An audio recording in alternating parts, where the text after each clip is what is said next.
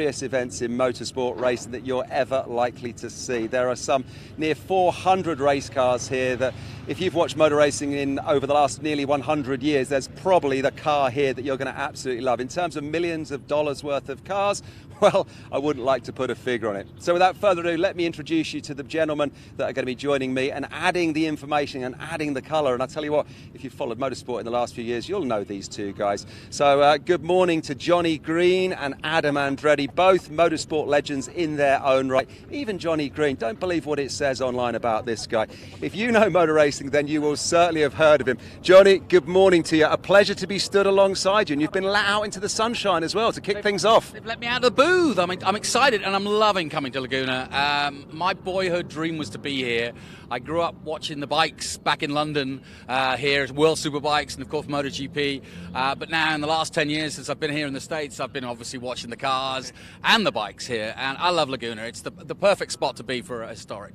Yeah, it really is. It's a fantastic venue, an exclusive and top-end venue as well. And Adam Andretti, you know, you need no introduction to a lot of our viewers here. But interestingly, I mean, chatting to you earlier, you've coached here many, many times, but only raced here a couple of times. That's exactly right, you know. And honestly, you get so much out of coaching a place like Laguna Seca Raceway in Monterey. And it's the biggest thing you get is there's so much intangible here, all the way down to a first gear, really tight hairpin that has our namesake, the Andretti hairpin, to the famous corkscrew, Wayne Rainey corner coming down the hill. There's just so much here to learn as a driver. So as a coach, you just have a blast here teaching, and I want more opportunity to race here. But living in the Midwest like I do, the opportunities come few and far between here for Laguna Seca. But I'll be back here. Yeah, I'm sure you'll be back here. And actually, you're fresh off the back of an exciting weekend last weekend in Nashville. Tell us about that one. Yeah, it was the inaugural Music City Grand Prix in Nashville, and it was fantastic for us all the way up to a certain point. We had just taken the lead, set the fastest lap of the race, and unfortunately suffered a freak mechanical deal where we tossed the serpentine belt, which will cause you to blow the engine, right? The oil pump doesn't work, water pump doesn't work anymore because of that. So that was just a freak deal. Those things just don't happen. You could chalk it up to maybe Andretti luck, but nonetheless, we showed them who's boss out there, and we're ready to get to the next round in Watkins Glen. Yeah, fantastic. And the fans will be looking forward to that one perhaps as much as you will be. Johnny, you'd have been commentating on that race, wouldn't you, last weekend? Tell us how he did. It was awesome. It was really awesome. It was a brand new track, no data, no information. So they hit the ground running. We were the support class to Indy, so not a lot of time on track to get used to it. And Adam hit the front. There was a group of 4, and we thought, you know, it's a street circuit. Is there going to be a lot of crashes? No, it was straight through. And for the first 14 laps, it was adrenaline junkies time. It was great. Fantastic stuff. But back to this weekend then here at the WeatherTech Raceway, Laguna Seca. We are stood in the paddock surrounded by some of the most beautiful race cars that you're ever likely to see. And there is so much going on. Just across the way from us here, we've got Ford in Trans Am. They're celebrating 55 years of the Mustang. You know, it's just been reinvented with the Mustang Mach-E. But, you know, as far as Trans Am racing is concerned, I mean, Adam, the Mustang needs no introduction. I strap myself into one for every Trans Am weekend very proudly. The Mustang Cobra that we run is phenomenal, and it's great to see the Mach-E, the next generation of the Mustang. It's a beautiful vehicle. It's really exciting to see where all this is heading. All right, it is really exciting to see where this is heading, and right now these gentlemen are going to have to head up to commentary because my ears are starting to go. First one out then, here we go. It's 1955 to 1961 sports car races. The guys are going to run up to the commentary booth. Go join them there. Thank you ever so much for watching wherever you are. Let's get the first one underway. Relapsing polychondritis, known as RP, is an autoimmune disease where the body's immune system attacks its own cartilage and connective tissue. If you think about where in your body you have connective tissue, it's everywhere. It's a fatal disease. People are dying. We need to do more research, and we need to do it faster. 1 in 5 Americans have an autoimmune disease. That's about 50 million people. Joining our campaign can help them. 1 in 5, just keep that number in mind.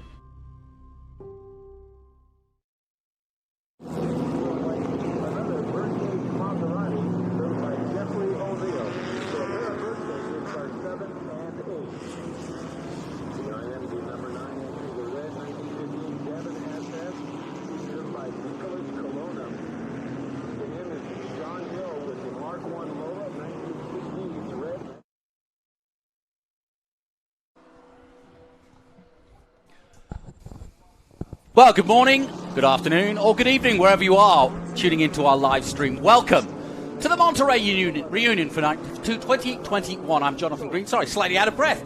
Ran here with Adam Andretti because we were just downstairs, but we're here up in the booth now as we look high above the Andretti corner. So that's the perfect place for me to introduce Adam Andretti to the booth. Delighted to have you on board for something quite different. Currently driving in Trans Am TA2, but a schooled fellow at this track.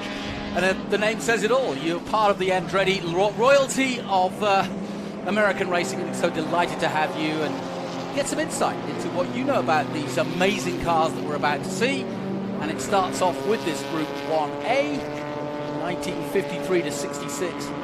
Really exciting. Well, I should say 1955 to 61.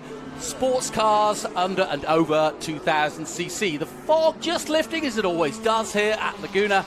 And I think it's going to be a nice day.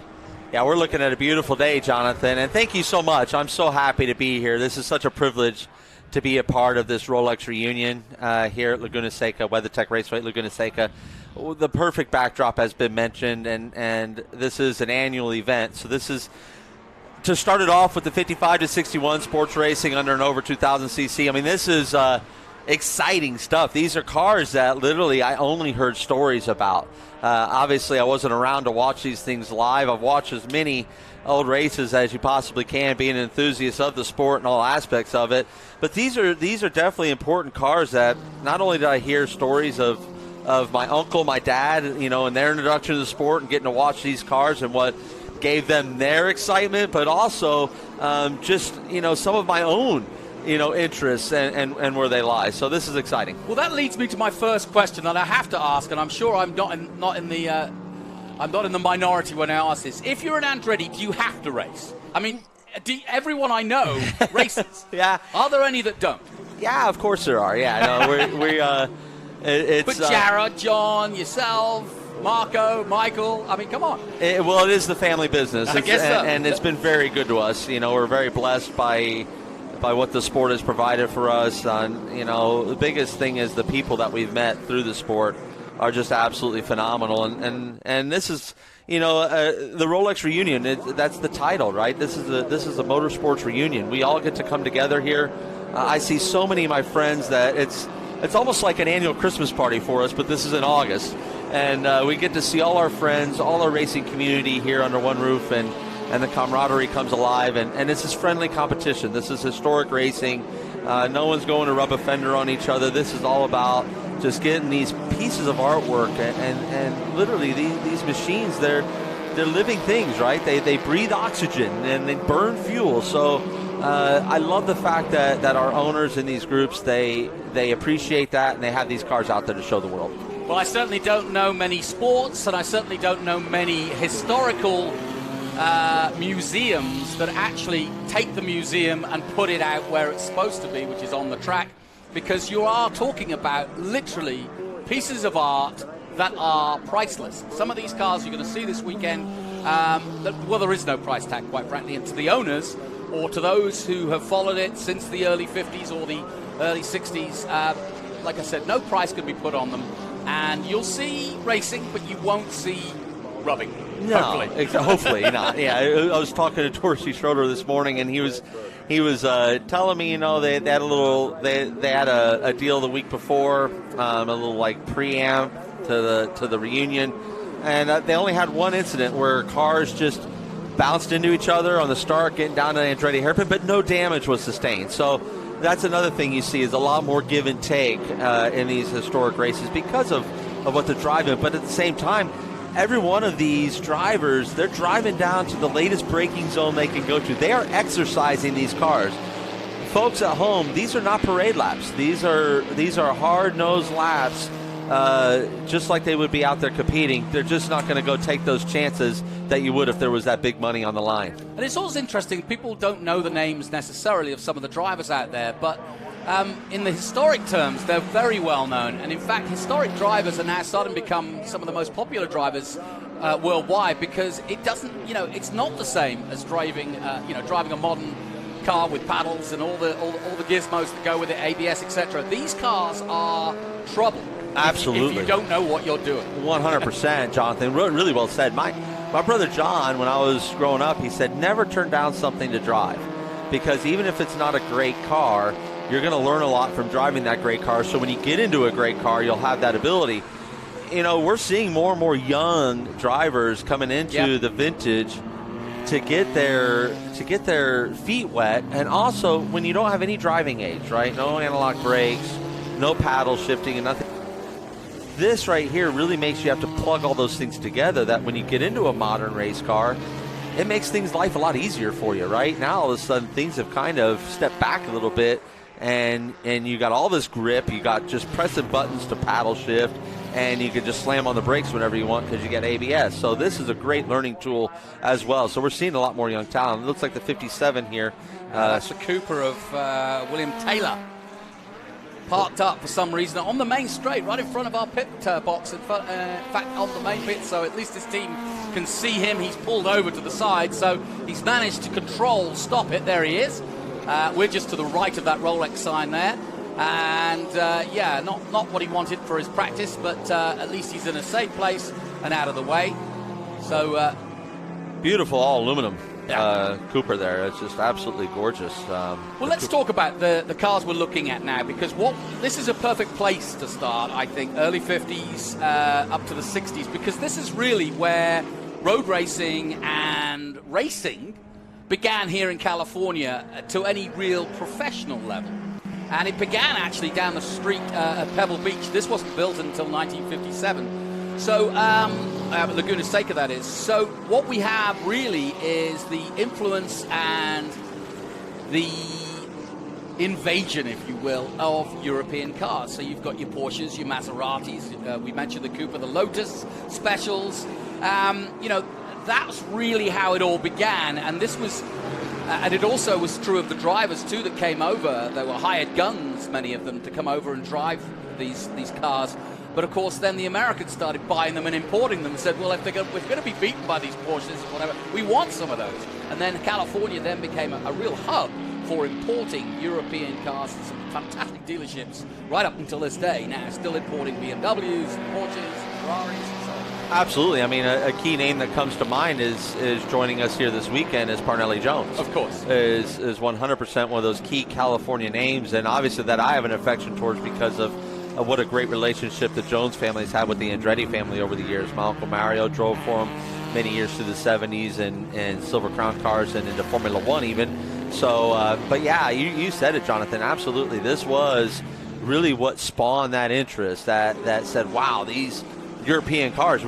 Over here in America, it was about big horsepower and shooting down the straightaways, and drag racing was really the big hit in the U.S. And then we bring these, you know, it was almost, from the stories I heard, almost laughed at, these European cars coming with these little engines. How are they going to compete against us? And then they would wipe the floor because they were nimble, right? They handled so much better, and it was more about how we got around the corners than down the straightaways. So then the mixture started to come, right? Then you start to see the European cars start to get more and more horsepower inside of them, and you see that through this even this group from 1955 to 61. You find the cars that are closer, like the 56 Cooper Bobtail. As opposed to, you know, let's say, let's throw one out there, like the 63 Lotus Roadster. Yeah. You're getting into just the difference, because racing, has always, back then, was pushing the limits every time. So the development was happening rather rapid, even for back then. And yeah, and also in this era, people were experimenting, especially here in the States. They were taking bits of the best and then trying their own thing. So you get these sort of variations on the theme, or you'll often see in historic racing special. Yes. You know, the word special, and it basically means there's been some sort of change to the original, and they've taken it, and they, like you say, the bobtail or whatever it might be, but they've done something with it. You've got the Tipo Birdcage out there right now, the Maserati, a beautiful car. Jeffrey O'Neill loves historics, based here in California. He'll be in several cars this weekend, but that Tipo Birdcage, wonderful car, that Maserati. And you know, going back again, you know, it's funny, growing up in Britain, we were always enamored by the Italian elegance of the Maseratis and the Ferraris, and we couldn't compete with that because they were so beautiful. They were pieces of art. Right. And the Italian love of art and the beauty of the cars. It had to look good. Enzo believed that it had to look good. It couldn't just be a car. And the British cars sort of, he insultingly called, the Formula One guys of those days in the early 50s garagistas, because we didn't know what we were doing. But then we got mad. Yes. And we started building smaller cars, but nimble cars like MGs and Coopers and so on and so forth. And the likes of Colin Chapman really got their act together. And what you're looking at now is what that combination then brought into the States and competed with what you had here. And there was a combination of Americans buying into that European style, but then also saying, well, what can we do with our Chevys and that's where Trans Am came from. Exactly right. And even going back to what you were mentioning before, I do believe there was an E-Type Jaguar that Enzo pretty much copied, because they couldn't compete against it. It was absolutely just so dominant. And it looks like we got a mechanical issue here again. Off pace though, but offline as well. Lotus 1189, I think. Yeah, the red John Rubil at the wheel, slowing it down a little, but hopefully you can get back to the pits. So we've got 4 days of action here around the famous Laguna Seca circuit, and we'll be keeping you up to date. So there's plenty of time on track, and that's another good thing about this event. And in terms of prestige, Adam, I would argue that this is without doubt the most prestigious historic event. This is the Goodwood of the United States. Agreed. 100% agree. I mean, you could just see it right here in that shot. That shot is just such a classic shot heading up the hill towards the corkscrew.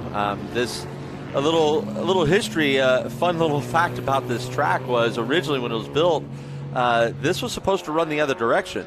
And the little under 2-liter cars of this era couldn't make it up the corkscrew.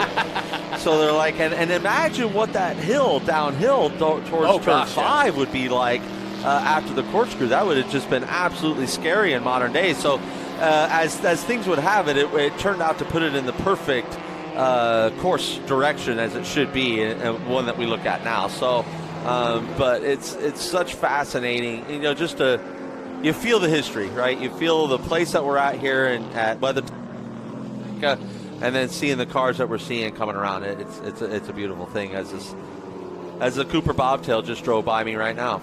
Yeah, and we don't put too much emphasis on timing. I was talking to the organizers this morning, and we were saying, the truth of the matter is it's about getting out there and enjoying it. But we'll keep you up to date with who's leading and so on and so forth in terms of the times. Right now, the number 60, Cooper Monaco, the white-blue car of Spencer Trenry, is leading the way, and you can see on the bottom there a little run across as to who is where.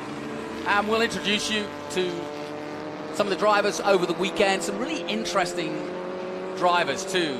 Kings of industry, a lot of historics are guys that have made it in their own industry or racing, and this is their hobby. This is their weekend hobby, and they go racing at the weekend. This is how they de-stress, if you will. And it's amazing who you might see, whether it be a musician, a high-end musician that's on tour, or a drummer from a very famous band like a Mason or somebody like that, or you might see, I don't know, Adam Carolla or somebody like that. There's all sorts of cats out there that come and do historic racing. Absolutely. I mean, it's a who's who on the list that we have here this weekend for sure, and we got a black flag. It's going to be issued to the 20 car right there, which is looked like that looked like the Lotus 11. No, I'm sorry, that was a Porsche 550 Duralite. That was Francisco Guzman. But absolutely, this is.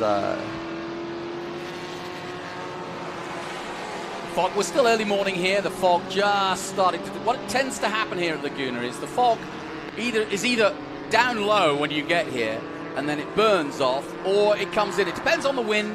We're on the Monterey Peninsula, just to give you a little sort of directional piece where Monterey is. We're about an hour and a half from San Francisco, and about two and a half hours from Los Angeles. So this was the perfect kind of midpoint for California racers and California folk, especially for the car industry, to kind of, get their wares out on a Sunday and a Saturday back in the 50s when it all began. And it all began not here at Laguna, but at Pebble Beach, racing through the forests.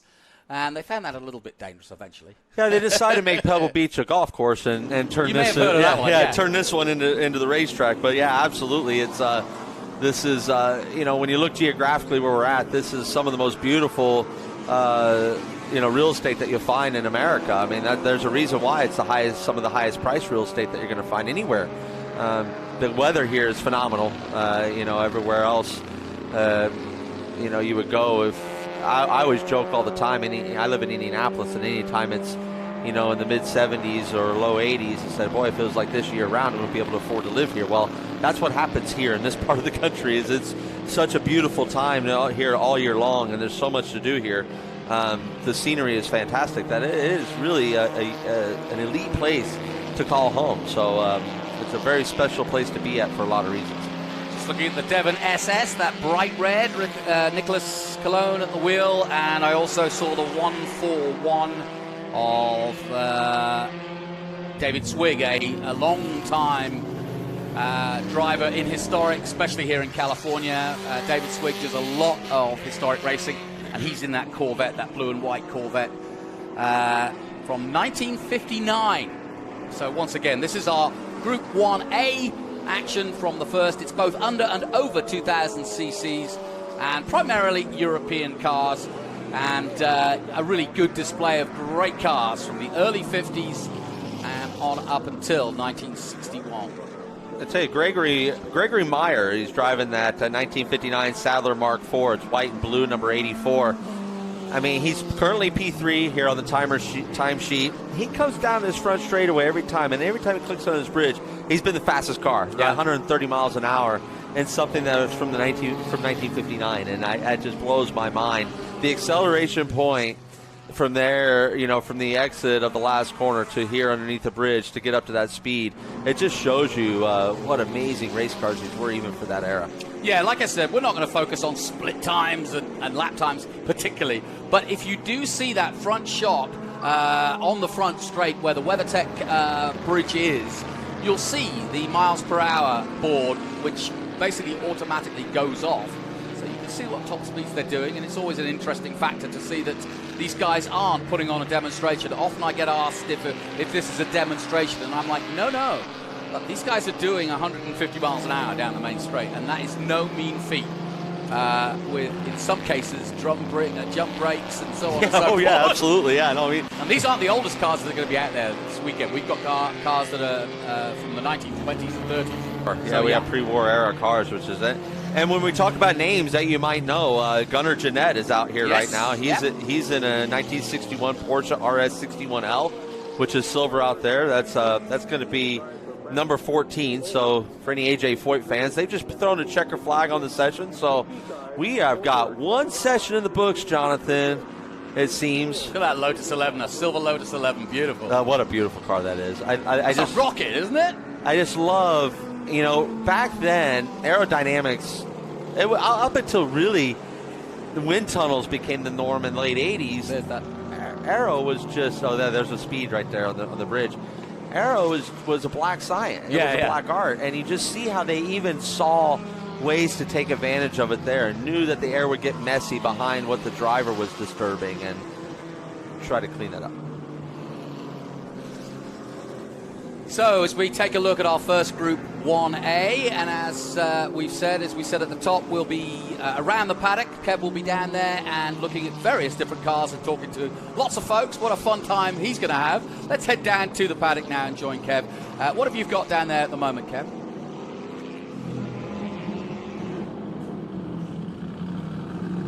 Welcome back to the Rolex Monterey Motorsport Reunion. We're already down here in the paddock. The noise and the excitement is building.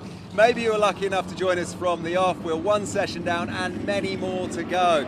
It's split into 14 different race categories then this weekend, covering an era of nearly the last 100 years. There's approximately 400 cars here on display at what is arguably the most prestige event you're ever likely to see in terms of heritage racing. I'm stood at the moment behind me. The IndyCar heritage display is just sort of getting up and running. There's some beautiful pieces of machinery, and everywhere you look there's excited owners and mechanics who are fettling away. The smell of oil and tyres and everything else that you associate with motorsport is all here. The covers are coming off, we're well underway, and we find ourselves stood in front of this beautiful 1972 IndyCar, and I've already caught up with the owner and the mechanic who are lucky enough to be looking after it. So here's Bob and Michael. Michael, here we are, my first chat of the day, the first one of the weekend. How's your excitement levels right now?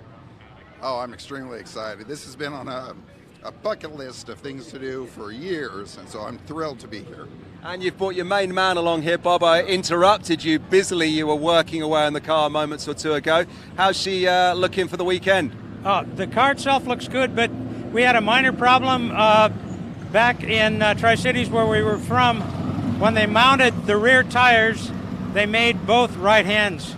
And so we had to run over to the tire shop. In 45 minutes, we'll have the tire back, but yeah, it was a mistake. It was easily caught, and we'll be fine. And I tell you what, I was over there at the tyre shop yesterday myself. Those guys are going to be flat out this weekend. They're busy gentlemen. Oh, they're incredibly fast. To watch them work, there is no wasted effort, not a second. Those guys are good. And Michael, tell us about the car behind us here. I'm right in saying I think it's a 1972. You've owned it for 10 years, is it? Yeah, we had it for 10 years. It took us a few years to even start the restoration. It's a 1972 Antares Turbo Offie, which is, they only made 3 of them. And it's the first IndyCar Formula One car designed on a computer. And they must have messed up the programming a little bit because they got it wrong. It didn't work very well. But it was very unique because the first one designed, you can see it kind of looks like a boat. And so it's kind of like the fluid dynamics that they use now, that's what they were trying. And it's the first one to use composite material. It was designed by Bob Gates and Mike Pocobello, who were the guys behind Jim Hall's Chaparral Sucker car, the famous Can-Am Sucker car.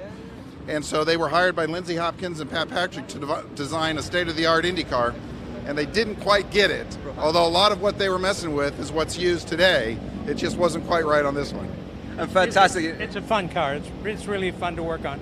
Yeah, I bet it is. And you know, in terms of the computer they were designing on in 1972, your pocket calculator is probably more advanced these days. But Bob, I mean, it's a car from the 70s. It's a car from the 70s, but I bet you've got it running as sweet and better than it ever has done, haven't you? Well, Mike is the owner, the driver, and the chief mechanic. I'm his sidekick, but yeah, we have it running good. And Michael, just tell us about Laguna Seca. You're going to get out on the track here. Is this a circuit that you've taken it on before? No, this will be my first time at Laguna. And you know, they always say that TV doesn't do justice to the elevation changes or anything, and they are exactly right. Yeah. When we did the track tour yesterday, I was shocked at how steep the elevation changes are. So I'm really excited. Yeah, and excitingly, I managed to jump in on that driver orientation yesterday. So I was sat in one of those cars, getting the parade lap, understanding what it's all about. And even at 20 miles per hour I think in the Lexus we were sat in, the corkscrew, it turned your stomach over. Oh, it really did. Dorsey Schrader was driving our car, and he took it really easy. But even there, I can't wait to do it in this thing. Yeah, you were lucky. There was a few people when we did the driver orientation. Dorsey Schrader's there. We had, I think it was Mike Mason is his name, Mikhail Mason, driver coach here at Laguna Seca. There were people hopping in those cars. I wasn't lucky enough to get in with Dorsey, but you did. I mean, Bob, what's your understanding of this circuit here? Tell us your history in Laguna Seca.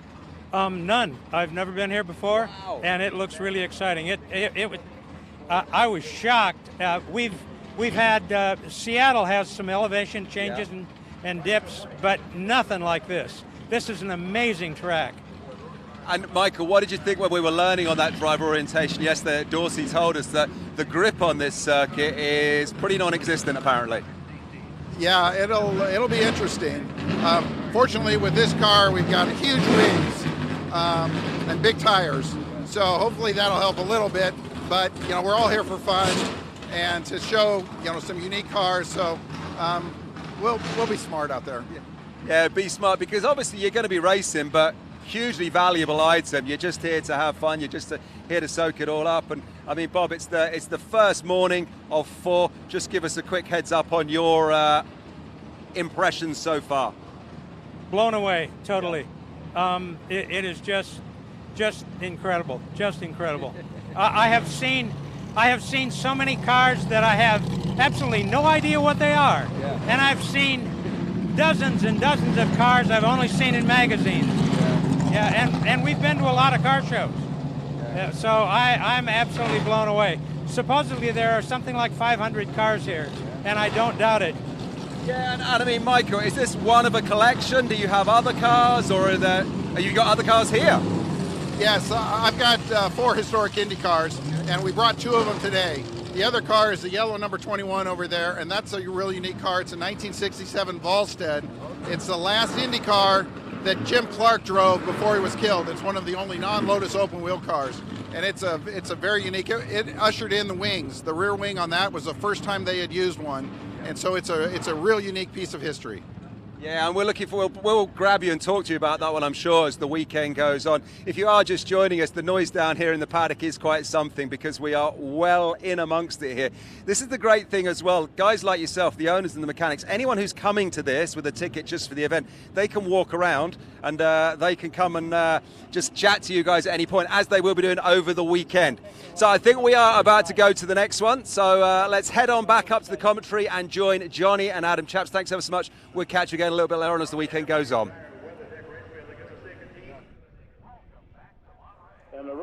Great stuff, Kev. Yeah, newbies. Yeah, right? That is not what I expected. 2 guys who've never been to Laguna. Well, you can see their boyish smiles. I love it. I mean, obviously, we just saw them fill up their bucket.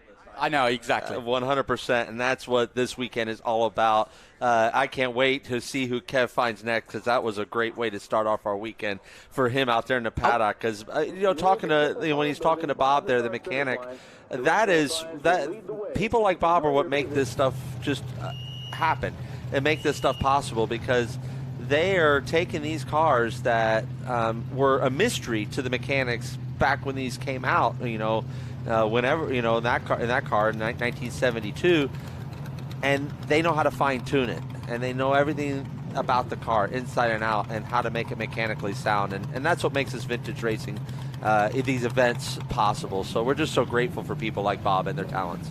I want to pick up on one thing they did say, the grip at Laguna. You drive this, you would know, having raced it here. Why is it not got the grip that perhaps you'd expect from a racetrack? Well, for one, it gets run on a lot. So, yeah. And it's California, so it's not like in the Midwest where you need to pave things all the time because of the climate change. The pavement doesn't have to go through the harshness of weather conditions throughout the year. So the pavement stays, relatively smooth.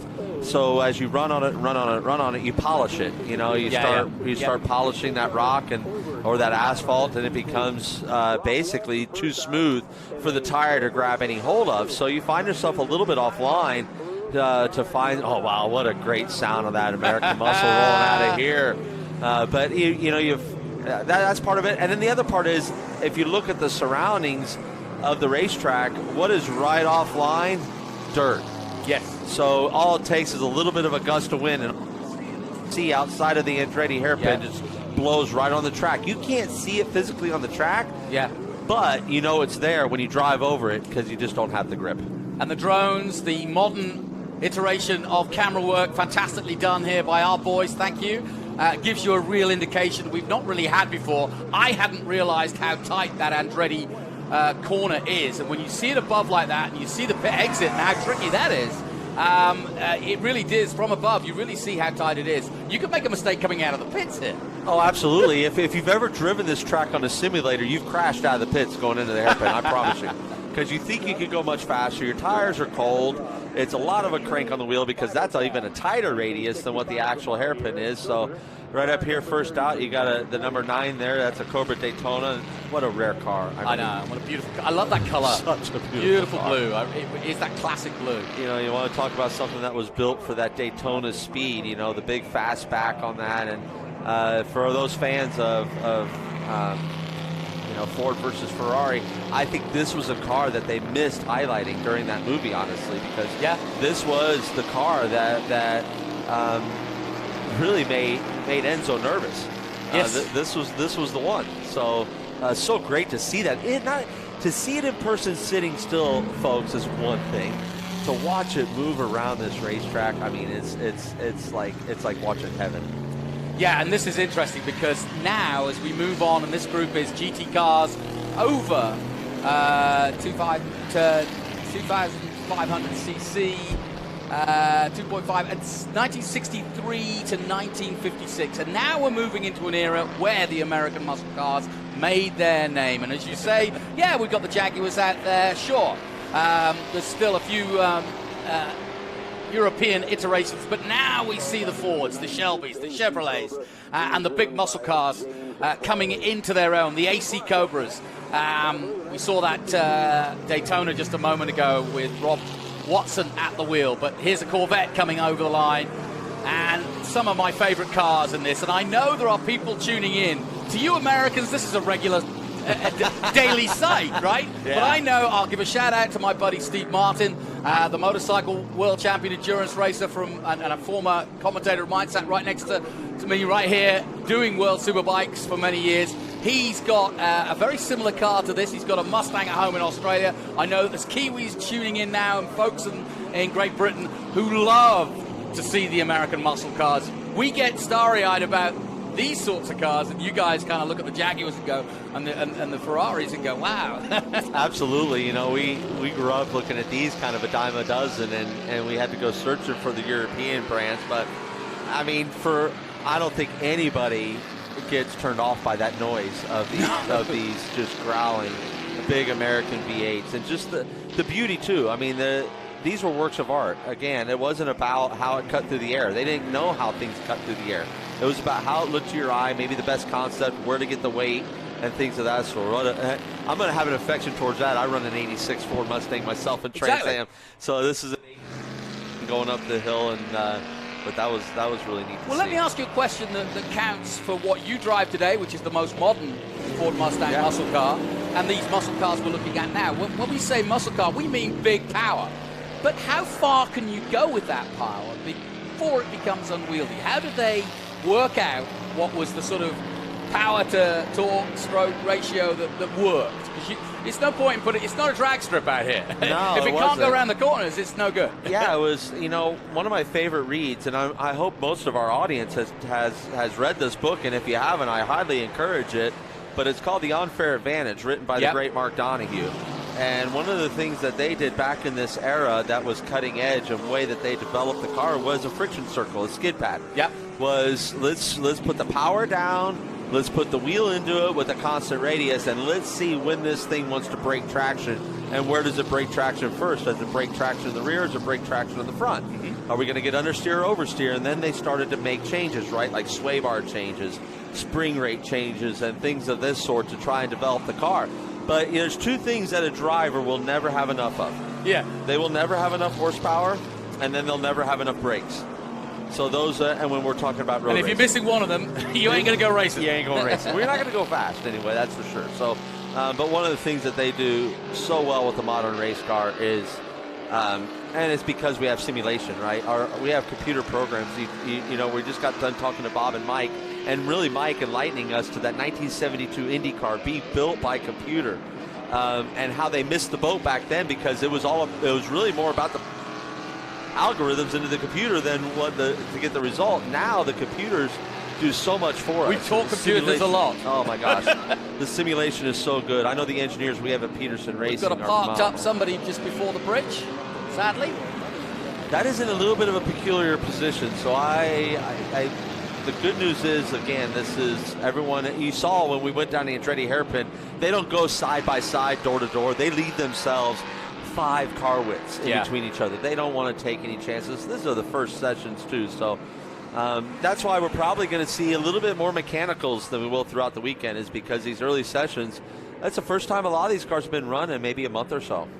Yes, and they do run. That's another point to make. It's not like these are cotton-wooled for the year. The historic scene in America, I was genuinely shocked about the amount of cars from all over the world here, as well as American cars, but also how often they are used and abused, but how often they are raced. I mean, these guys have a schedule as busy as even your schedule sometimes. Oh, absolutely. No, I mean, they are beyond weekend warriors. I mean, they get out there and they're hitting it heavy schedules, 10, 12, 14 races a year. That is my dad's favorite car. Really? He said to me since I was a nipper that he would have an E-Type one day. Sadly, he had 2 children, and that put paid to that. Yeah. We spent that money. That's what happened. But that Jaguar E-Type, beautiful, and classic colours. Michael Doyle at the wheel of that. And like I said, the Jaguars were still relevant there, especially with the drivers that they brought over, like the odd Sterling Moss or, Chris Amon or a Bruce McLaren. They kind of, well, I say in Bruce's case, he kind of came for the sort of Can-Am era.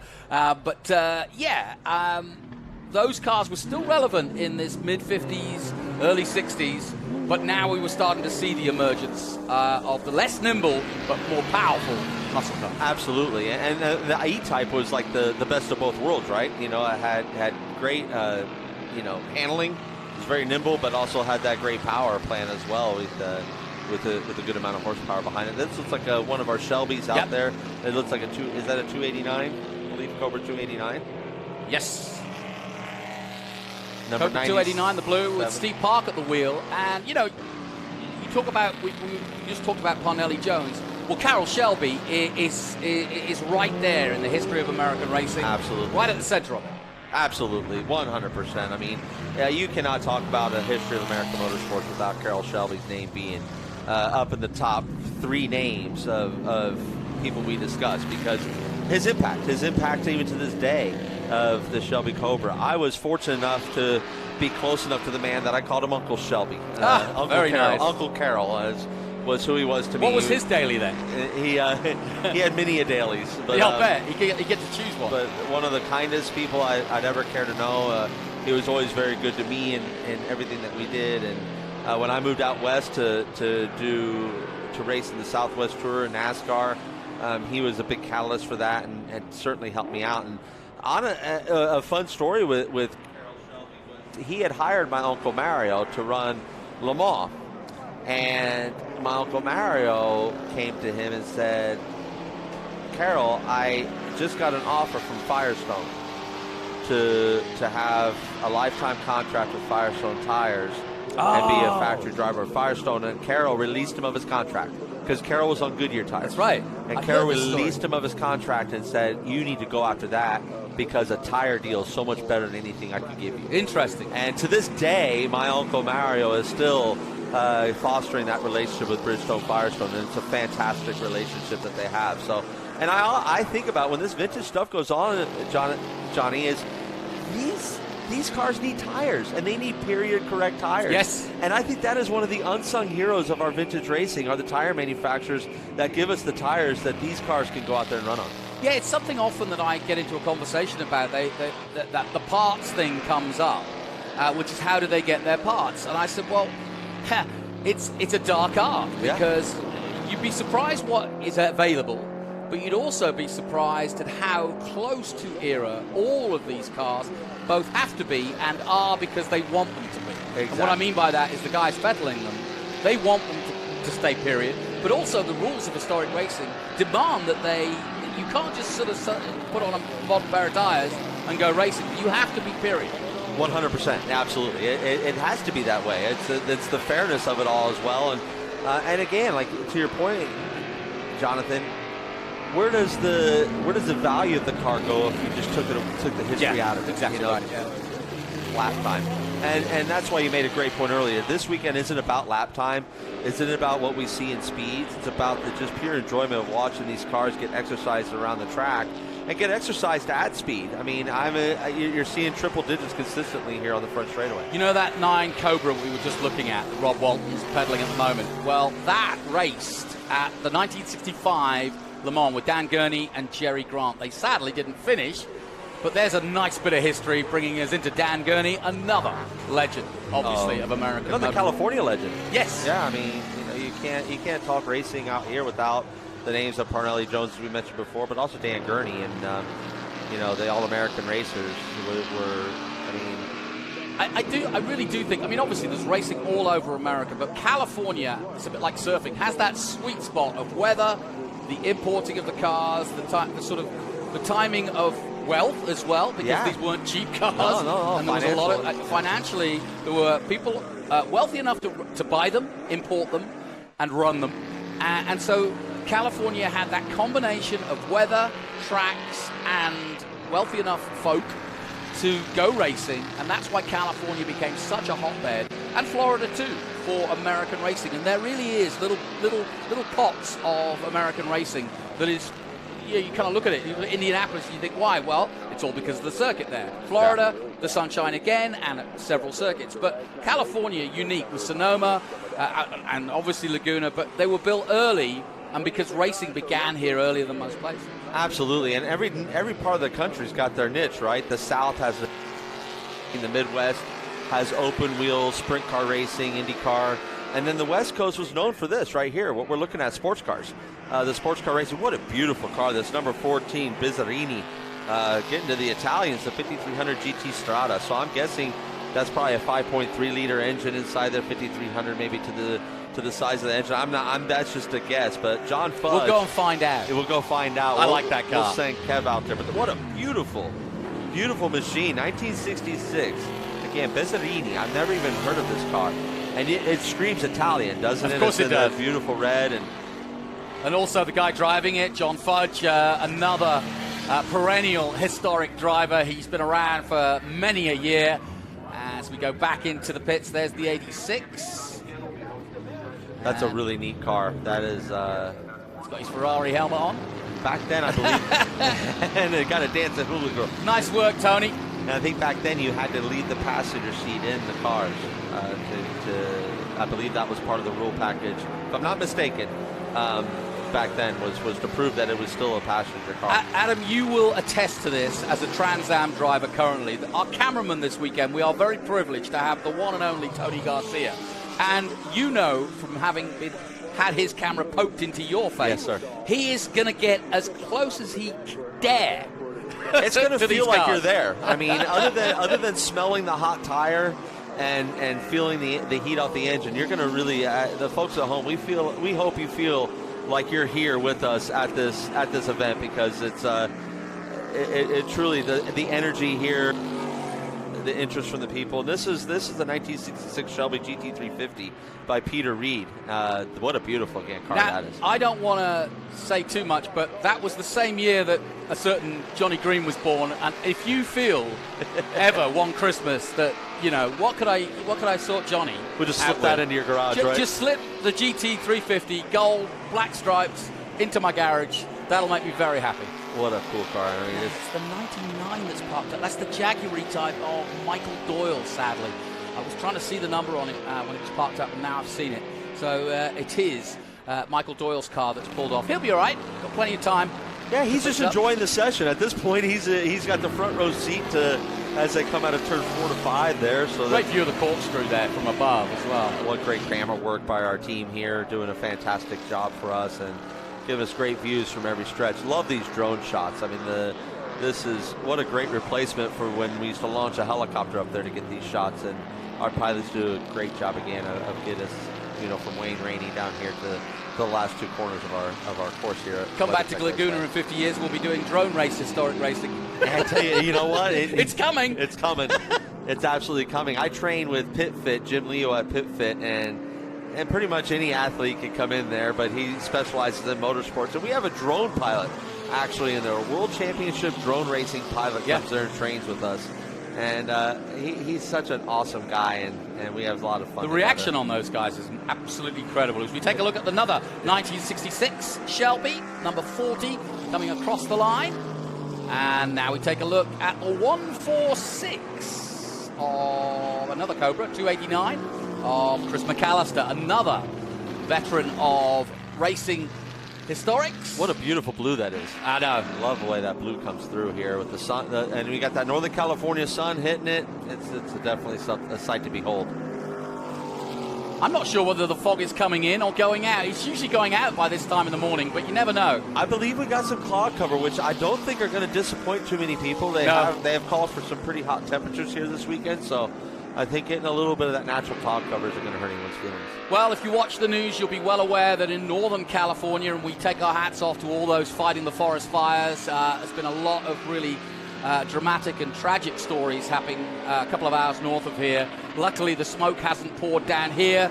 We've just got the usual Monterey fog, and it's a glorious California morning here. One of 4 here at Laguna Seca, so if you can stay with us for the weekend, please do. And we've got a host of over 400 plus cars to show you. In fact, more than that, because there are so many Concours d'Elegance here, as well as displays from Ford. We've got that Indy display that you just saw. We haven't actually had a historic Indy. They don't really do that much historic racing, or has been gathered like they are here. So this is really special. This is really special, and there's definitely new interest as IndyCar is definitely gaining a lot more momentum again, and that's cycling through to get more momentum and more attention on that series. That vintage Indy stuff is definitely becoming more and more popular, and I'm talking from the 60s, 70s, and 80s. You're not going to much more innovation in any form of motorsport than IndyCar and Formula One. You know, those were they really competed against each other on the global stage for innovation for a very long time. You know, and that's what we get to see here, and what we honestly have. Kev has already introduced us to that, right, yeah. Jonathan, yeah, in the exactly. last piece that he did there. Well, we say we like our blues. That's an aqua blue. Makes it sense. Aqua blue Corvette that just went through shot. Kyle Kelly at the wheel. A 1966 Corvette, the 996, and I like that aqua blue with the white stripe. And then you'll see too on some of these cars, you'll see tape, like in a star shape over the headlights. And this is so that if a rock were to come up, that the tape is going to hold the headlight together, so that we don't have glass shot on the racetrack and have a separate issue. So if the people at home are wondering why, when you look at the headlights on these cars, why you're seeing the tape that you see on them, that's why we see that. And they wouldn't have seen that when the cars raced back then, because, again, it wasn't a thing. But now as we do vintage racing to keep the cars and keep everyone safe, that is something that they will do. Well, we are watching our Group 2A, the first time we've seen these guys in action, and it's 1963 to 66 GTs over 2,500cc as we look at the 186. Love that car. Yeah, that Shelby Cobra, the silver, the 289, though, with the fast pack tail, the Daytona tail, if you will. It's not technically a Daytona, but it's got that beautiful shape to it. Yeah, and it's almost, when you look at the E-Type and you look at that, you can sort of see some ideas changing hands. You know, what struck me when I was looking at some of the programs last night was what motor racing is never really credited for. We talk about design, but the creativity of the people back then, and still today. But these guys were the pioneers who, I mean, what must have their brains been like to sort of take a piece of metal and turn it into, or take a car that already existed and turn it into something better, faster, more powerful, or more race-worthy. And the creativity is unbelievable amongst the early days, the pioneers, if you will, of American motorsport. I couldn't agree more. I couldn't agree more. Checker flags out for this session, a good, clean second session through. Absolutely. They had such great innovation and style.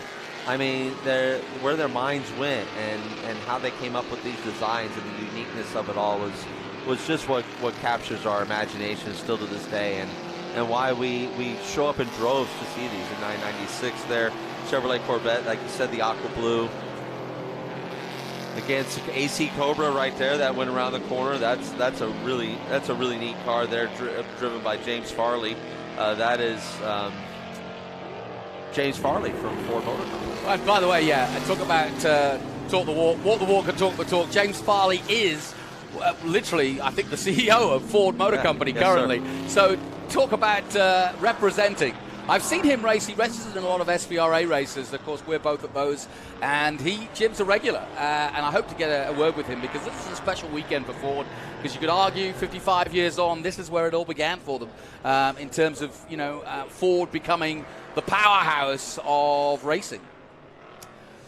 So let's head down once again to Kev. What have you got down there in the paddock, Kev?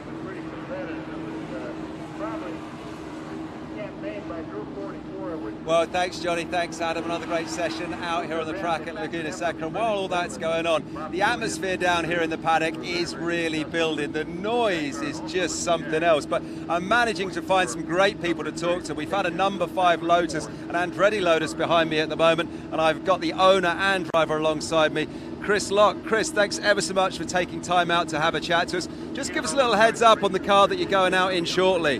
My pleasure. Yeah, this was Lotus from 1976, Type 77. It was Mario Andretti's first full season driving for Team Lotus, and of course, 2 years later he won the World Championship.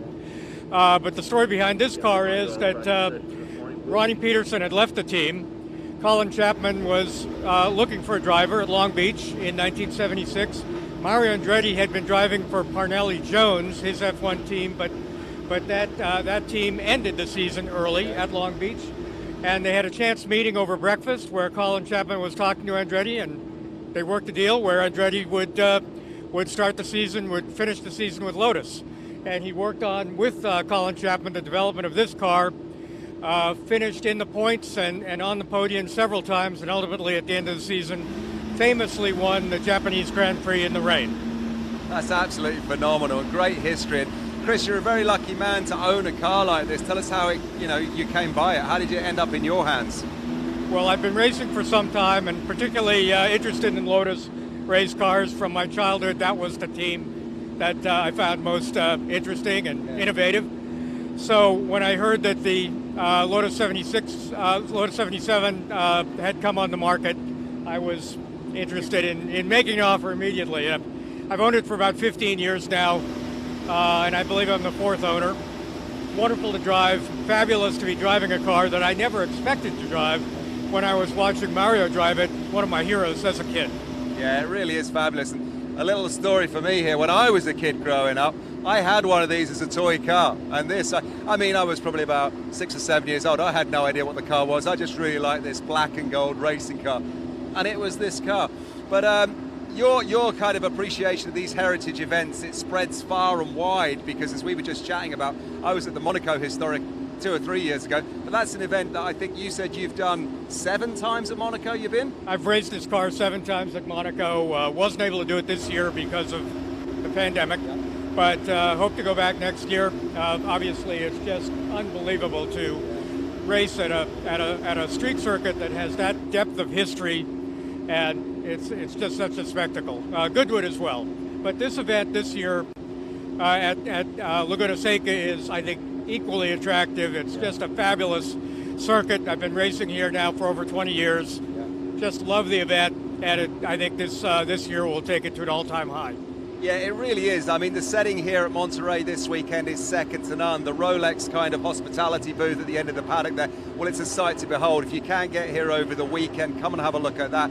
And as well, I mean, as we walk around the whole paddock, Chris, we've got Ferraris, we've got Paganis, we've got Porsches. I mean, I think we're going to have like 125 Paganis here on Saturday. Had you heard about that? I have heard about that. What an amazing display of cars here and throughout the peninsula this weekend. Yeah, it really is a great weekend. But Chris, a question for you. I got out on the driver orientation yesterday as we were getting a tour of the circuit, and we had Dorsey Schroeder talking to us about the circuit and how to take the lines. And one thing that he said was, this track really doesn't have any grip. The grip is pretty much non-existent. You've driven it. Tell us what it's like when you're behind the wheel. Actually, I think it has fairly good grip. Of course, I have a lot of mechanical grip on this car, as well as some downforce from the wings. But it is a challenging track, and you a lot of blind corners. So certainly it has some benefits to have raced here before, not for the first time. And just give us a heads up as well, because the famous part, obviously, Laguna Seca is the corkscrew. I think it drops down some 59 feet or something. What is it like going down through that corner in a race car? You said this thing could be pulling 3G. Yeah, on the faster corners, it does get up to about 3 Gs in the Lotus 77. Through the corkscrew, of course, you're going somewhat slower, but it is quite a drop. You have to get your points of reference because it is blind and be online. Yeah, and that bit what you said there about points of reference and be online, you got to trust your judgment, because coming into it, you're pretty much blind. There's a moment where you're looking up at the sky. That's exactly right, yes. No, but I love this circuit. It's one of my favorite circuits in North America. Spa, probably internationally, but this is right up there in North America. It's one of my favorite circuits. And have you taken this car to Spa at all? I have. So tell me, Eau Rouge, going up the hill there, there's a hill that you got to blast up. What's that like? Yeah, Eau Rouge is kind of a leap of faith, isn't it? So I don't go flat. I guess some people do, but I don't go flat. I actually find the crest of the hill after Eau Rouge to be more challenging than the bottom of the hill. Yeah. You have to be lined up perfectly right if you're close to the limit. Yeah, crest the hill. Yeah, you really do. And what people don't realise, obviously, about Spa is just how hilly it is. When you walk around the edge of the circuit after Eau Rouge, you are dipping right the way down and around. You're up and down the whole way around. But coming back to Laguna Seca here, what sort of top speeds do you think you'll be getting out of your car today? I think we're geared to do about 165 miles an hour. Wow. So I plan to be there, so as long as everything's all right with the car and I'm on the right line. You know, and from my point of view, you know what? Chris, we're going to go to the grid because we've got some more exciting cars coming up, so hold it right there. Next out on track then, we got 1973 to 1981 cars for you, but don't go anywhere as well, because when you next find me in the paddock a little bit later on, we got a Mercedes, which is only one of 5 in the world. Don't go anywhere, we're bringing that shortly. Johnny and Adam, it's back up to you. Yes, there's only one in the world of the Andretti family, and Mario, of course, leads the family. But I don't know, I had that car that Kev was talking about. He stole my story because I did have that little Matchbox number 5 of Mario's when I was a little boy, and I had it, I think I've still got it somewhere, but I had his championship winning 79, and you can explain, it was 1976 he joined Lotus, but it's a Lotus 77. Yes, yeah. You know, Lotuses were always the name of the Lotus was always the year after, the number of the year after. So like, he famously won the championship. Oh, this is the JLP. Yes, this is numbers, chassis number 003935. This is the winningest 935 in history. Hang on, just say that again. Because if you think about what Porsche have achieved, this is the most successful Porsche ever? 935. 935, most successful 935. And has none other than Zach Brown behind the wheel, which the is head of McLaren. CEO of McLaren Racing. So, you know, this is definitely, we're in great company here. Daniel Ricciardo, if you're watching, tune in. This could be your chance. that is considered the priciest 935 in existence. He wouldn't let Lando drive that, would he? Probably not. Well, who knows? I don't know. You know, man, with Lando, it's. But John Paul Jr. won the IMSA championship in 1981 with this. Was just John Paul Jr., the legend. We lost him on December the 29th. He put in a valiant fight with Huntington's disease, which is just a wretched degenerative disease. It's a genetic disease, but that carries through the family. But to have the history here, to see that car, I know you're going to hear me say this. I apologize already at home, because you're going to hear me say this. See this car here making laps, and then another have the Zach Brown behind the wheel of it. What a special. Well, and for those tuning in and recognizing that name, yes, he is the man that you see every weekend on the pit wall with McLaren and leading McLaren back to their winning days, hopefully. With the likes of Daniel Ricciardo and Lando Norris, week in, week out. But to be fair to Zach, he's currently, I think, about to embark on an LMP3 campaign himself, where he's going to race. So not a bad peddler himself. No, Zach has been driving for a long time. And a big collector. Yeah, I go way back with Zach. He's from Indianapolis. Where I live, and he had, back in the day, it was called Zach Brown's Track Attack, and you could come learn how to drive. He would hire professional drivers. He had like a parking lot autocross setup. They had purpose-built cars, and he built a business out of that. He built JMI Marketing in that same area. The guy is really brilliant. He's got a huge love for our sport. He's an amazing collector. Honestly, the motorsports is better because of Zach Brown and people like him. And the latest news is that here in Indy anyway, the Indy program that Zach is running, along with Gilles de Ferrat, is now they've taken a bigger share. Yes, and now, and so there's no question that now on both sides of the planet, McLaren's name will continue for many years to come. It seems that way. At both Indy level, which is great because people don't know the history of McLaren at Indy, which goes way, way back. So they're going to be heavily involved as they were with Alonso a couple of years ago, but now they're building a team almost not from scratch, but they've taken is it Schmidt-Peterson's beginnings, and now they're taking it with Arrow and so on and so forth. And so they're really committed to Indy, and we know in Formula One they're now starting to knock on the door of the top three. Absolutely. Zach is achieving everything he was brought into McLaren to achieve. To increase the partnership revenue, to guide that team back to their glory days, absolutely, and he's done that. And Zach, because he himself has talent behind the wheel, he's got an eye for talent, which shows in the stable that they have. I think in Formula One they have one of the more powerful stables in Lando Norris and Daniel Ricciardo. I think Ricciardo has struggled in the car. I think a lot of it's been fit. He hasn't had a comfortable fit in the car. Yeah. Which is funny because he's not a big guy, right? But I don't think his hips, he's right? Tall, but yeah. It's the bone structure of his hips that aren't quite as narrow as Lando. So I think that's been most of his struggle has been in fit and feel in that aspect, not necessarily driving prowess. But I think once they get all that sorted, we're going to see McLaren with this new rules package next year do their thing. Yeah, and to be fair to Daniel, people have asked me this question: what's happened to him? Nothing. Lando, it's almost Lando's team. He's been there a long time, longer than you'd think. So it's kind of Lando's team at the moment.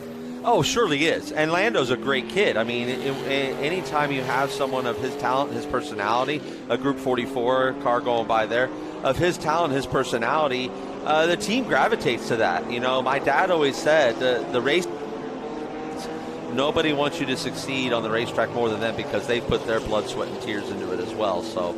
You mentioned that Group 44 livery, the white with the green stripes, and that was on that Triumph TR8 that just went by there, Mark Leonard at the wheel. Tell me, what do you know about that? Because I've seen that I've seen it on so many different cars, the Group 44 logo. Bob Tullius, right? That's right, that's Bob it. Tullius made it famous. Bob here, an American racer and a legend, and the Group 44 Jaguars right. were probably the most famous that we had over here. He had IMSA prototypes, GTP prototypes that he won in, and so this Triumph. This is where he really got his start, if you will, or really turned the heads and brought the Group 44 name to the forefront.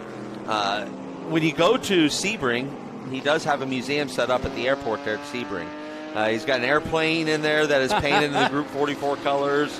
But Bob Tullius is certainly one of our great legends in the sport, and what a wonderful man. I've had the honor of knowing him quite well, and only here recently. I didn't know him as a youngster or anything like that. His career pretty much come to an end, and he had made it an escape from the racetracks for the most part. But we decided, the race team I was driving for, ECC Motorsports, decided they wanted to do a throwback paint scheme. We ran the number 44, so we decided to do a Group 44 throwback. Now, that was on a Corvette, so he never did Corvettes. And so we got a hold of Bob and said, do you mind if we do your paint job on our Corvette? And he was honored. Oh. And he came and he signed the hood of the car, and we put a piece of helicopter tape over to preserve his signature. Cool. So that bodywork still sits at ECC Motorsports in their shop museum. But it was a very special relationship we were able to foster with Mr. Tullius and his family, and it's something I will cherish all these days that I roam this earth. Well, if you've just joined us, welcome to the Monterey Reunion 2021. I'm Jonathan Green, and you're hearing from Adam Andretti, who will be regaling us with the odd story, as he is right now.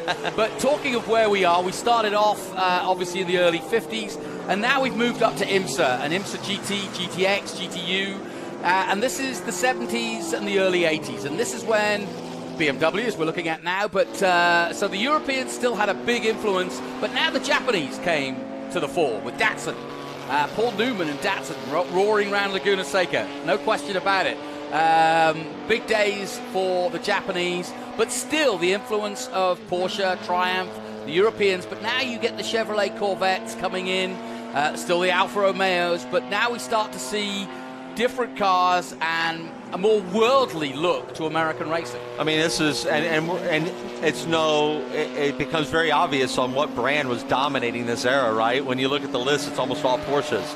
on this list. It was a very Porsche dominant era during that time. But as you mentioned, the Japanese came in with a big jump with the Datsun. I know I love the Datsun, right? I mean, that was such it was such a neat car, and part of why I loved it was Paul Newman's relationship with our family, and what a great man Paul Newman was. I mean, and what a great racing driver. Oh, 4-time SCCA national champion. Yeah. People don't think about that. They think of him as the actor that went racing, and Steve McQueen similar. But both guys, great racing drivers. I think my Uncle Mario said it best. He didn't say it to me. He has openly quoted this, that had Paul Newman started driving before acting, he would have been Paul Newman. You'd have known him as Paul Newman, the race car driver. Wow. And nothing else, because he, the personality that he possessed would have made him a star, no matter what he did, right? Paul Newman was just born to be a star. A bit like McQueen, to be fair. Yeah, and obviously his look, the women, old Blue Eyes just fell in love with him. So William Connor, I believe, is getting called into the pits for mechanical here in his 1980 935. Hey, guess who this is? Who we got there? Number Adam 21. Carolla. Adam Carolla driving himself the 911.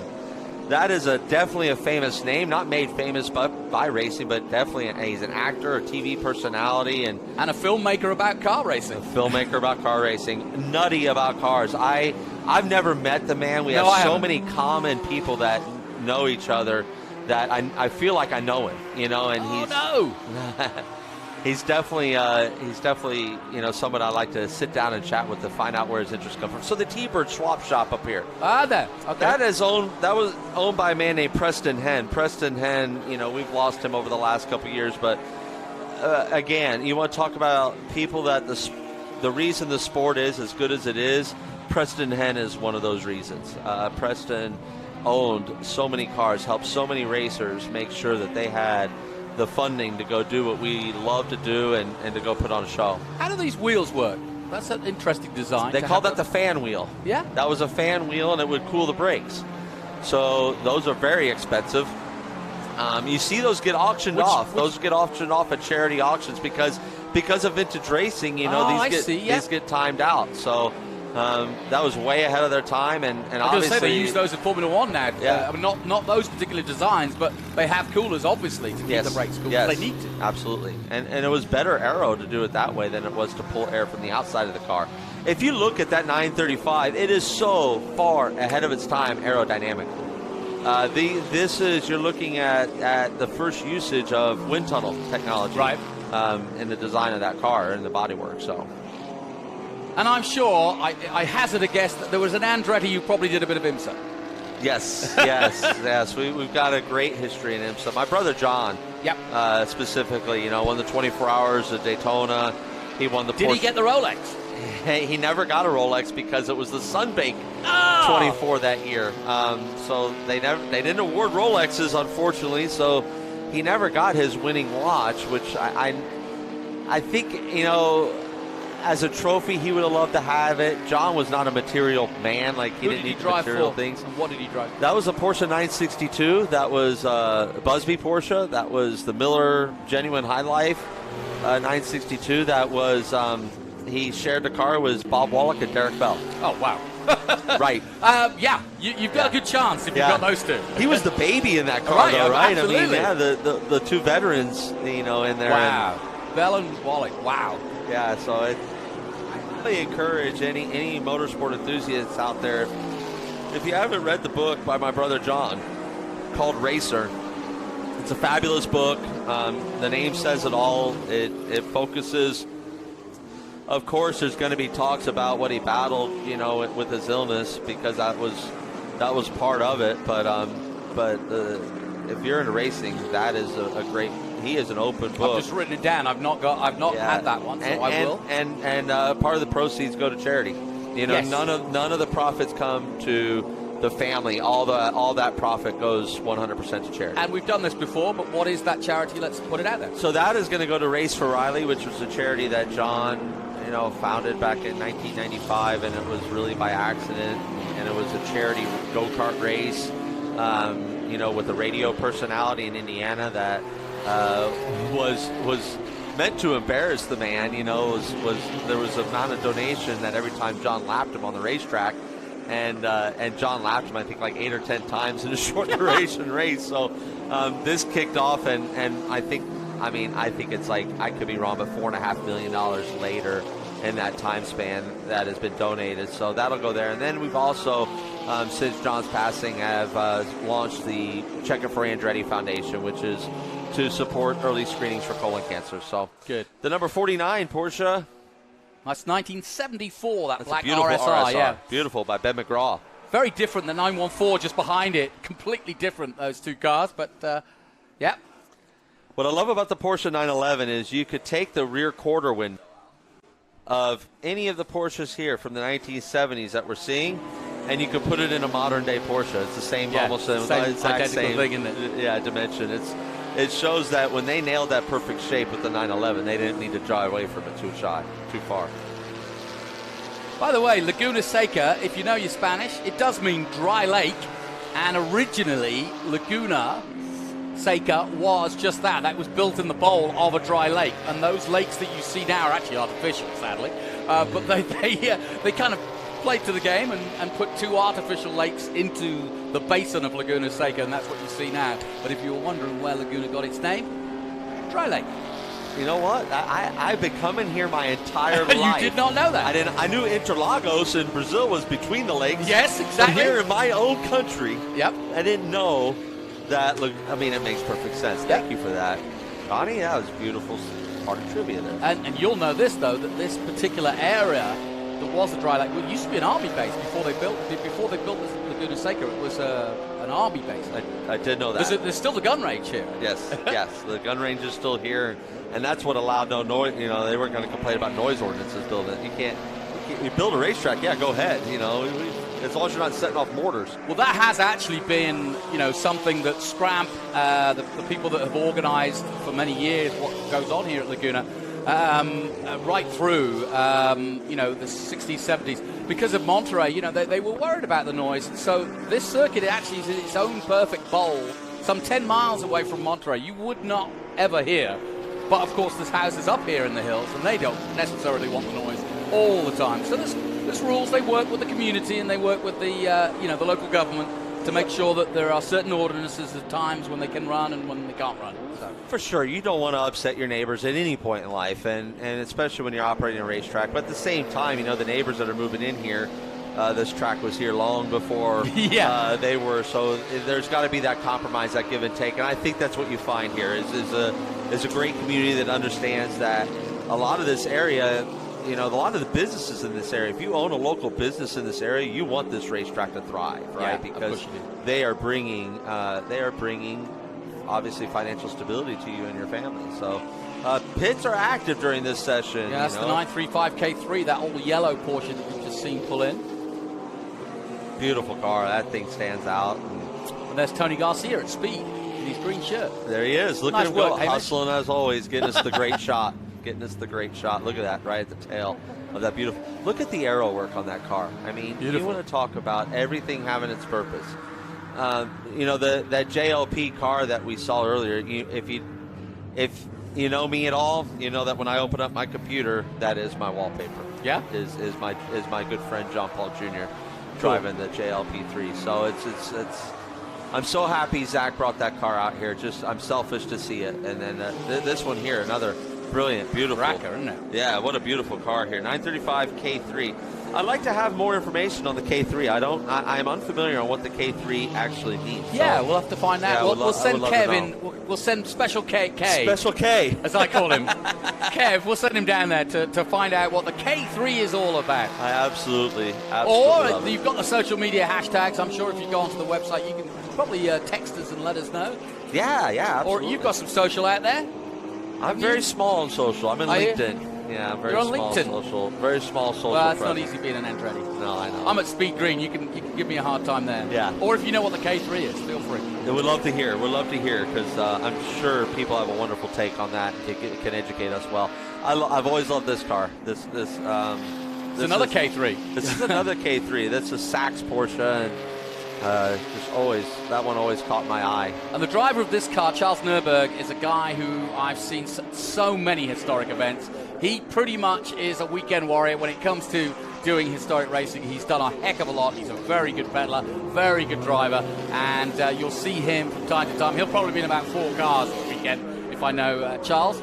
I can tell you just by his driving line through the corkscrew and the way that he facilitated the pass, that guy knows. Yeah, that's someone who's knows what they're doing behind the wheels. So, and that's what you love to see here. You love to see the cars get exercised, and when they're exercised. Well, answer the myth. You've driven this circuit. You teach around this circuit. Is it as challenging for a driver as is myth, as it were? We talk about the famous corkscrew. We talk about Laguna Seca, both 2 and 4 wheels. Is it really the challenge that in reality? I wouldn't know. Without a doubt. I'm a person, personally, for whatever reason, I don't know why, but I learn tracks very fast. So learning a track isn't that big of a challenge. That's Decon Monza. I've never even, again, another one. Richard Goldsmith behind the wheel of that. That's a cool looking car. To really point out what that would be. But to your point, absolutely, it's a challenge. The biggest challenge here is once you learn where it goes, is finding speed. Finding speed at this track is so difficult. There are people here that know this track so well. In Trans Am, you have Thomas Merrill, who's literally been going around here since he's been in the womb of his mother. He used to go around at lunchtime, he said, right in the Porsche. Exactly. So you have people that have so much time around here that finding lap time to compete against those is very, very difficult. It looks almost like a Datsun, doesn't it? Decon? Yeah, it does. 1982, so we're looking into the time frame of when I was alive, actually. I was 3 years old then. So it's holding the number of the age I was when that car came out. It looks like a fun car to drive. Nimble little thing. And if you just joined us, we're on Group 3A at the moment. This is the FIA IMSA GT, GTX, GTU, AAGT class from 1973 to 1981.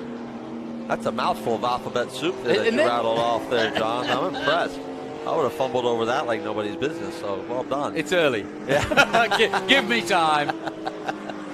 Out of the pits comes the 94 Porsche, another 935 K3. And we've got all corners covered this weekend for sure. Bobby Rahal is here. And, of course, we have the Rahal Straight. Wayne Rainey, I believe, is here. He lives in the mountains just by the wayside. Wayne Rainey, the 3-time 500cc world champion and now running Moto America. And we have Adam Andretti representing the corner you're about to see.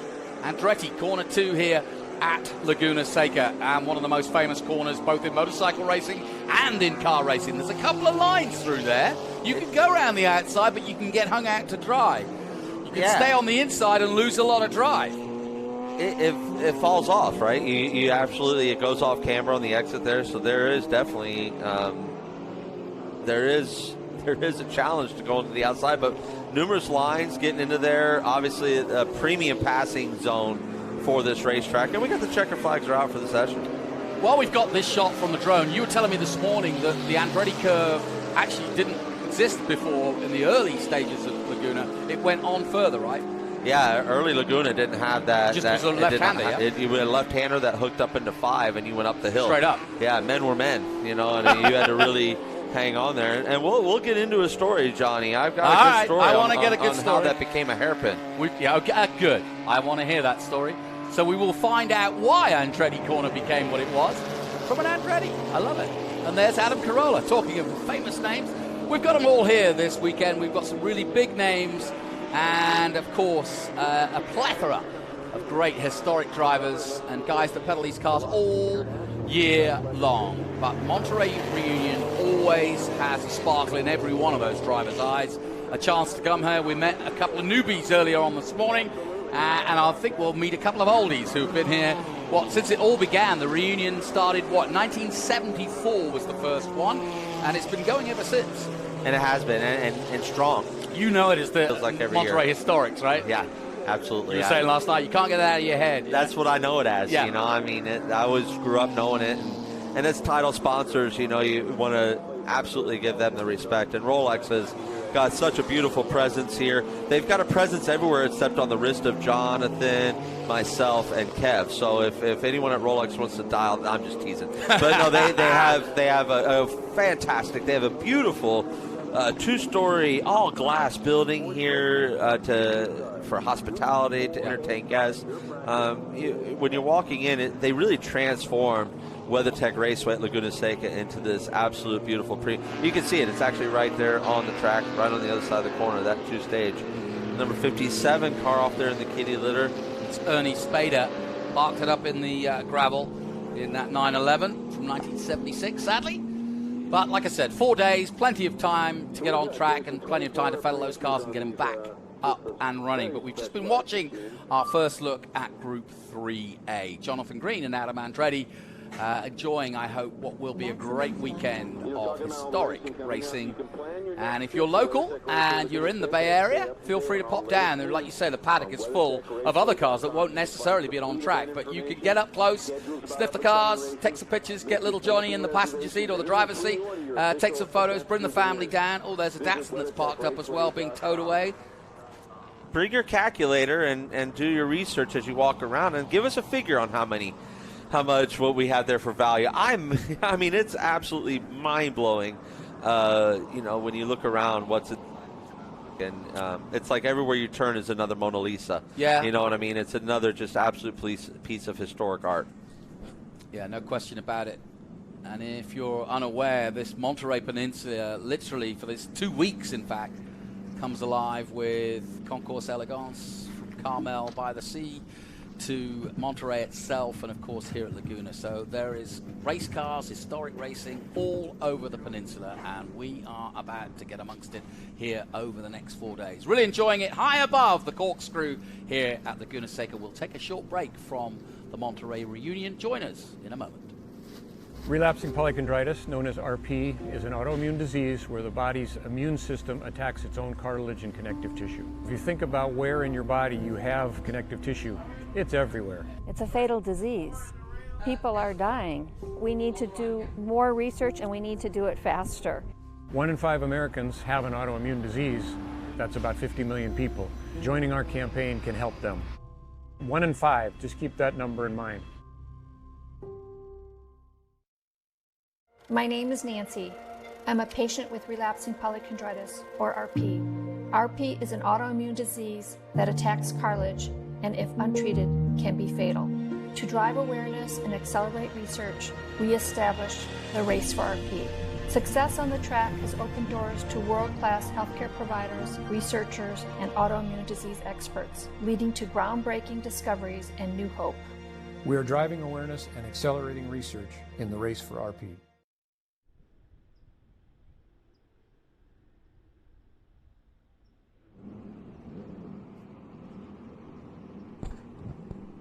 Welcome back to Laguna Seca here for the Monterey Reunion. We're getting ready for our next group action coming up.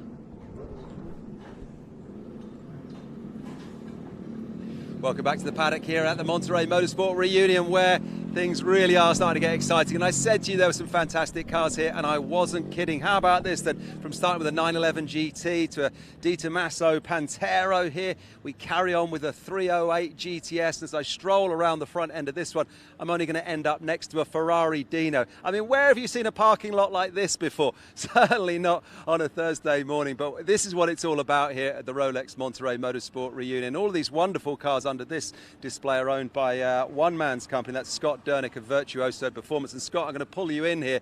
I mean, sir, firstly, thanks ever so much for joining us. No worries. One of our first chats of the weekend. 4 great days ahead of us, isn't it? Yeah, it's great. It's always great, and especially after all we've been through, it's really good to be back among friends and racing again. Yeah, and just tell us about, I mean, you've got a fantastic company and business here.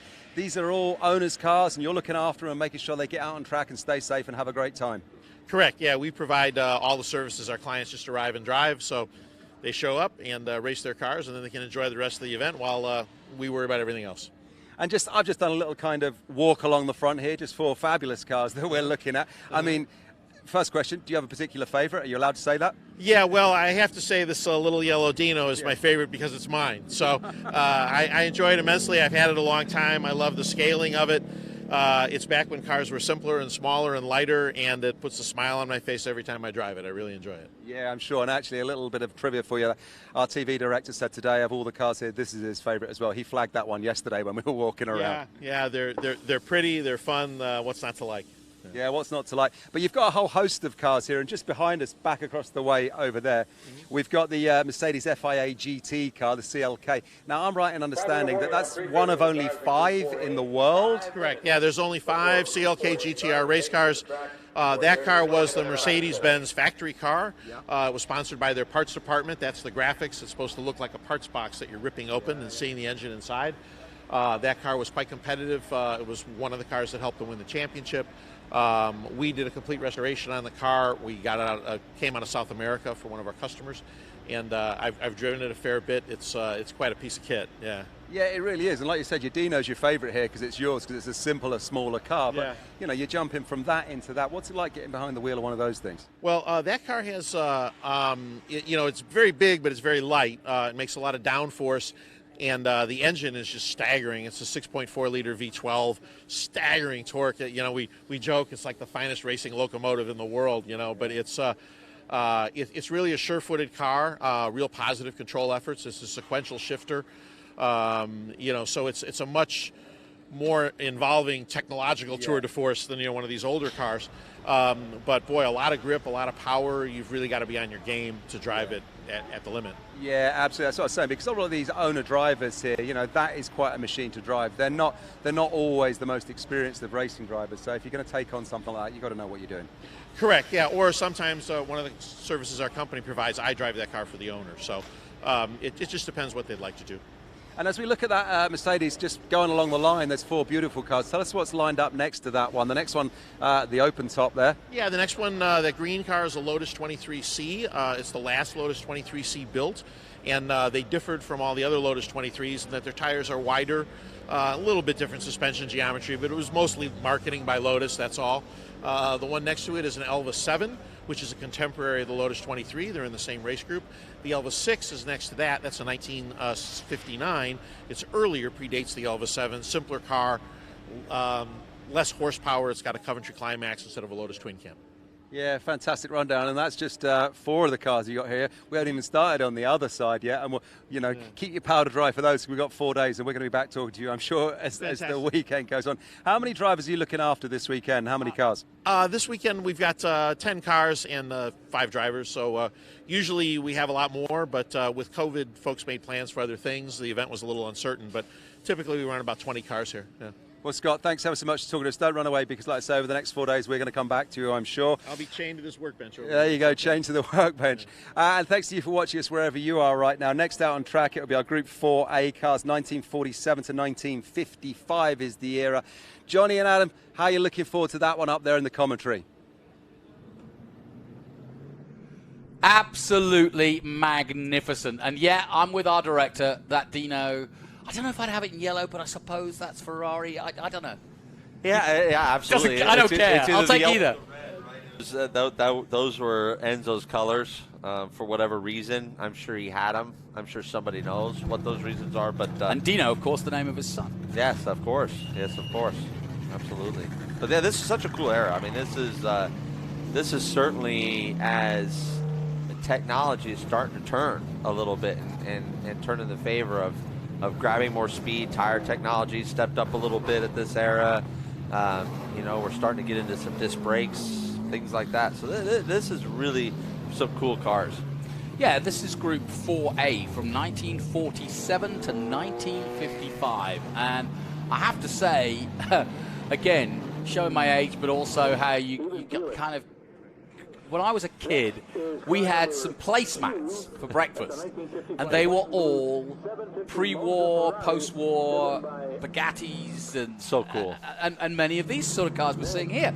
And so we had about 8 of these mats, and I always wanted a certain one, and then I changed my mind. But I learned my cars when I was about 3 years old by those mats, and now I'm seeing them in real. It's quite a wonderful thing to be able to see these cars in action as they are today. So. You almost just pinch yourself, and it's just, I mean, we'll be here for 4 days, and it's not going to get old. I know none of this is ever going to get mundane or old, and So many. I mean, the makes on this list: Allard, Cannon, Curtis, Seata, Manning, Tatum. I mean, they're not your everyday names, right, Jonathan? These are some of those that just one-offs. Well, I mentioned the specials today. Well, we've got several. We've got a Cleary special and a Baldwin special out there in this. Unless you mentioned the Allards, the Ferraris, a Cannon, a Mark 1 Cannon. Yeah, a Shannon Crosley interestingly, special. I don't know if it's connected, but Rick Cannon is driving it. Now, how does that? Do you think that squares? It could be. And then I couldn't help but point out in this, and then car number 2, it's a 55 Ferrari 750 Monza. Oh, none other driving is a Tazio. I mean, is this the rebirth of a Nuvolari? And Tazio Otis. So that it's just really, really cool stuff that you can have fun here with. Yeah, once again, some great names as well from the historic world driving these cars, and you need to know what you're doing. As I said earlier, Adam, as a modern-day driver, I think you'd be a little bit nervous taking out one of these, wouldn't you? Absolutely. I mean, we say it all the time. I think that a driver from this era would have adjusted to our era of driving, no problem. Right, but not the other way. But not the other way around. No, it is such a challenge to drive these cars. I mean, they all have their own uniqueness. Like I said, there was so much of it was learning at that point, and just developing, something that was actually relatively new. We're 50, 60 years on from this era that we're looking at now, and I mean, even 70 years on in some cases. So when you look at it that way, it's we've come a long way, but in so many ways, we're still just the absolute same that we were back then. That's what makes the sport so great. Well, and also when you look at the times that we're talking about here, you're talking post-war, and you're talking about, a World War II which affected the whole planet, and out of that became this love of Spitfire pilots and fighter pilots. I remember talking to Damon Hill about this. You forget that the era was of daredevil kind of heroes. That was what the comic heroes and the books were about, the boys' own stuff.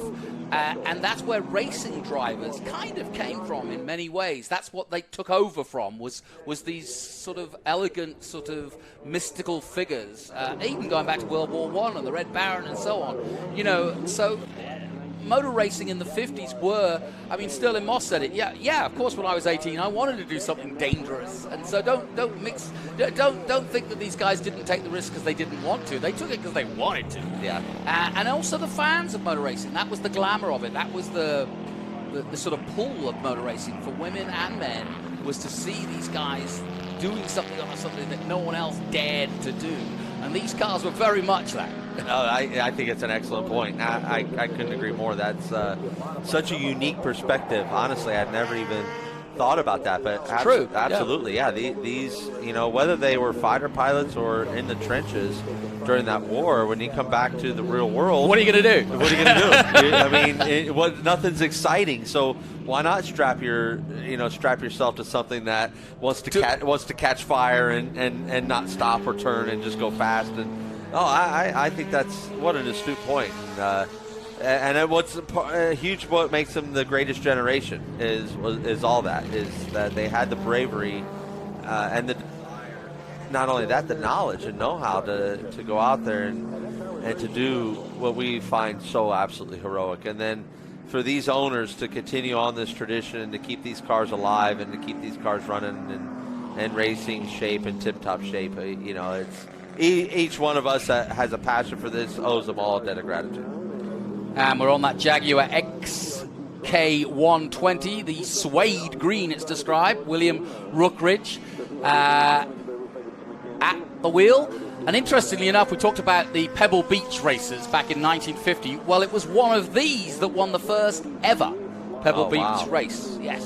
So, and there's another XK120 out there that we've been talking about the cars, but I want to talk about one of my favorite drivers in historics here in the United States, and that's James Alder, who is in the white. It's called the New Old English White, number 33. It's a 1952 Jaguar, and James is a character and a half. He drives this car from Reno, Nevada to either Sonoma He also does Seattle, but he'll drive it down, goggles on, suitcase on the back, and if he breaks down, he breaks down. But it's just a great story. And of course, as you can imagine, every truck, every modern car, every RV pips their horn and says hi. And he says the thrill of getting that coming all the way here, over the mountains, in the rain, whatever it might be, just to get here. And he does it year in, year out. I love it. I saw him here in May. I just absolutely love that. There, you know, you have the 53-foot featherlight trailers here. You have those that want to be historic, and they have, you know, all the way down to the period correct haulers to take them. And then we have this gentleman, James, who wants to just drive the car there, just like some of the racers did back in the. I said, what if you break down? He said, well, we'll fix it. Yeah, fix it. Yeah. I mean, there's car 60, the 1954 Porsche. Now that's a 356. Gregor Magnusson at the wheel. I think we're at a black flag also. I think this session has been called. They're awfully frantic around the course of the black flags. It's going to be at a black flag all. Means that somebody stopped where they shouldn't, or something is going on out on the circuit. We certainly have a car that does it. So all the cars will now come in. Yes. And this could effectively possibly end the session for them as far as timing-wise.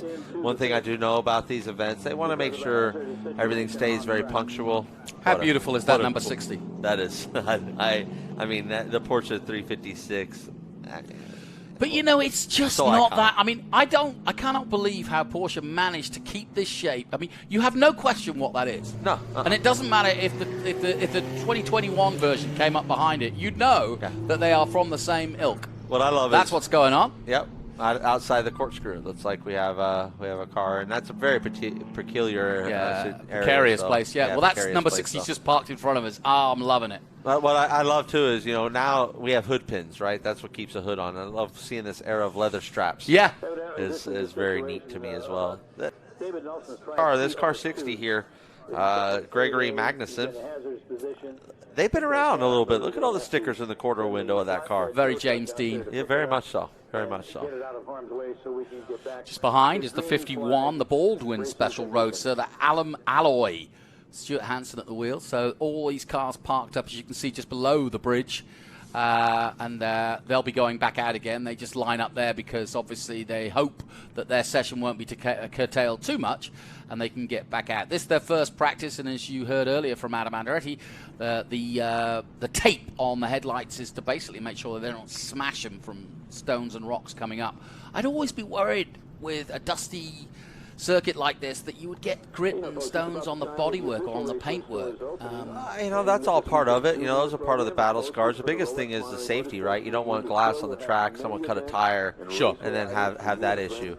You know, back to the Baldwin Special over here, this Roadster. I am so glad I am not the detailer on that car. That polished aluminum, though, is beautiful. You could seriously, Kev could brush his hair in that. Oh my goodness, that is beautiful. I'll bring the shave kit tomorrow and I'll just get my shave done in front of it. But that is. The polished aluminum like that, that is so special to me. And to keep that in that way, to keep that pretty like that, that is quite a challenge. Adam, I got a question for you. I've seen Casey Stoner.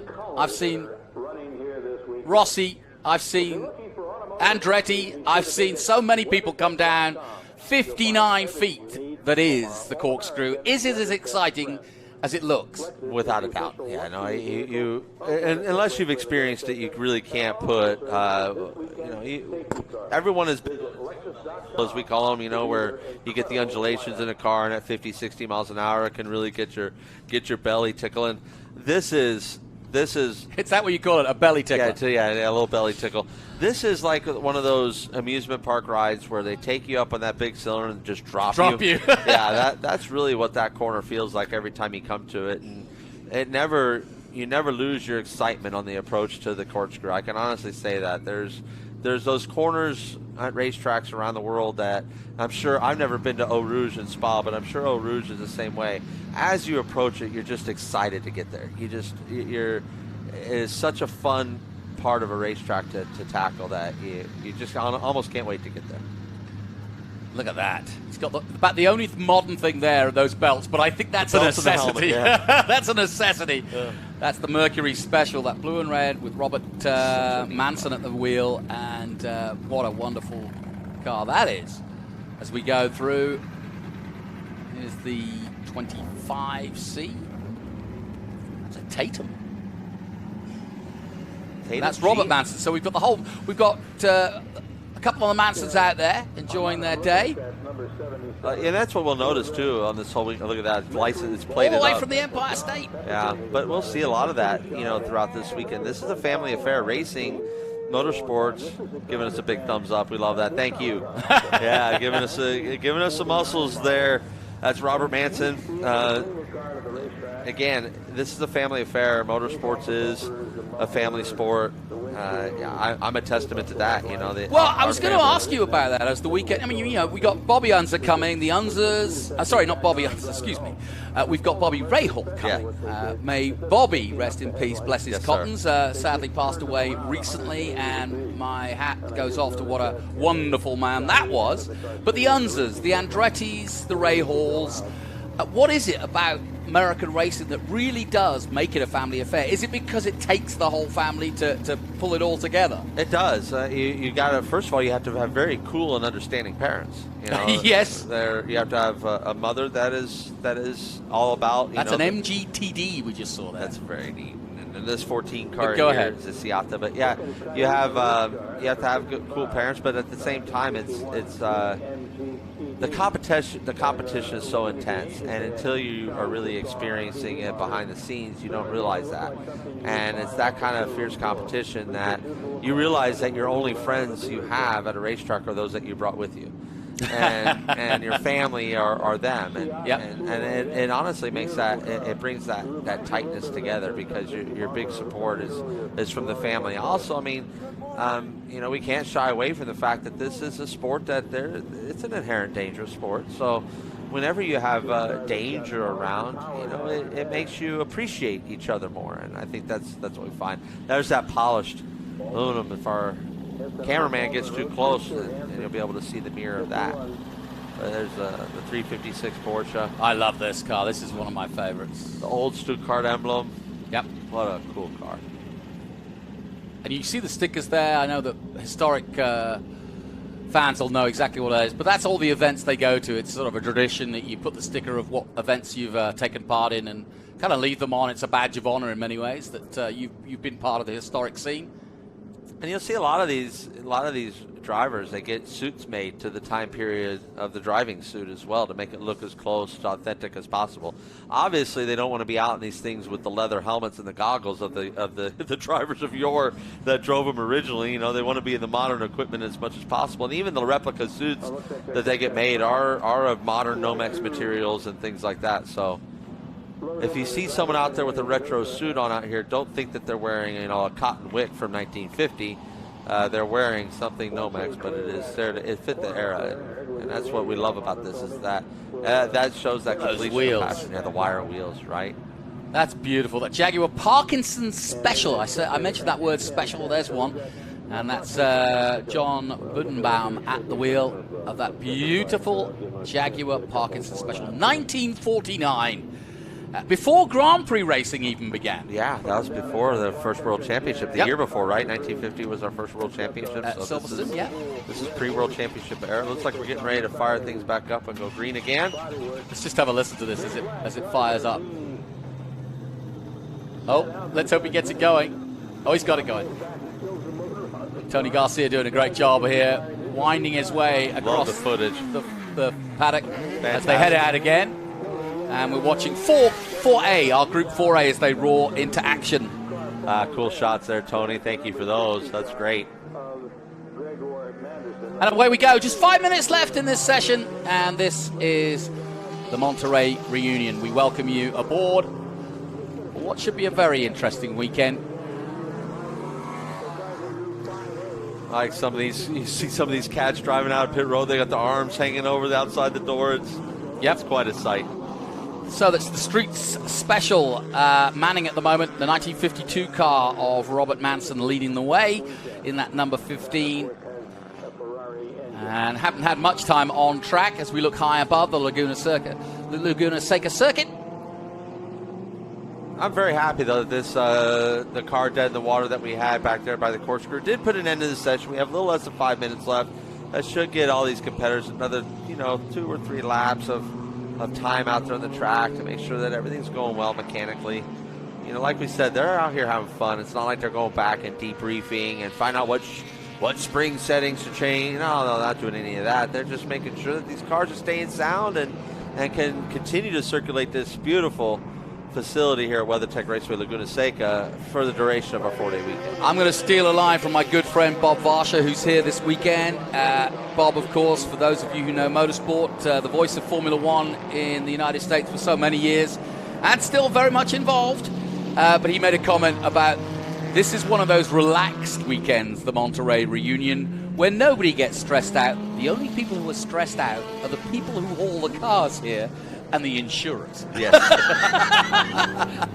I thought that was a great line. Yeah. And this shows why Bob has had the success he's had Yes. in our sport and covering it for so If many I hear years. a good line, I will give credit to it. So there you go, Bob. That's yours. Absolutely. And I echo those sentiments on Bob Varsha, wonderful man and phenomenal for our sport. He'll, Has I been for think, many be years. doing the Pebble Beach Concours d'Elegance probably again this week.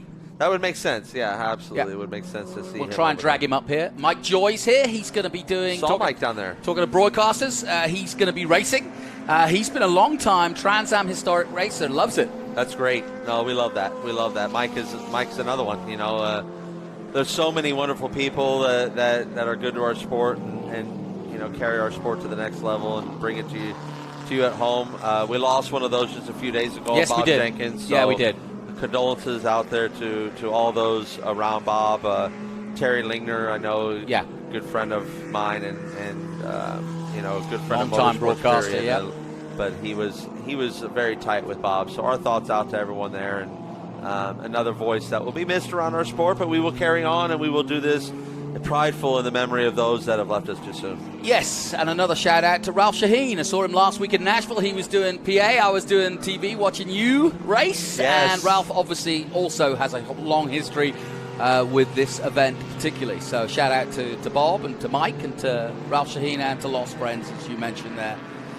Another man who just loves the sport, Ralph Shaheen. Oh. I mean, he took both. He's like me, cars and bikes. Yes, and he 100% because he took Chris Economaki's pride and joy, the National Speed Sport News, and he's carried on that tradition. Yeah.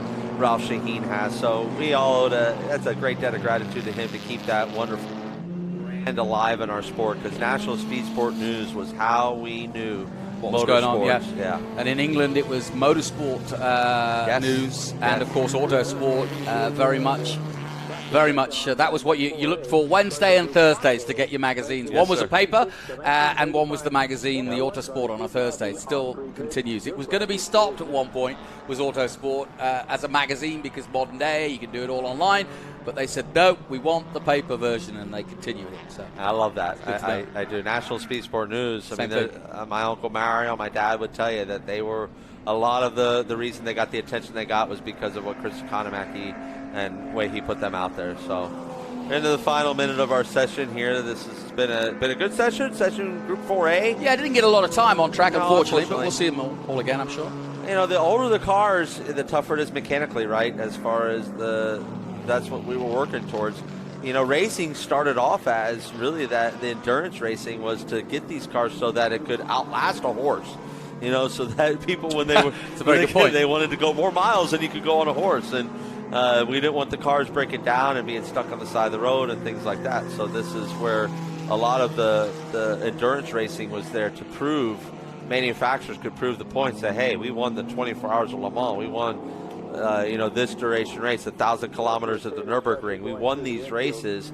Your car can get you where you need to go. And you've met the cynics, as I have, which is they'll say over a dinner, over a glass of wine, and you get introduced, and you say you're in motor racing, and they say, well, what's the point? Right. Adrenaline junkies, little boys racing that should grow up and do a real job and become a doctor or whatever.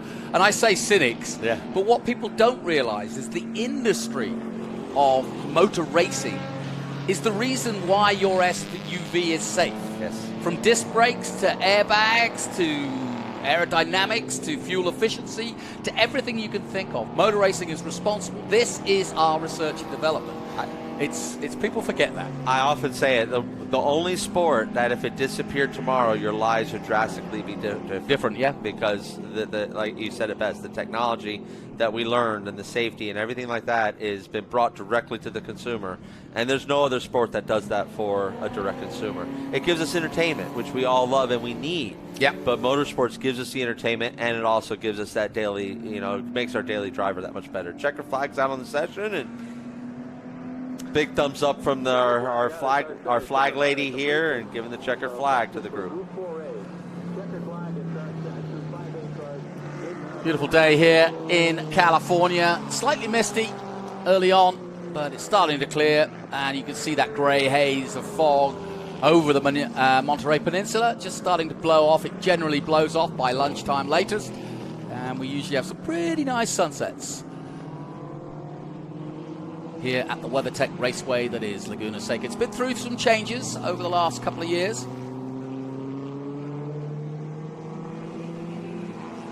But the track itself has not changed. You were about to tell me the story about how this was, not the hairpin itself, but it did used to go straight on from here and then straight up the hill, right? Basically, yeah, it was like almost a square. It was like 1.9 mile circuit before they came into this intersection, and I always think of this as Ducati Island inside there. That's where in the motorcycle Grand Prix or the World Superbike Grand Prix, Ducati kind of create their own little island for their fans and their Ducatisti.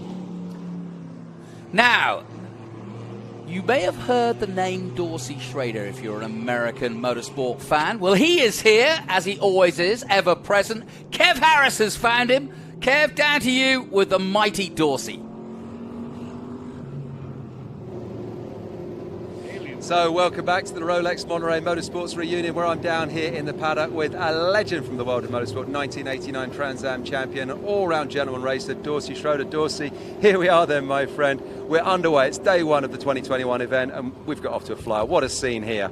This is a remarkable accomplishment for all the people that put the time in to do it. You won't believe it when it gets to be Saturday. This place will be so absolutely packed full of people, you literally can't walk around. And the energy level is so fun. It's a really good place. Yeah, I'm really looking forward to it. And obviously California sunshine bathing on us all is fantastic. We were just chatting before, one of your race cars from days of old is here, but also this weekend for you, you're here in a working capacity. Tell us what you're getting up to. Yeah, I'm actually the competition director for the entire event for HSR on all their events, and I kind of oversee. I'm the principal, if you will. Yeah. When boys behave badly, then they got to come see me, and I've got to do something with them. So, and it's good because it's like taking the outlaw and making him the sheriff. That's a great analogy. Now listen, Dorsey, we're just stood across the way to our right here. Ford have got a fantastic display, 55 years they're celebrating in Trans Am. We've got the original Mustang there, bookended, that you know all about. Yeah, I mean, it made my career, it made my life, really. I mean, when you think about it, when I got involved with Ford Motor Company back in '88 and started running the Mustang, I became part of the Mustang family, which is a huge family indeed. And it shaped my career. I spent a long time, and it fashioned where I went in life. Yeah, and we just stand along here just away to our right. I think we've got a procession of GT cars there, and with the latest iteration, the GT Mark II race car there. What do you make of that one? That's one. That should be in my driveway, is what that should be.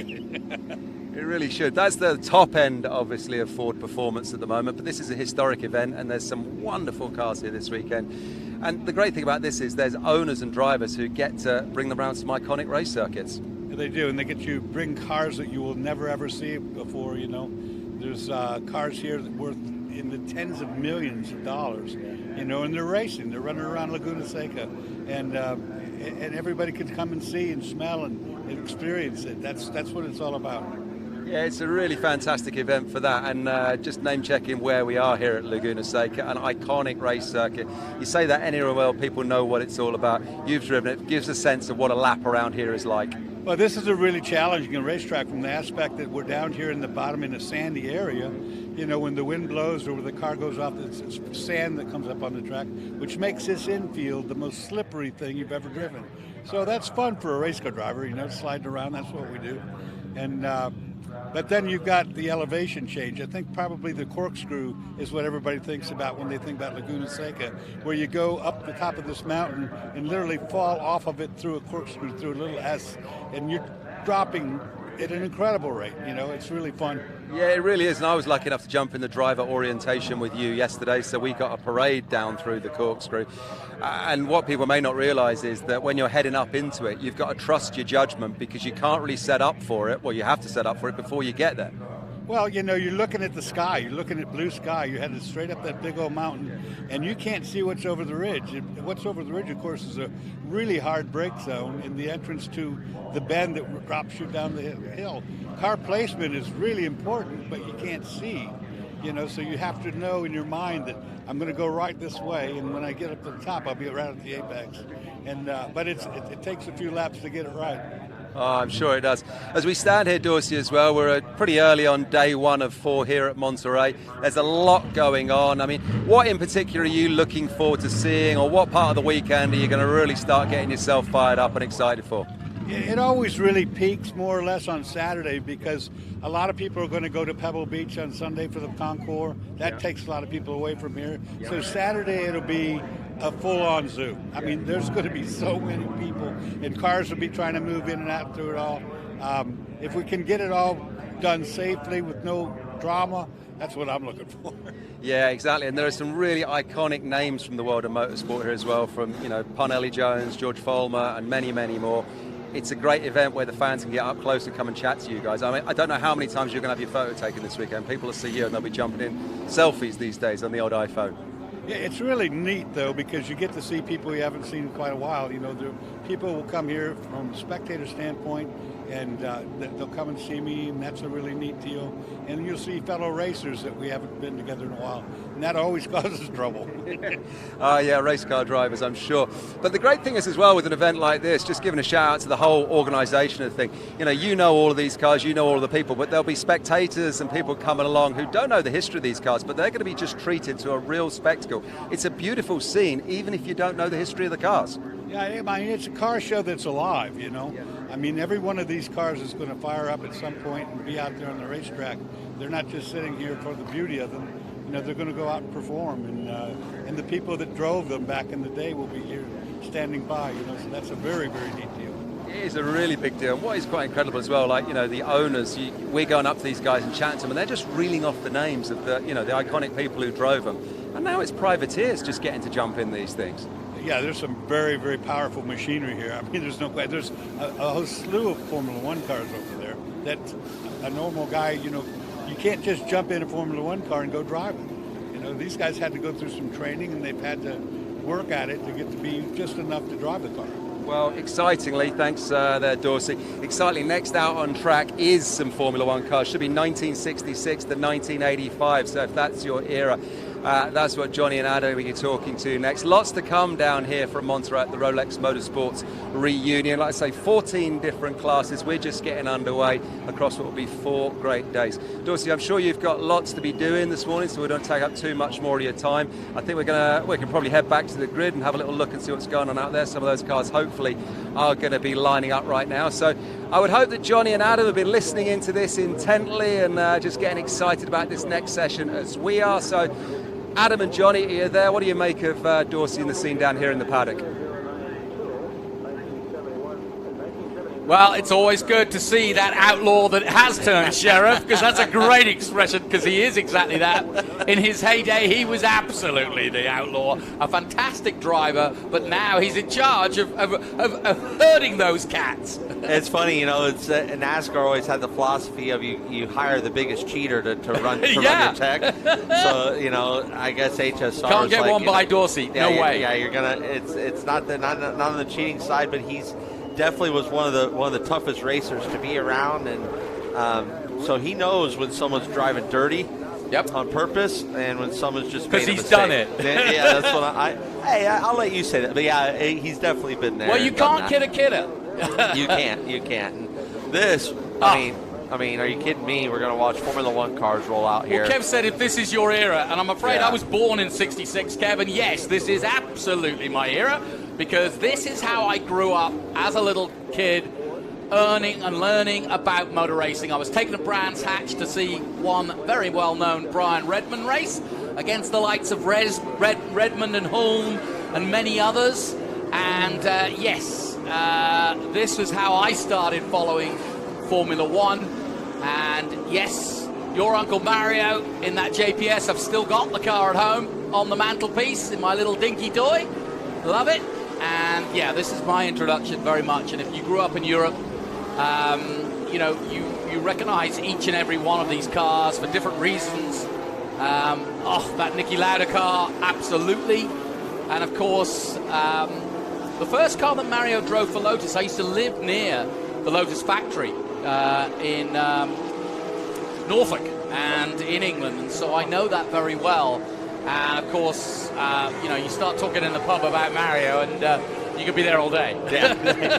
This is, I mean, you guys can't see us in the booth, but Johnny and I just had to stand up and watch every one of those cars pull out of pit lane. Oh yeah, it was such a unique opportunity to be able to do that. And nothing sounds like this era of a Formula One car. The smell of the fuel that's coming into the commentary booth right now, and then, I mean, even then, I think it's the first time all day long we've seen cars actually roll out on sticker tires. Yeah. We're seeing some serious action out here. The first car that we saw out there was actually the 1980 Williams FW07, Zach Brown. That was an Alan Jones World Championship. Yeah, and if you had any question marks about whether Zach Brown could drive, you don't get in one of these cars, especially that belongs to Williams or whoever owns it. Absolutely. But a 1980 Williams FW7, excuse me. So you can see how far that goes back. That was an Alan Jones car, and of course he became world champion for Williams. And for those following, you know, Drive to Survive and have just come to Formula One and look at Williams as this pauper team at the back of the field, not so back in the heyday. That was a Patrick Head, design car, and yeah, it was definitely ahead of its time. They were taking advantage, just a couple years before that, Colin Chapman introduced with the Lotus 79 that my Uncle Mario won the World Championship in, had just introduced ground effects, an underwing to the car to suck the car to the ground. And talk about great designers and great players. Ken Tyrrell, of course. Sadly no longer with us in terms of the name, and of course Ken himself. But the Tyrrell name will go on and is synonymous. That blue color. Cal Mika driving this one, 1979 Tyrrell. And those colors and that logo and name synonymous with the early days. Ken Tyrrell, definitely one of Bernie Ecclestone's. Bernie Ecclestone, before he became Bernie Ecclestone, if you like, before he became the impresario of Formula One, he ran Brabham Formula One. And he and Ken Tyrrell and McLaren, Ron Dennis would take over there. And of course, before that, Bruce McLaren. But of course, the early Formula One cars. And for many years, Williams, McLaren, Tyrrell, Ferrari, of course, Williams, and many of those names obviously still around. And even if, for example, Red Bull, you could take the names back all the way to Jaguar and so on and so forth. Each of these cars, well, this is where it all began. And we've got some Ferraris out there, which very much were the, in the day, in the 70s, were the mark that everybody looked to and were so famous in the hands of someone like Niki Lauda and many others. But Niki was obviously the most famous proponent. Yeah, I would say so, and absolutely. We love the fact that the new owners of Williams have kept it's all about keeping the namesake of Williams because of their history, right, throughout the sport. And like you just said, most of them, if you're new to Formula One, you don't realize that Red Bull was yes, all the way back to Jaguar, and even and then Stewart, and then further back. So I mean, and when you look at what Aston Martin is now, you can take its heritage back to Jordan. Yes, so, exactly. I mean, so I love the fact that, and that just shows the mark that Williams put on the sport, that even when they went, and they're no longer under family ownership. There's our good friend, right? We spoke with Chris Locke earlier, and Kev did, and he was right. He's going to get every inch of that mile an hour that he wants out of that car. And if I'm not mistaken, he's got a Mario helmet, right? He does. Both of the drivers that are driving cars that Mario drove, because You also have the 1975 Parnelli VPJ4, and that's being driven by John McKenna. That is also, he also has a period correct helmet with Mario's helmet on there. Let me riddle you this. I think much of what Mario's success was that he understood how Europeans ticked. So he came over as an American, but an American Italian. Oh, absolutely. Do you know what I mean? Yeah, absolutely. I mean, I know he's driving for Colin Chapman here, but the mentality of racing in Europe, and many Americans have struggled with that over the years. Yeah. It's a different world, and I would say I have to be careful here, but I'm certainly know I'm right. Americans were dubious about Americans. Yeah. Mario, though, they knew his heritage, and he seemed to fit like a glove immediately when he got to Europe. Absolutely, and there's over there, you know, in Europe the racing is much more aggressive. There's not as much give or take as you have over here, and in the U.S. there was much more give and take. Now that has gone away. Like I feel like everything is European style racing, if you want to call that a style, but you know, everyone has that same kind of bitter, you know, that grit between their teeth aggression. You have to succeed in this sport. But absolutely, Mario had a hold of that. My uncle Mario had a hold of that, I believe. I believe you're making a very good observation there.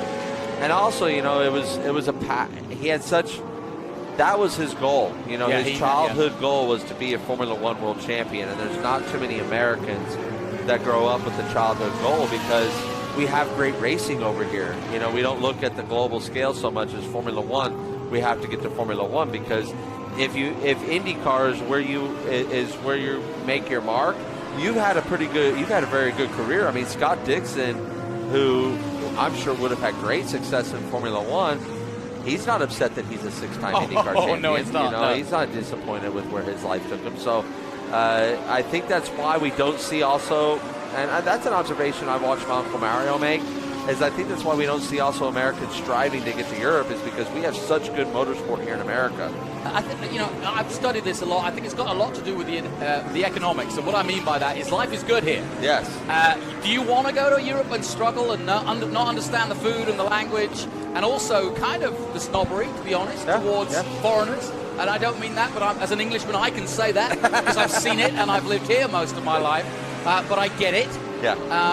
And I understand it. I've spent a lot of time with both American and European drivers around the world, both cars and bikes, and it's true of both sports.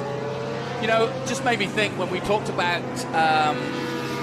that's a cool Arrows there. Yeah, I was about to say... A4.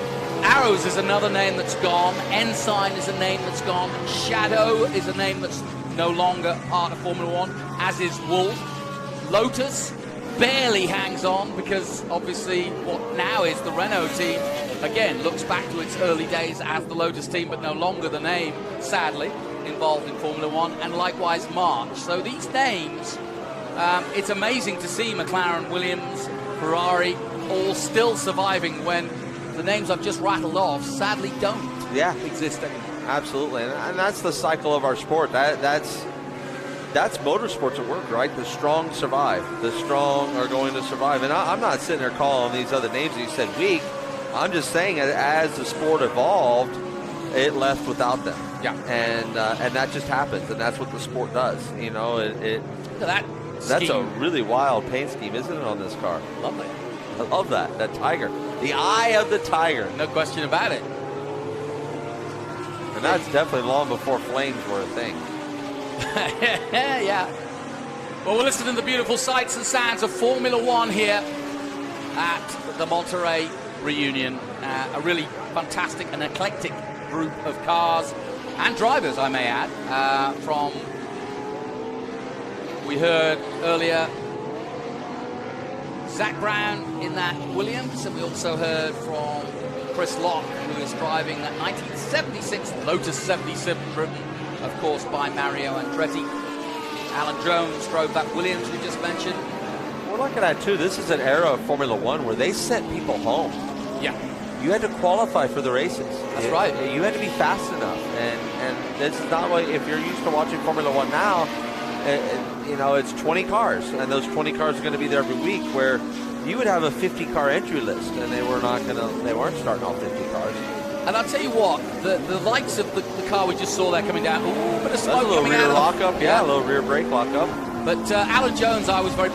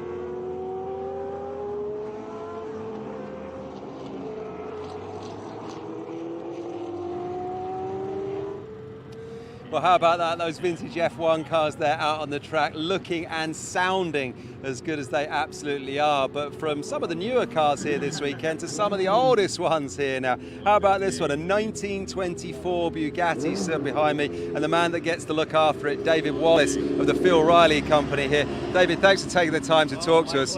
As I just said, one of the oldest cars that we're going to be looking at, or have done so far this morning. Give us the heads up on this. I got a 1924 Bugatti here, and it's original patina, trying to keep it looking like an old car. The owner likes it to be dirty. We joke that we use the used rags on it to keep it clean. So straight 8, non-supercharged, carbureted, runs on methanol. So it's a pretty good racing car. Yeah, pretty good racing car, I'm sure it is, that you've been looking after for, did you say 20 years? Yeah, it's about 20, yeah. And it's one of our, we have a few that we take care of, and this one's been around about 20 years. Yeah. You must know every inch of it. What does it take? I mean, 1924, so almost 100 years old, this car, and it's going to be run here at Laguna Seca in 2021. What does it take to keep a car like this running just over and over and over? It's a lot of fussing, a lot of detail work. It rattles loose all the time. You have to chase after all the bits and pieces and make sure it's not rattling itself apart, check the fluids. But it's a very simple car in some ways. So it tells you when there's a problem. So that way it's a little rewarding, yes. And we've got cars from all different eras here, some F1 cars that have just been out. I think that was 66 to 85 roaring past us, deafening us down here in the paddock, I have to say. But is it these real vintage cars that is your passion? Oh yes, absolutely. They match up with my skill set and my interest. I love the old stuff. I love the mechanical complexity of them and the old style of them. I really enjoy working on them. Yeah, I'm sure they're a lot of fun and interesting as well, folks. You take a look at this car, and when you're up close and personal to it, it will blow your mind that you said to me, David, that the man that's going to be driving this, he'll still be doing 100 miles an hour in it. Oh yeah, and he's trying his best. It's little skinny tires and sliding through the turns. It's an exciting ride. I'm sure it is, especially down the corkscrew. And I said to you, have you driven it and you know what it's like to take it down the corkscrew here? Give us a sensation of what that's like. Oh, it's kind of like dropping off a cliff in some ways. I mean, it's a little car and it's open, so you take a look down there and it just catches and brings you around. Though it's actually quite comfortable in a car that's meant to do it. It's a pleasure. Yeah, I'm sure it is a pleasure. And also, just as we look across along the way here, we'll just take a quick heads up at the other cars that are down there. You got 3 or 4 cars here. We'll talk about those, then we'll talk about, maybe getting started out as a mechanic or something. But tell us what you got here. Oh, well, we got a 1934 ERA, R6B to be specific, the dark blue. And then we got another ERA, R2B in the green. And they are supercharged, straight 6, 1.5 liter methanol burning cars with pre-selector gearboxes, and they're quite quick. They're they're about the fastest cars here in the old car world. Yeah, and that's quite saying something. There's quite a lot here. David, you've been on the wrenches and the spanners for this for, did you tell me, 30 years? Is that right? Yes. What about somebody starting out? Is there a way to get an apprenticeship, doing the work that you do if you want to start getting involved in these cars? Well, I mean, it takes a combination of being really interested and wanting to pursue a mechanical passion. So I started out as an apprentice and I took a machine shop program. Yeah. And so that matched up with these cars really well. So I would encourage anyone who can find a vocational school, if you wanted to get started in this. If you have that, if you have the basis of that, the passion will drive you the rest of the way. It's that simple, yeah. And I think you said to me you've now effectively ended up working for your mentor.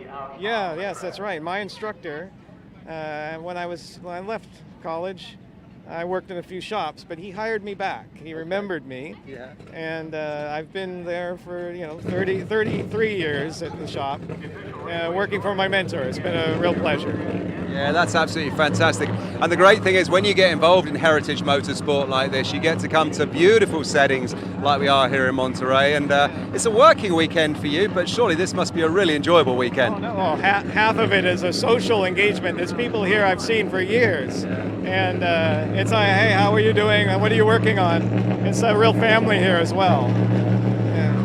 Great stuff. It certainly is a real family here, and my family are up in the commentary booth at the moment. That's Adam and Johnny, and we'll go back to them in a moment or two because, I mean, Adam, you're going to enjoy this next one. 1966 to 1972 Trans Am cars. The noise down here is deafening.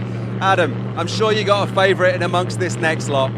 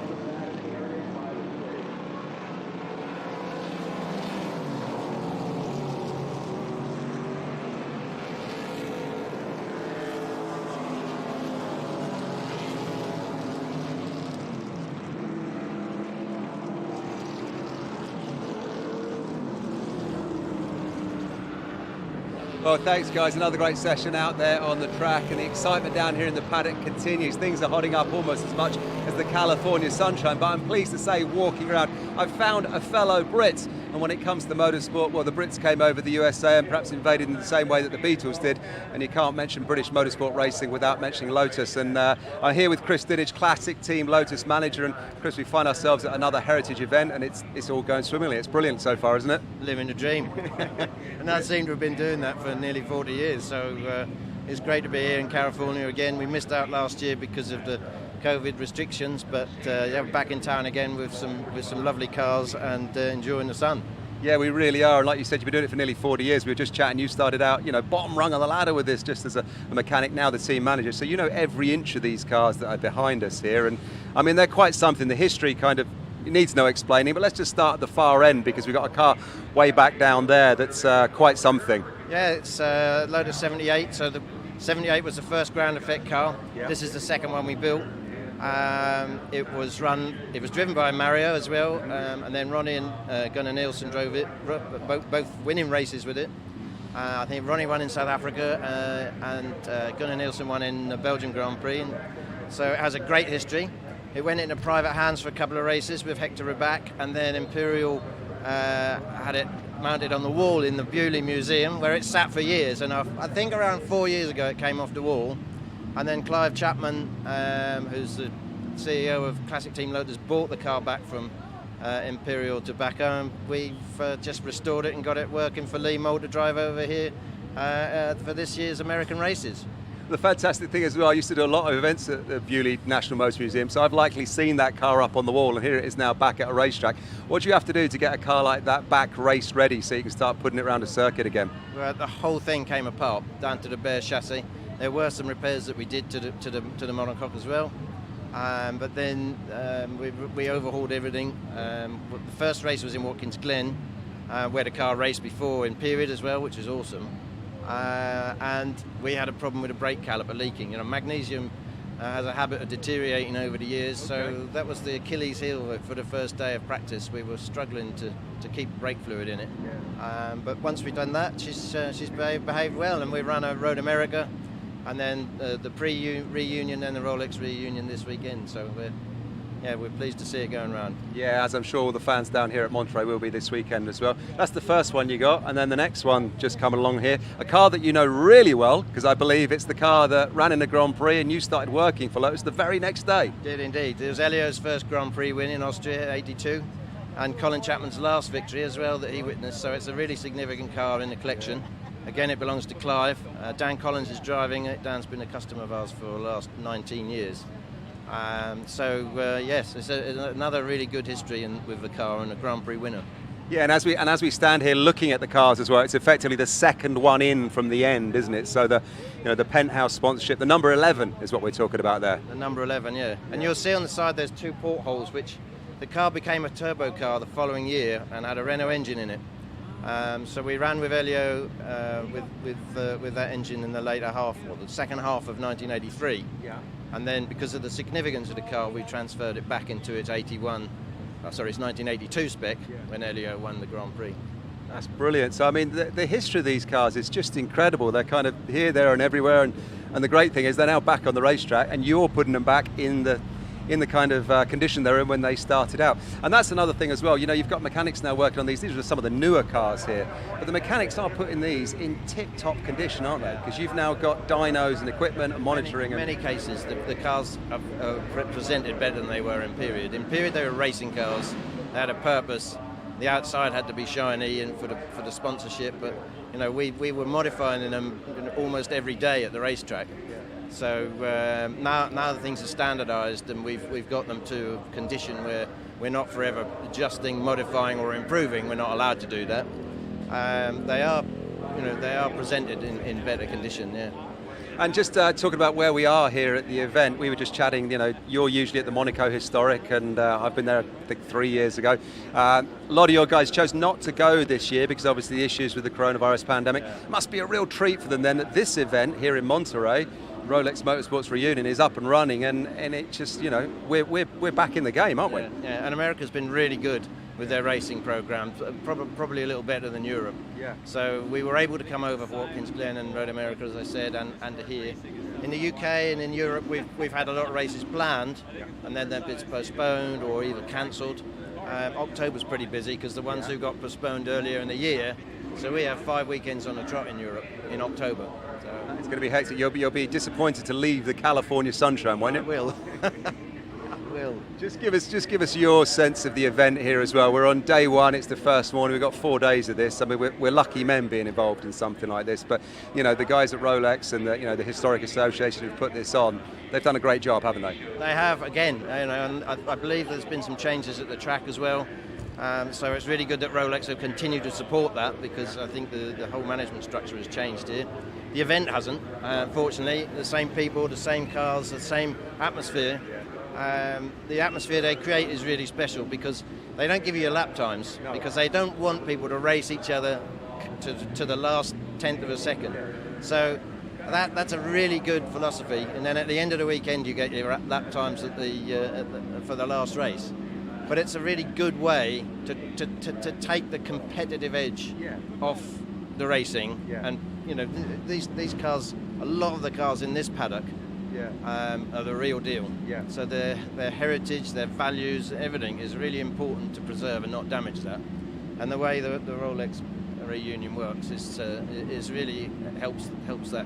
Yeah, it really does. And I mean, what's really interesting as well, we're stood here by these cars, the names that you're really off, the Andrettis of this world, and these are the guys, they were tuned and they were trained and they've been doing it all their lives, so they can handle these machines. But now they're in private ownership, so some of the guys jumping in the hot seat and getting their hands on the steering wheel, they haven't had the background that those original drivers have had. No, they definitely haven't. But that doesn't stop them driving. The cars are there to be enjoyed, and in the main, people behave and they drive accordingly to their ability, and everybody goes home with a smile. And that's the mission at the end of the day. We're all lucky to be here, to be involved with these cars, and the guys who drive them are in a fortunate position where they can afford to do it. And the main mission is that they go home having spent their money and enjoyed their weekends racing. Yeah, brilliant. Enjoy their weekends racing, they will. So, Chris, thank you ever so much. Don't run away. But thanks to you for watching us as well, wherever you are. Don't forget, 14 different classes each and every day across the 4 days. We've got a couple more to go before lunch here. 1963 to 1978 IndyCars going out on the track next. And I imagine Johnny will be quite looking forward to this one. He knows all things motorsport. So, Johnny, have you got a favourite up there in the commentary box?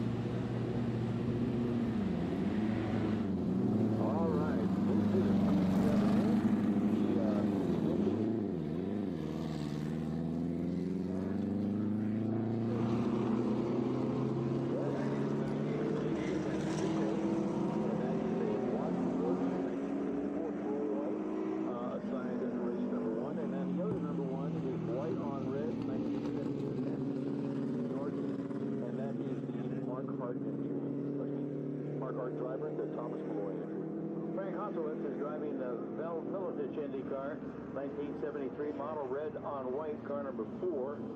The first of a couple of number 12s comes up next. That's a 1974 yellow All-American Racers Eagle IndyCar driven by Jeff Downs. Next, the owner and driven by Carlos de Quesada. It's a Mark IV Indy Eagle, 1968 blue and yellow, number 12. Followed by the number 14, white and blue, 1972 Manta Antares, and that's Michael McKinney driving the owner. Danny Sullivan is out in Craig McCart's Indy Open Eagle. That's the 72 model, red color, number 20. Number 21, the yellow Allsted IndyCar, Michael McKinney, owner and driver. And the owner and driver of the next car, Thomas Malloy, a 24 McLaren, 1978, white on red.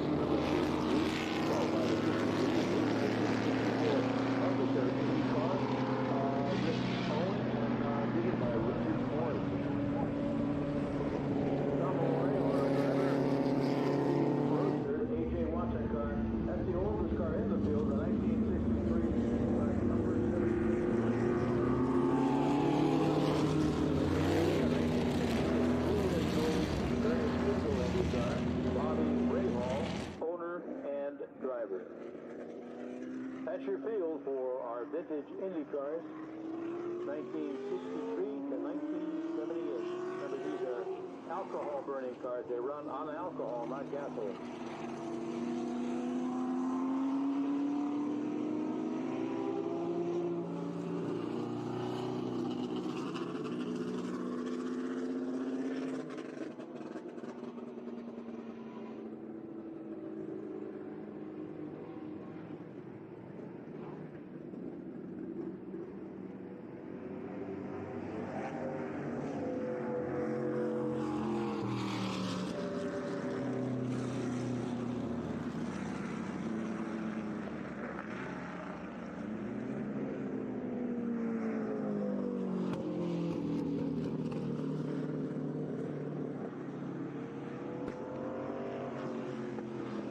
Looking at some of the cars that we have, we'll try and get more information for you, but one car I'm familiar with is number 53, built by Richard Morrison. That's the 1964 Huffaker MG Liquid Suspension Special.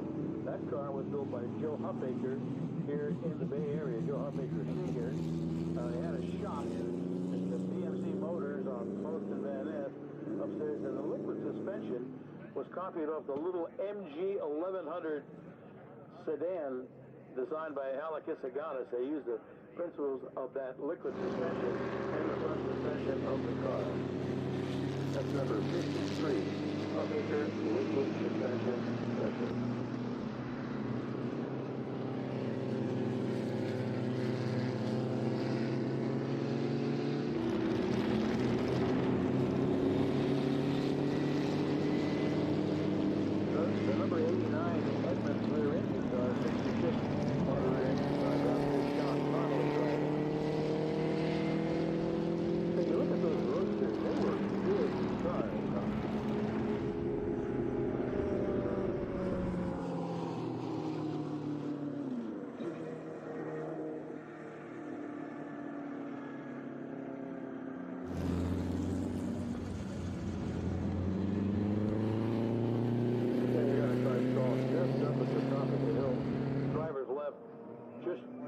The entrance to the corkscrew. The driver very enthusiastically waving his hand, making sure he is seen.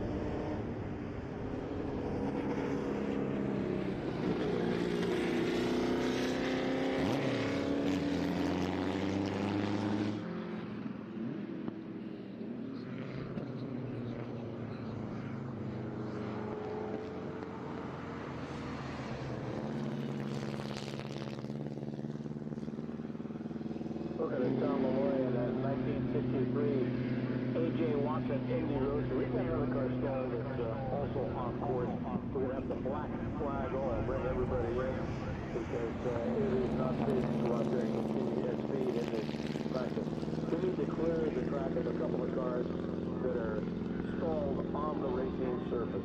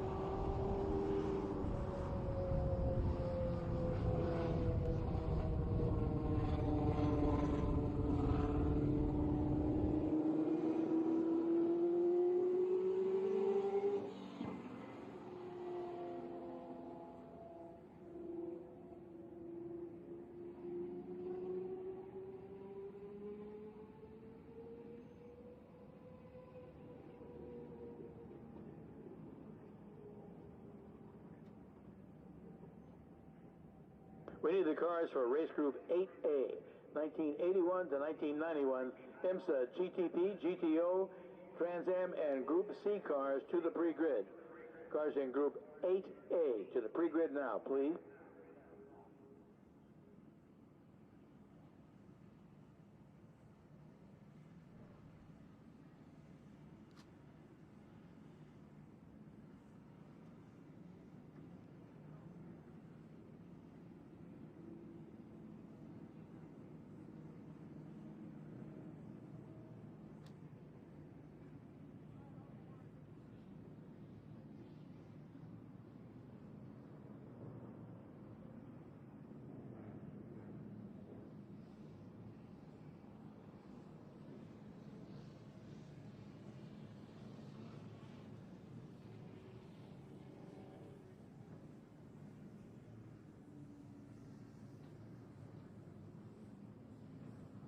Well, evidently the car at turn 6 has been retrieved.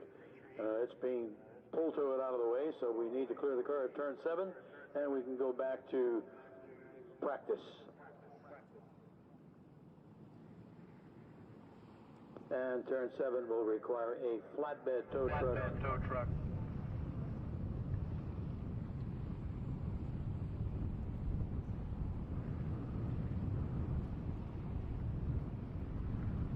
So turn 6 is clear, turn 7 they're working on.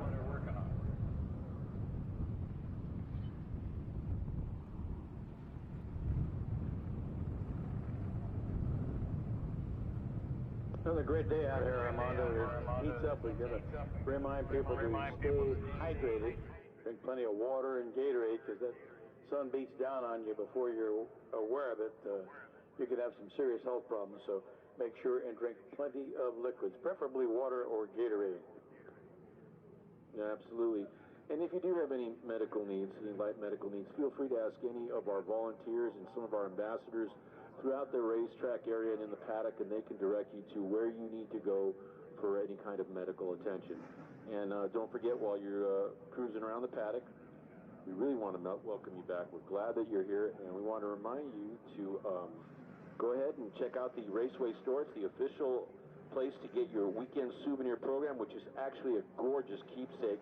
And you can get a poster for the Rolex Monterey Motorsports Reunion. The store will have many event and raceway items for you and your friends. Visit the official Raceway store located in the Paddock near the Tire Bridge. You can also shop year-round online for that special gift at WeatherTechRaceway.com. And if you have any minor issues that require first aid is located in a 3-story building right by Square Trade.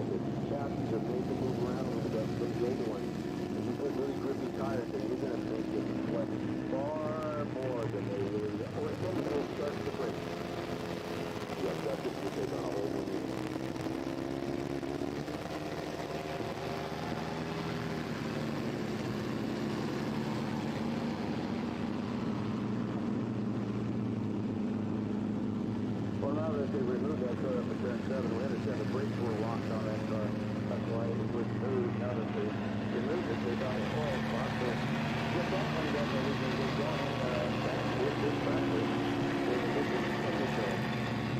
These are IndyCars from 1963 to 1978. And once again, remind the cars for our final practice group of the morning. Practice for Group 8A, 1981 to 1991 IMSA GTP, GTO, Trans Am, and Group C cars to the pre-grid.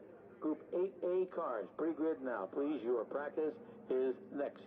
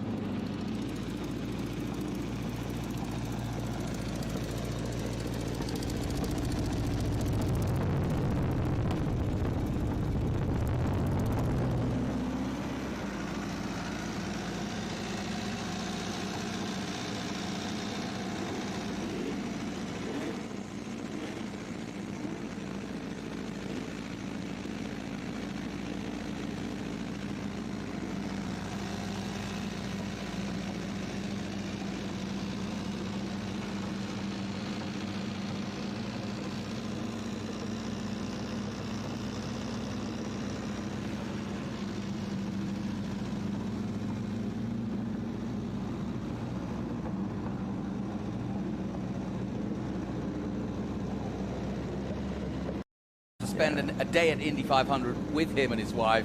One of the most glorious days I'll ever remember. I got Alan's as signature that day, and I spent the day with Bobby. Very cool. and reunited with his brother Jerry after so many years, no doubt. Yes. So there's a lot of beauty in that too. And Bobby led a beautifully full life. And I mentioned that sort of aggression, stroke, gentleman. He had all of that, as did Al. Oh, absolutely. And like I said, it's something you learn. These guys are the most pleasant you can hang out with. But you see it when they turn. When they turn to the racing side, they suddenly just have this look the about red mist. It's not so much a red mist. Yeah. It's a sort of a side of them that not a lot of people get to see unless you're up close. Agreed. You know, we see the media side. My dad always used to call it the eye. The eye, yeah. Yeah, he said he could see the racer's eye. Ah, look out. He's having a quick word with his mate. What do you reckon? Well, that must be the owner of the car. Oh, yeah, he's saying cut it out. It's getting hot.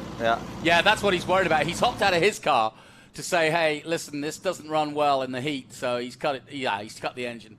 And now he's going back to his car. I mean, the other thing is preservation. You know, we talk about how we race the museums and all the rest of it, but preservation is also part of it. You do not want to blow one of these engines or hurt the car in any way. For sure. And and I apologize. I really thought with where we had the cars that this was going to be an easy tow off and we would get back. So there must be something certainly, something else that had actually happened there. So there might one of those incidents may well have dropped something as well. That's what I'm thinking too. So I apologize to our audience at home. Be setting your expectations, but it looks like we're 2 minutes. We're 2 minutes away from rolling again and getting this session back underway. Good. Yeah, that's exactly what he's saying. He's just talking.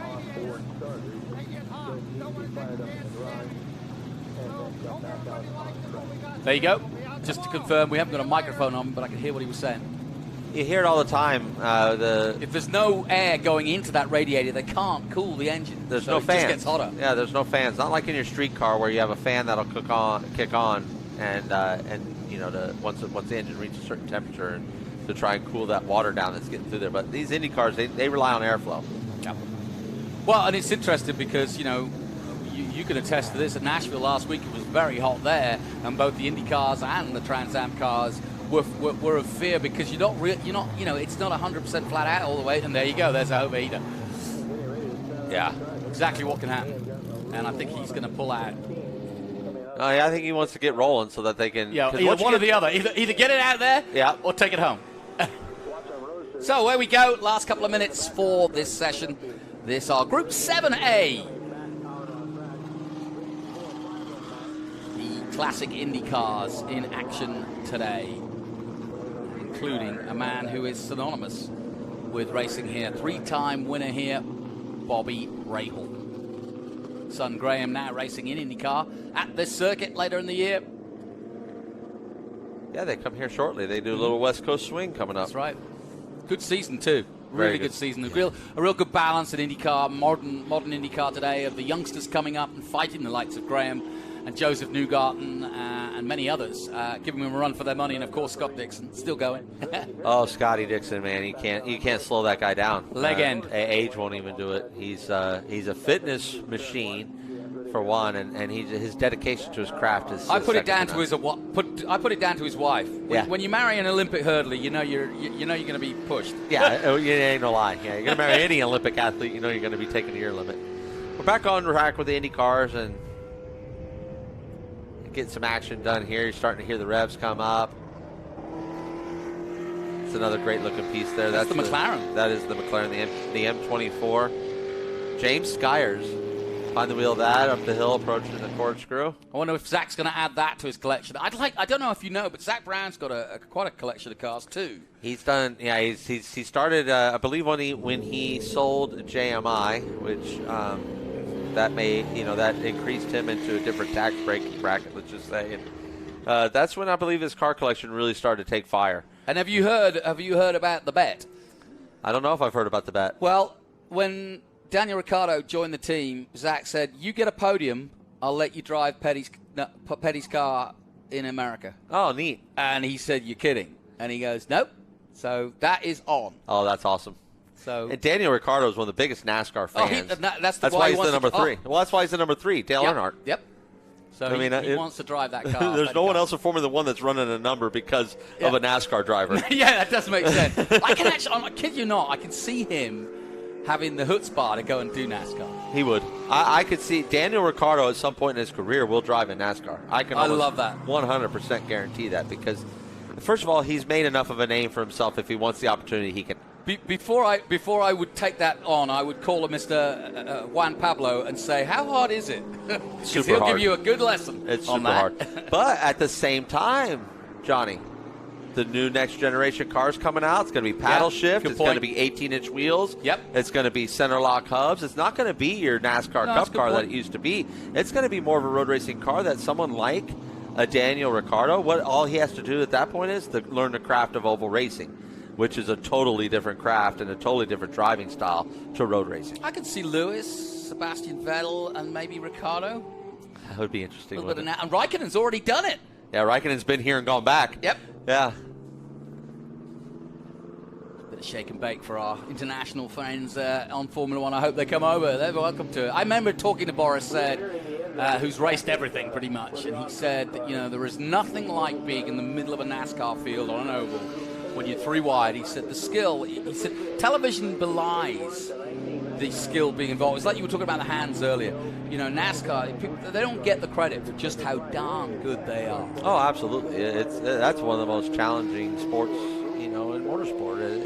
And it's like that for a reason. I mean, any top level needs to be that way. IndyCar is that way. Formula One, every one of those drivers in Formula One. That's why it comes down to the car, because every one of those drivers is a champion. Mm-hmm. That's why it's Romain Grosjean in IndyCar. It's been 10 years since he's won a race, but he's a great race driver. It's not that he's just been. Well, Marcus Ericsson, who's got 2 now on the bans. Exactly. Same for him. It's not because they forgot how to win races. Not on the bans, but yeah. It's just in Formula One, it's so for equipment. So we got the checker flag. Slightly curtailed Indy 6 for this session. Yeah. Not too many cars really took any time there at the end. It was only like 4 cars, I think, out on track, but it gave us a little bit of action, and it gave us some. Again, this liquid suspension car here, this number 53. Yeah, I want to go and have a look at that. I do want to get a closer look and ask a couple questions. We're going to be here late. Yes. It won't be a qualifying session. It'll be an exhibition. Wonderful shot.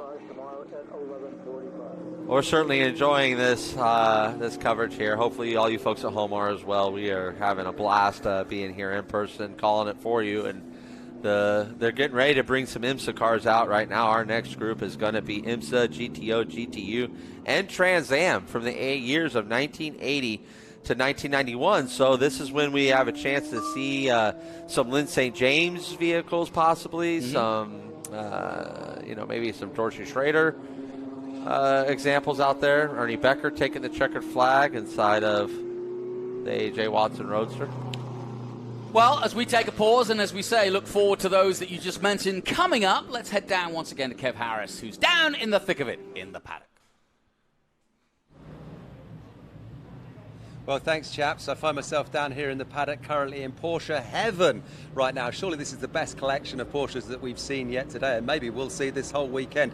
And I'm pleased to say the 2 chaps that are looking after them from Club Sport down here, Phil Bagley and Bruce Ellsworth, the gentlemen who own the company, are stood alongside me. Phil, I have to say, this is the best collection of Porsches we've seen today. You guys do a great job.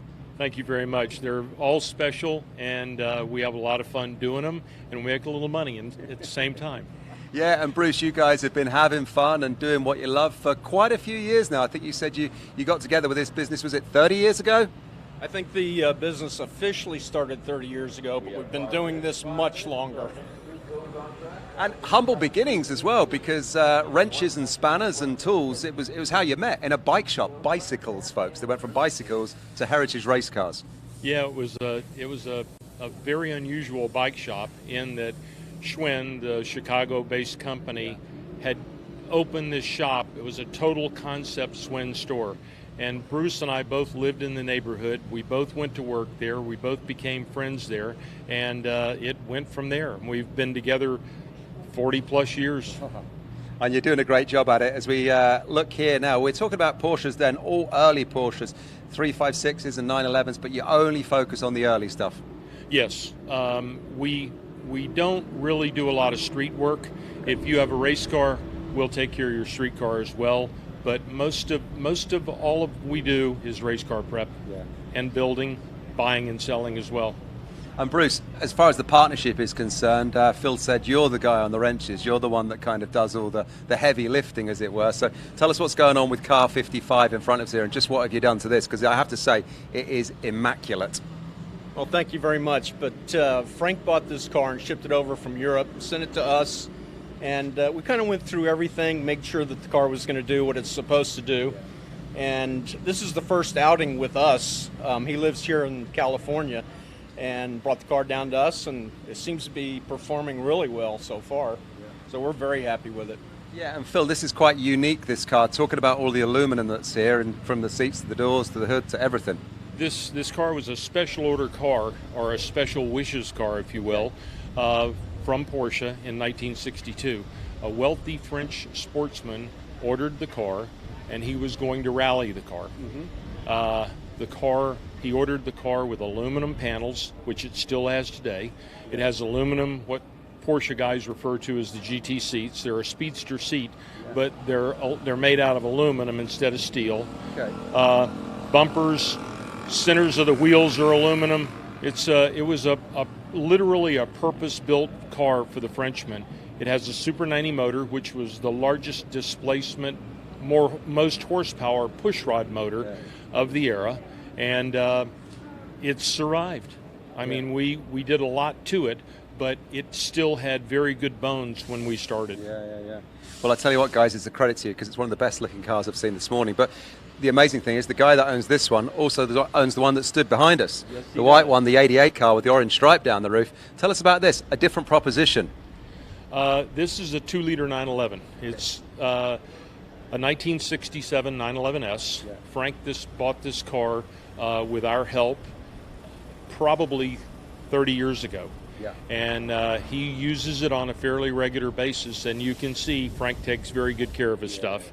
But it's a 2-liter car and a vintage racer. Doesn't have a ton of past history like the ones behind it does, but it's quite acceptable to a weekend like this. Yeah, really acceptable to a weekend like this. And just throwing back to the cars behind us, the 177, Bruce, I mean, that's, again, another different car there. Just give us the heads up. Come in close here, Bruce. Just give us the heads up on the 177, the yellow one there. A lot more sponsorship going on that one. What's the story with that? All kinds of stuff on that car.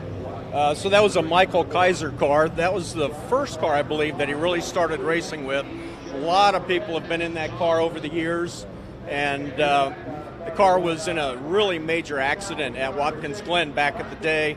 And we got this car back a number of years ago and restored it and sold it to one of our clients, and he just loves this car. So, well, guys, listen, I'm sure all your clients love their cars because you're clearly doing a great job on them. And one thing that I'm pleased to see, your chef's getting the lunch on the go over there as well, so it's probably not far off that. And just as we give you the heads up here, one more session out on the track before lunch here in Monterey, so let's go straight back to Johnny and Adam with 1981 to 91 IMSA cars, GTP, GTO, Trans Am and Group C. Johnny, back to you. Thank you, Kev. Yeah, we're looking forward to this. We both just stood up bolt upright because they roared past our commentary position, shook the windows, and here we go. It is Group 8A out on track here at the Monterey Reunion 2021. Adam Andretti and Jonathan Green bringing you the action from a beautiful day here on the California coastline. It doesn't get any better than this, Adam, does it? I would beg to find out if it does where, because this is as good as it gets for me. As we see, the 63 car just go by, and that's a Mercury Capri by Keith Fraser. And what a great mix here. This is almost like, for me, this is back to my childhood. You and Kev been able to talk about your guys' childhood. This was, my brother John was in IMSA. This was the era he was in IMSA. So this GTO cars and the GTP cars that I'm seeing here. And were you racing at the time, or were you following him? I was not. No, I was too young. I was 5, 6, 7, 8 years old. Okay. So what would you do? You just go and spectate? We went to the races, yeah. And so when John won the 24 Hours of Daytona in 1989, I was 10 years old. And back then, well, they still do, where everyone loads on top of the cars. Yeah. Well, I got to sit in the car, so I was sitting, and John was shifting in between my legs. I love it. Looking at the Chevrolet Camaro for green and white. George Crass at the wheel. And just behind him is the number 8. And that's the Proto Fab Z28. Proto Fab. We know the builders of that car. That would have been our Jimmy Fraser. Which recent Trans Am history with Gar Robinson and Mike Skeen as good old Texan. Yep. Oh no, he's a Michigan boy. Oh, Gar. Yeah, he's a Michigan. But he lives in Texas. Well, Gar's a Texas boy, right, sorry, but Jimmy Fraser, who would have been one of the builders on that Proto Fab car, is actually out of Michigan. So what strikes your eye? We've got a real hodgepodge of different cars. Porsches, Mercurys, Chevrolets, Nissans, Buicks. I didn't see it drive by us to hit the track, but the Repsol 962 I did see. That's a very interesting car from my childhood. Just pulling out right now in that Lancia Martini, the LC2. Yeah, he's busy in a lot of great cars. Look at that one. That is a cracker. I do remember that car in its heyday. So I was only 5 years old when that car was making its laps. But the 962s I remember so well. Such a rich part of my childhood, and these AAR Toyotas, the All-American Racer Toyotas, which I have not seen either of those go by me yet on pit road, but I remember those cars definitely coming in and just absolutely turning the sport upside down and dominating. The number 63 Mercury Capri there, Keith Frazier again, making his laps, coming here back onto the front straightaway. There's that 962 Repsol I was talking about. Right behind, yeah. Yeah, right behind that other Mercury Capri. Yeah, some of these, the sports car IMSA versions, I remember a lot of these same colors and so on. I started going to Le Mans in the mid-'80s. Yeah. And these were the sorts of cars you'd see, and yeah, strong memories. Tom Dooley there making laps in that. I mean, again, it's like taking a time machine. I remember watching that thing, flames shooting out of the side of it at Watkins Glen in the 6 hour. Really good memories. Very, very good memories.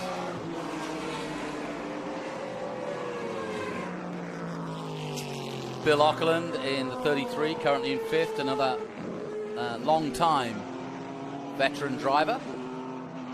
I tell you what, there's a lot of cars here already, and it's only Thursday, and I'm talking about in the car park just up on the hill there. There's another distinctive car, the 101. That's another Porsche 962, the purple and white going up the hill.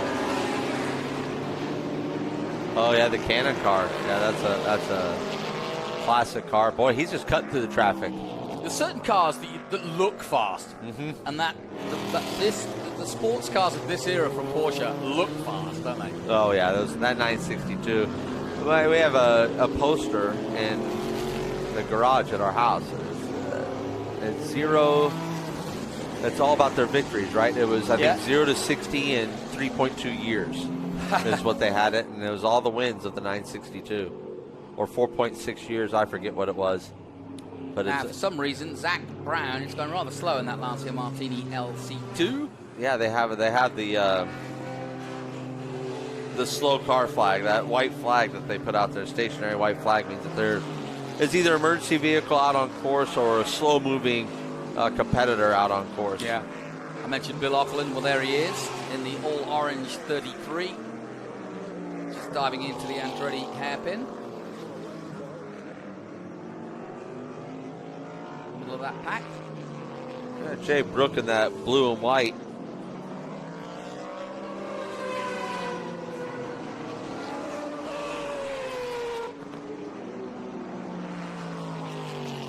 And like I said, this is their first chance to sort of brush the dust off the previous event.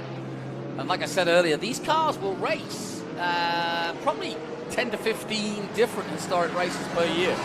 Some of them. It's like this is a full deal for these people. It's a full schedule. It's a real job for these mechanics. And the number 61 there, that's a Buick Somerset.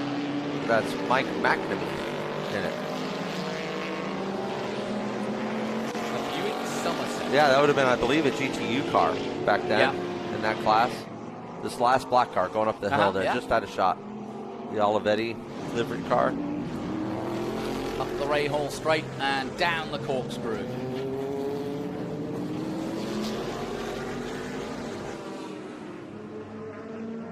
That's a great endurance racing shot too at night when you get that. Nothing but the headlights and glowing brakes coming down. Absolutely, just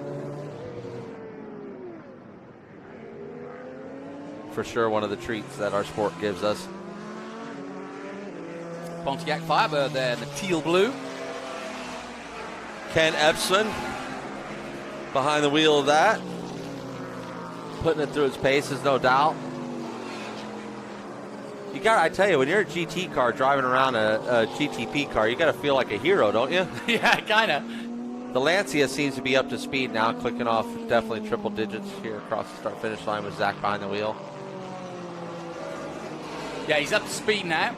That might have been just getting temperature in it, the way that they roll out. Yep. I saw a nice Twitter of them preparing all the cars for Zach this weekend. Getting ready and excited. There's another GTU car, the two by Philip Mendelovitz. So you're watching Group 8A at the moment. This is from 81 to 91. interesting era. Certainly, IMSA at the height of its powers, GTO, GTP, and Trans Am all involved in this group. Big group, and quite a lot of history here to look at. Roush Ford, an IMSA Mustang. Steven Schuler behind the wheel there. Been here, I think, turn 5, going up the hill towards the corkscrew up the Ray Hall Straight. Most famous piece of real estate in all of motorsports right there. Yeah, pretty much. Up that hill. Yeah, but you don't become as famous if you go straight on there. No, you become infamous. They may rename it. Yeah. They may rename that straight after you at that one. And I've seen many a car get it wrong, including Trans Am. Yeah, it's a really easy one to click wrong, and we saw it this year. And we had a good battle, and it went all horribly wrong, didn't it? Yeah, in the Trans Am race, it went really badly wrong up there. That was actually what ended up putting the end to the TA race itself. Was the collision that happened up on top of the hill. Well, Zach Brown is in. Yep, they're all kind of trickling in here. Trickling in. I'm not sure whether they're curtailing the session, but there's still 9 minutes on the board. But we'll find out. But something's awry because they've all come in, not just a couple.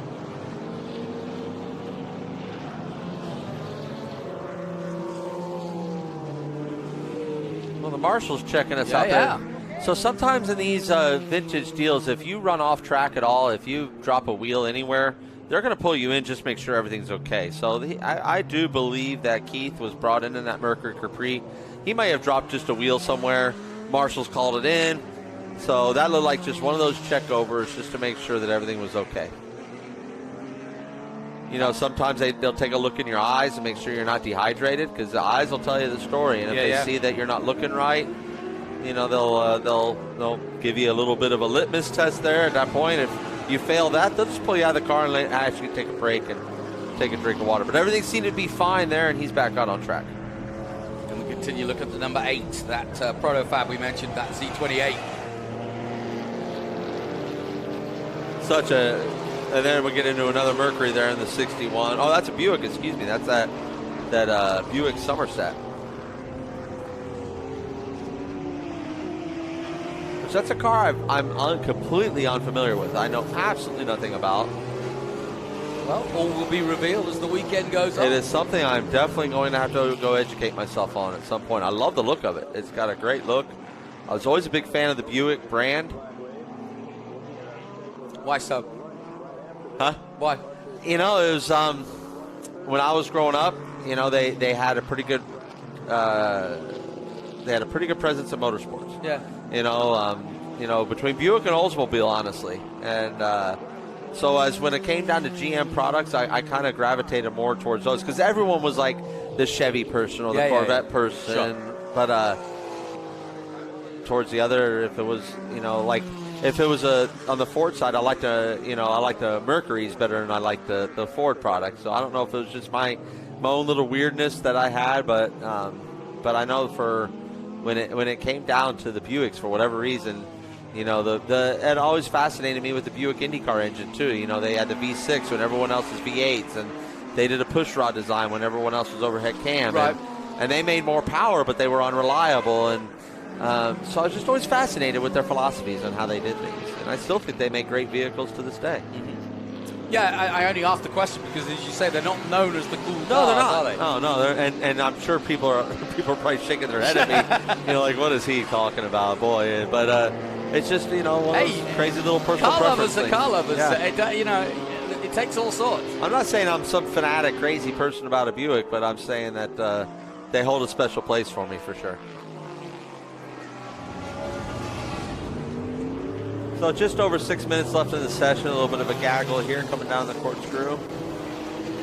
That can happen. That's where things tend to want to bottle up on you.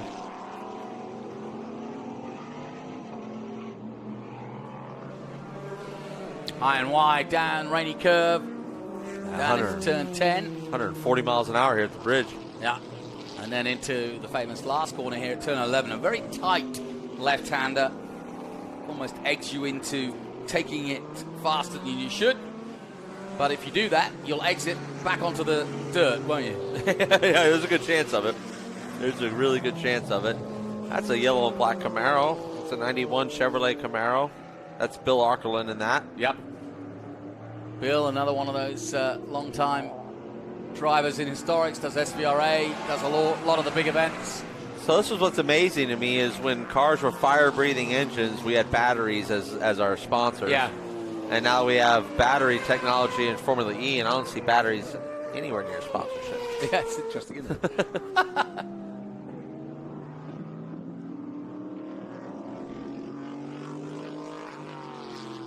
There's going to be a day here at these historic reunion events that there's going to be electric cars in the history. Electric, with Formula E and some of that other stuff that we see coming along. And that's going to be interesting to see. And we're not too long from where some of the hybrid technology that we've seen not too long ago is going to be considered historic race cars. Yeah, and it won't be long before one of Elon Musk's earlier iterations is a classic car. Exactly right. It's crazy to think that, isn't it? It's wild, isn't it?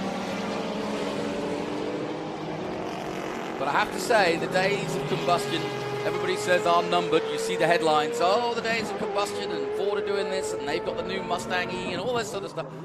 Fine. I get it. But that isn't going to change racing. No. I really don't think so. No, I really don't think so. It's going to be here for a long time, and I think of an event like this weekend proves it. And yeah, I agree, and I think we're going to find alternative fuels. I think we're just at the tip of the iceberg, and anyone who's a fan of the technology and thinks that that EV technology is our be all end all. I mean that's really kind of narrow in your view. I think there's so much potential with alternative fuel sources and. I was about to say electric's been the buzz, so to speak, to be a pun, but, there's other fuel types, whether it be hydrogen, whether it be... There's all sorts of... We don't know where we're going yet. No, we don't, and there's brilliant minds that walk this planet every day, and that's what I love about my fellow human beings is no one settles for what we have. We always want something better. What I said at the beginning of the day, how creative these guys were, these pioneers back in the 50s and 60s. Well, that hasn't changed, and it's still as strong today as it ever has been. Absolutely. And so these guys will work to find out a lighter fuel, a way of doing things that don't require a heavy lithium battery, for example, or a combination, a hybrid. That will work, and you only have to go to Le Mans once to realize how many different bits of technology are being experimented. Well, and I can't, I'm not going to sit here and speak to it like I'm sitting in a dark room and know the secrets, all the dirty, dark secrets of a manufacturer, but if I were to speculate, I would go ahead and tell you that the manufacturers are telling us one thing and definitely doing another. And what I'm saying by that is, we're 100% dedicated to EV. But I promise you there's a skunk works of each one of these manufacturers that they haven't given up on internal combustion technology. They haven't given up on alternative fuel sources. But they have to step up to the game of EV technology because, like you said, and no pun intended, that's where the buzz is. That's where there's a whole generation that's looking to that as a solution. There's a whole group of people that are excited about it. And there's a lot to be excited about on the electric side. Somebody tried to argue with me that my love of motor racing and my love of the car would die when autonomous vehicles came in, right? And I said, no, absolutely not. I said, I'll take the autonomous Uber to work and read the paper. I said, but in the afternoon when I'm done with work, I'll take my Porsche 911 and play Dodgems around them because I'll be enjoying the fact that they're going at a constant speed. They're not going to hit me because they're programmed that way, and I'm gonna have a lovely time. That's like saying inventing autopilot took the excitement out of flying a plane. Correct. There's still a lot of people that want to go fly an airplane, and it's not because to learn autopilot. It's the joy of it, of course.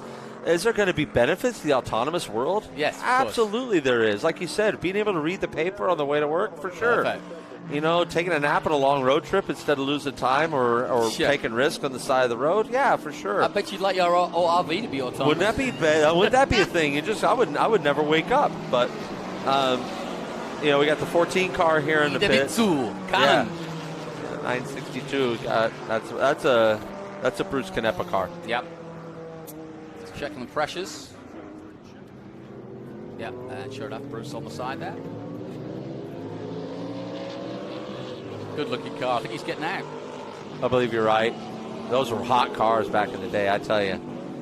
You roasted in those cars. Yeah, I'll bet. It was not about airflow. It was not about what we can do for you as a driver.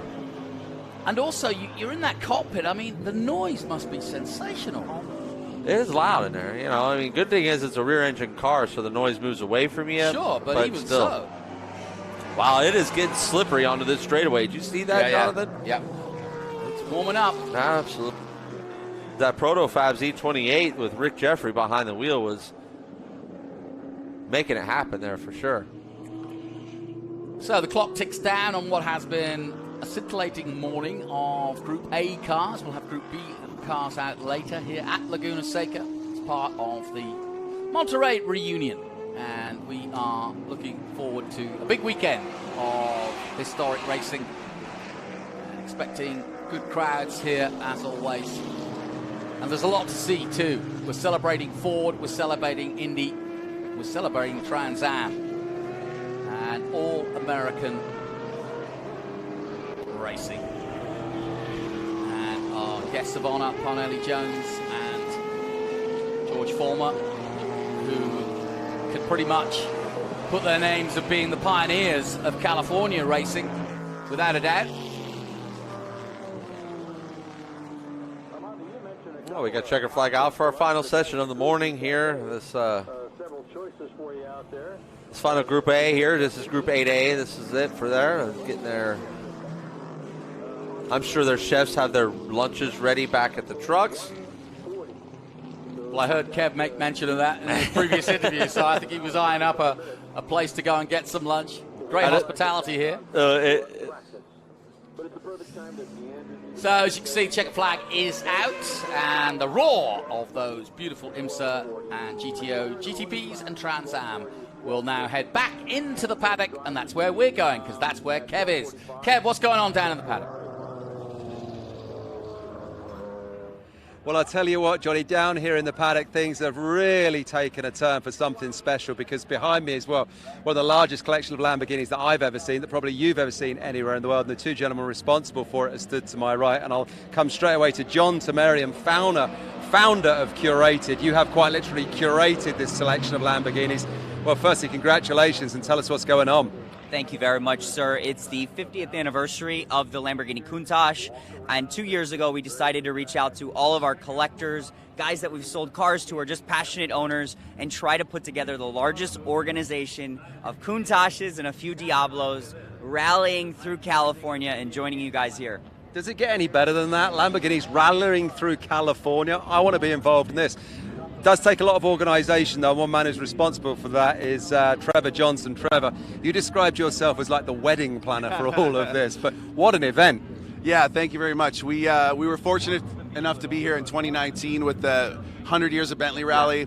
John and I were so gratefully to meet John, and what happened was we got together and he says, you know what, we should do the 50 Years of Lamborghini Countach Rally, and to get from there to here is just an incredible journey, and I couldn't be more grateful for the guy. So it's awesome. Yeah, it certainly is awesome. But I mean, you've got history with these cars. You said to me just a moment or two ago, I said, how long have you been involved with Lamborghini? So my dad was a mechanic. I was polishing these things when I was a kid. He was putting me to work on them. I mean, that's a great Saturday job, if you don't mind me saying, sir. So it was Saturdays and summers, any day after school.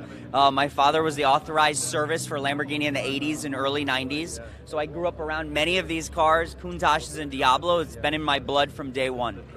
And what an icon of the 80s these cars are. I mean, there's nothing more 80s than one of those. It's Miami Vice all over, isn't it? I think these cars have become so important to the future of supercars. They were bold, they were outrageous, and I think they've inspired a generation today, and I think they're that much cooler as we look back in time than they were even then. Yeah, I would say they are, and I tell you what, it's starting to feel old on this one now that these cars actually fit in perfectly. A heritage event. This is old machinery now, but it still looks great. Yes, and it's timeless. I think that it's one of the most important designs, one of the most important cars, and it's an honor to be here today, to be celebrating with so many. Yeah, it certainly is. And Trevor, lots going on. We've managed to sort of like move the crowds away from you, but all the guys that own these have been, wanting your attention for the last sort of 5 or 6 minutes since you showed up. Firstly, what's going on today? Because I understand they're going to get out on the track. Is that right? Yeah, we're gonna do. We'll be on the track for about 15 minutes, and we're gonna do a parade lap. I asked John if we can go a little bit faster. He said no, it's probably best if we just kind of do a nice parade lap. But I can't thank WeatherTech Raceway Laguna Seca for having us here. Yeah. This is the second time we've been invited back, obviously with the 100 years of Bentley, and now with Lamborghini. I'm really excited about it, and can't thank them enough. Oh yeah, and they've done a fantastic job. I mean, the setting here. I mean, we're stood in front of the Rolex hospitality booth there, Johnny. I hope you're going to get yourself in there and get some lunch as well at some point. I hope I can at some point, but there's a lot of attention when you're managing almost 30 vintage Lamborghinis.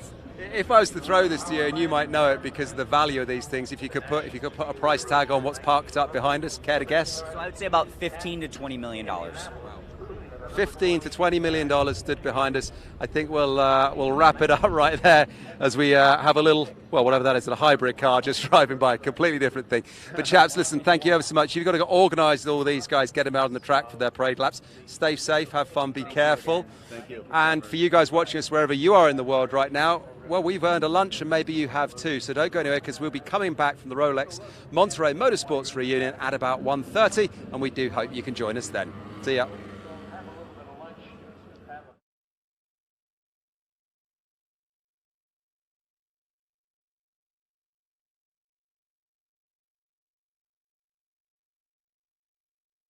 My name is Nancy.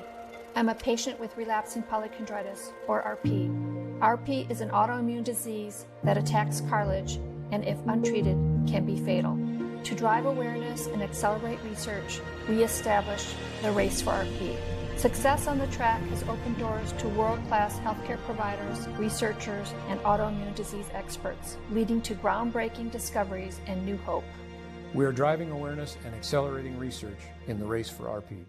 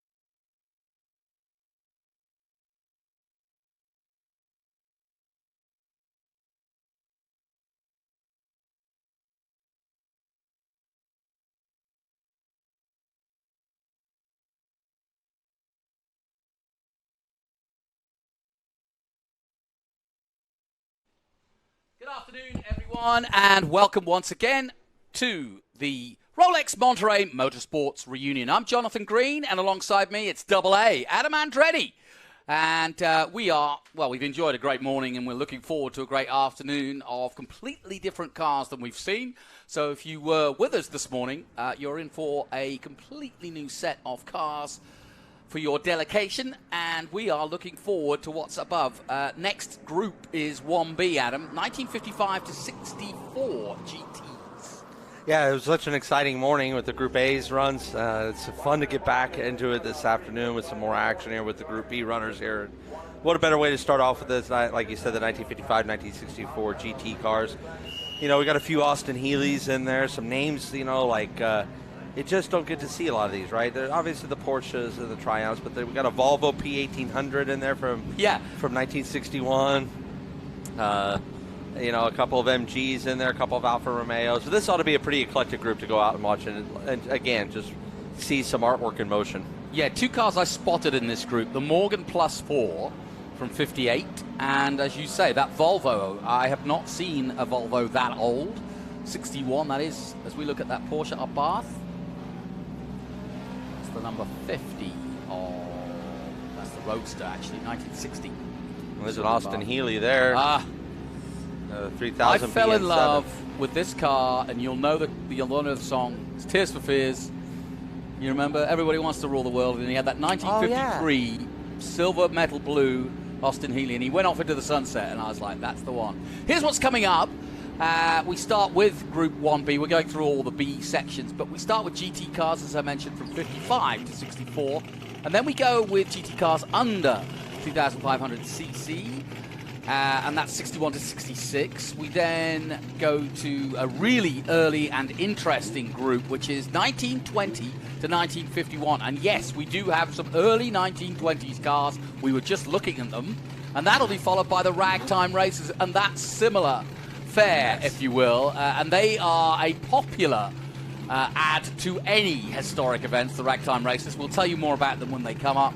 And then we move to the FIA Manufacturers Championship 5B, and finally a Masters Endurance Legends. You were looking at this, you kind of like quite interested in seeing what that might be. Yeah, it's going to be more of our, you know, more recent cars, our more late model cars, you know, probably since 90. Well, they say from 1983 till up to the modern era, or pretty close to the modern era. So it certainly is about everything from my lifetime. I think we'll see a couple of examples of our of some of the things that my family has driven in the past. My Uncle Mario, my cousin Michael, some more of those out there. So again, it's for me in the booth here, it's a wonderful trip down memory lane in so many ways, and really certainly enjoying everything that WeatherTech Raceway at Laguna Seca has to offer in these Monterey Rolex Reunion Historics. It's just a fantastic event. Yeah, and I feel in some ways with COVID, with the change of management here, and just, you know, just HSR now involved in this. I feel like it's a bit of a, not a restart, but a new era for both this event and for the world of historic racing. Because we, like everybody else, have been locked down. Historics didn't run last year, nor did this event. And so, it's nice to sort of put a new fresh coat of paint on an event, so to speak. It's our first time at doing this event. I've done a few with SVRA as well, but delighted to be here and delighted to be part of it and learning. It's all about a sponge, about the history of American racing.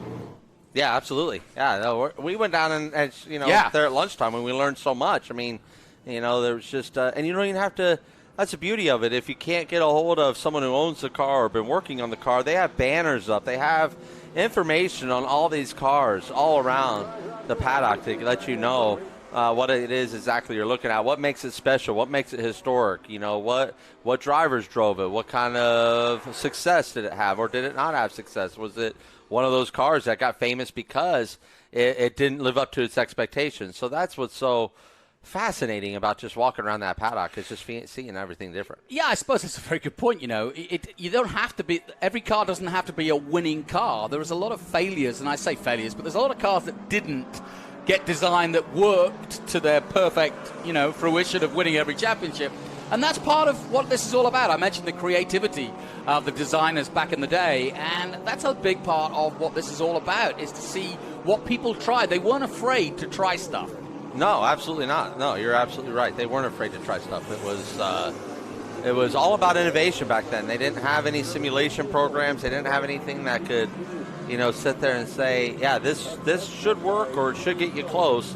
It was all theories. It was all, a group of friends sitting around, sometimes maybe or whatever, and deciding what, or coming up with a great concept. Number 49. Who wouldn't want to drive that? What a pretty little car. That is the Arbath Carrera, the silver and orange nose cone, as you can see, from 1961. Before my time, but beautiful. I believe only 10 of those were ever made, and 3 of them are here. That's wild. Yeah, only 10 of those were ever made, and 3 of them are here. I believe I heard something about that the other day with Rancid Webster at the wheel of that, and like you said, who wouldn't want that opportunity? Between the first two, that Austin Healey. Yeah. Oh, I'd happily have a Austin Healey. The inner James Bond in you. Yeah. Would come right out. Yep. Well, talking of unique, it doesn't get any better than the corkscrew. And I know people are tuning in around the world on our live stream. We welcome you, whatever time of the day it is. In Japan, from Auckland, New Zealand, and to Australia, we welcome you to Monterey and to this Motorsports Reunion brought to you by Rolex. And very excited to be here as they come out of the last turn, the famous last turn here at Laguna, and onto that main straight and roar past our commentary position, rattling our plastic windows, but we love it. And you can see the little miles per hour, just under 100 miles an hour, and they're only just warming up. And that is a nice little shot of the number 17. That's the Alfa Romeo Giulietta. Now that, if you know your Alfa Romeo, you'll know there is a Giulietta currently, but that was the original. A 1300 Sprint Veloce. Beautiful little thing. Isn't that lovely? It is such a great little car, isn't it? I bet that's a fun car just to throw around this track here. I can only imagine. I used to come here with World Superbikes, and Alfa Romeo had the pace car or safety car contract. I think they still do. And we got to see all the latest Alfa Romeos. And I bet they would love to have got this old number 19 out there as their pace car. No kidding. That would have been totally special for them to have something like that pace them.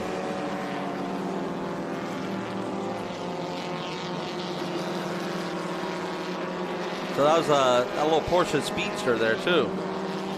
The 356 Speedster with Steve Schmidt behind the wheel.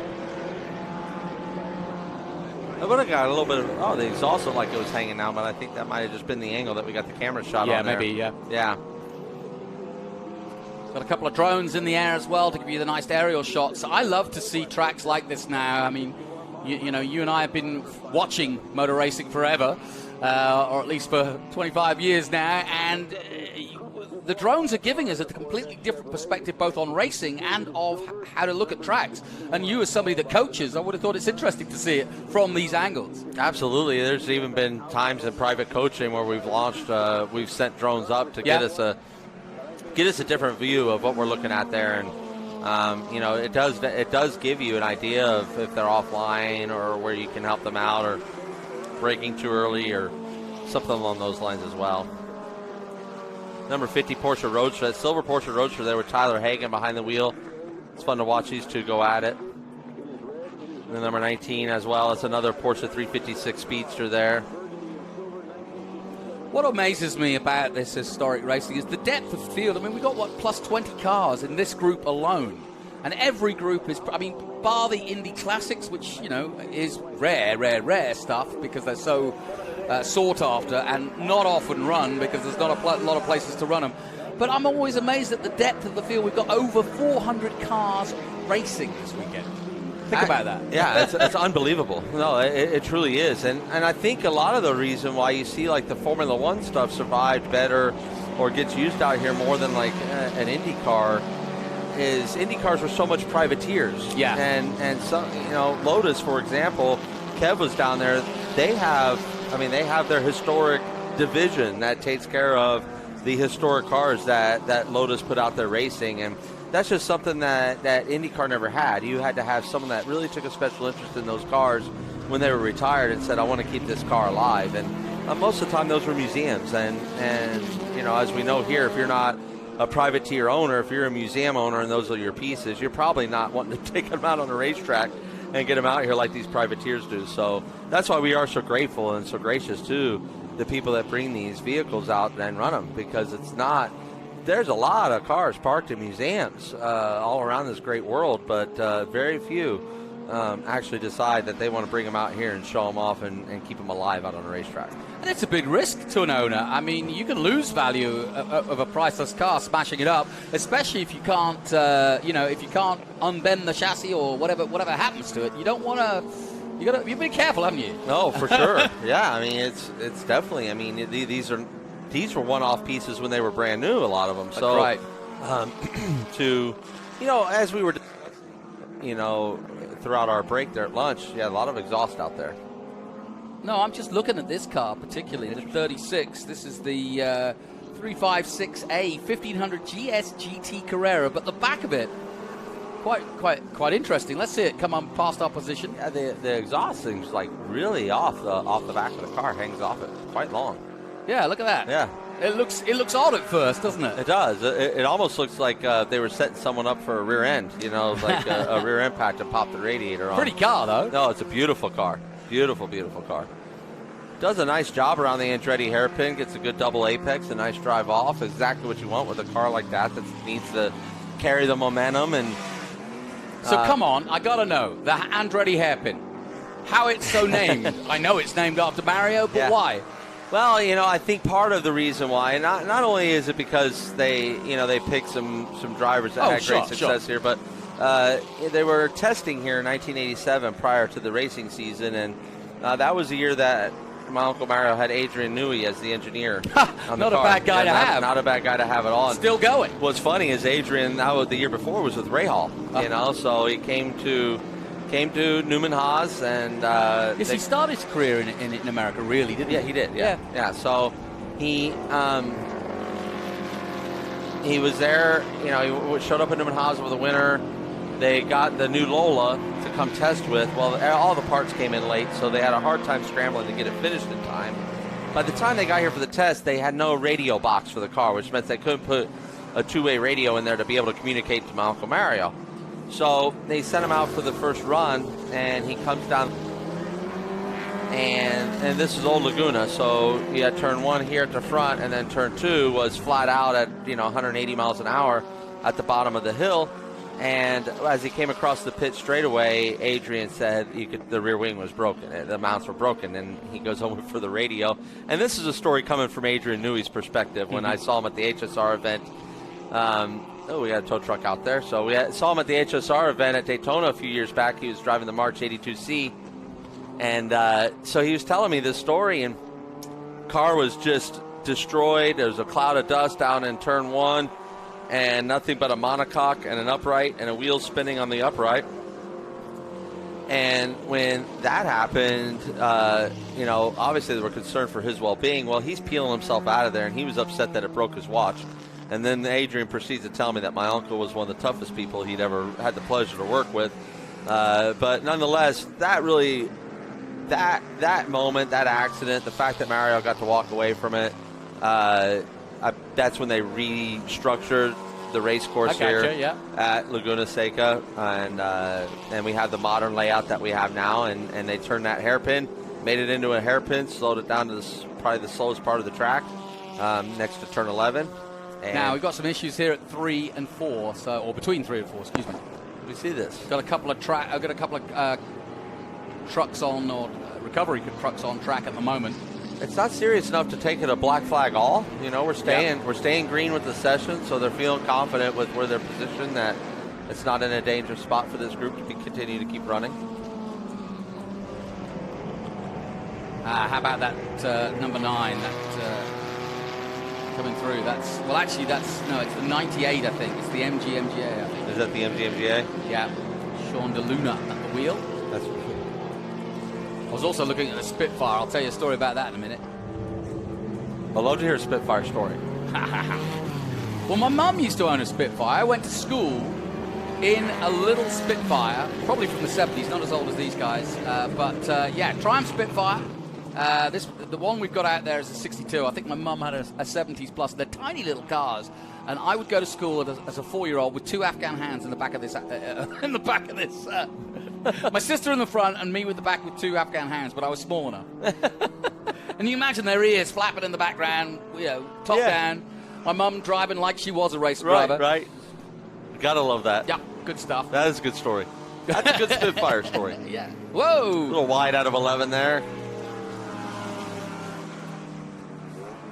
And coming towards us, this is the Morgan +4. I said I was looking forward to the Morgan, and here it is, that beautiful blue Morgan. And that's from 1958. So we've got from 55 to 1964 GT class. And really, this is where the sports cars became sort of revered, didn't they? These particular marks became so established worldwide when the Europeans started bringing them over to race in America. They were so successful, and I think it kind of miffed the Americans because they were so nimble. They didn't have a lot of power, but they had enough to be quick in the corners and just about enough power to keep up on the straightaways. And a lot of circuits like this don't have a lot of long straightaways, do they? So you don't really need out-and-out power. Well, exactly right. And honestly, if you've ever been on a racetrack, for any club racers or anyone out there, if you've ever been on a racetrack with somebody that's out handling you in the corner and you can't do anything, and you're not able to do anything with them on the straightaway because you just don't have enough power, that can be one of the most frustrating things. So that these cars came over in their day and were just frustrating the big block, Chevy Corvettes and things of that sort, just coming here and because the lap time, so much of your lap time is obviously in the straightaways, but so much of it's in the corners, and it made everyone go to work. And once they got those big V8s working, like these little nimble cars, that's when you saw these little nimble cars get big engines, right? Like a 427 Cobra and things of like that sort as we got into the 60s. As we get later into the 60s, we start seeing that, okay, we got better with our shock technology, we got better with our tire technology in that era. We were able to put bigger, heavier engines in it and still had the same corner speed. And that's the convertible D, that red car at the back of that group. And that's a nice little group, that. That is a fun little group. They're having a blast out there. I guarantee you those are smiles that you will not be able to wipe off those faces for the rest of the day. No, absolutely not. Yeah, there it is, the number 34. And at the wheel, that's Charles Christensen. He's passing the 69. And that's the Alfa Romeo Giulietta Spider.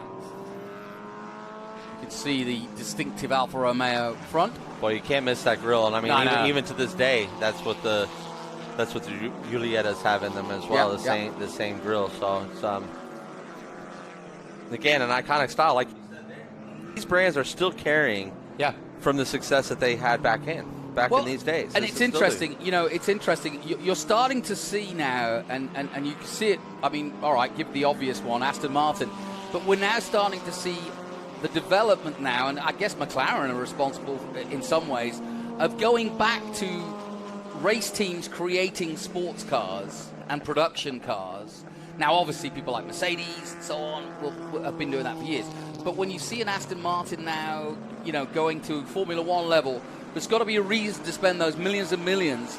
And we're now starting to see the products of those kind of coming over. We see it with McLaren, we're seeing it with Aston Martin as they go GT racing, and we've seen it with BMW. Of course, they're not involved in Formula One, but they've always been involved in racing. And we're kind of going back to that, how this all started, which is effectively potentially a prototype or a high-end sports car that is unattainable, but then the road car version puts you in with the brand. And you may not be able to afford the race car, but you might be able to be part of the family. Exactly, and we're seeing that, right? We're getting a new format in sports car racing where they're going to have a hypercar division. So we're going to see, again, what the manufacturers can bring at the highest level.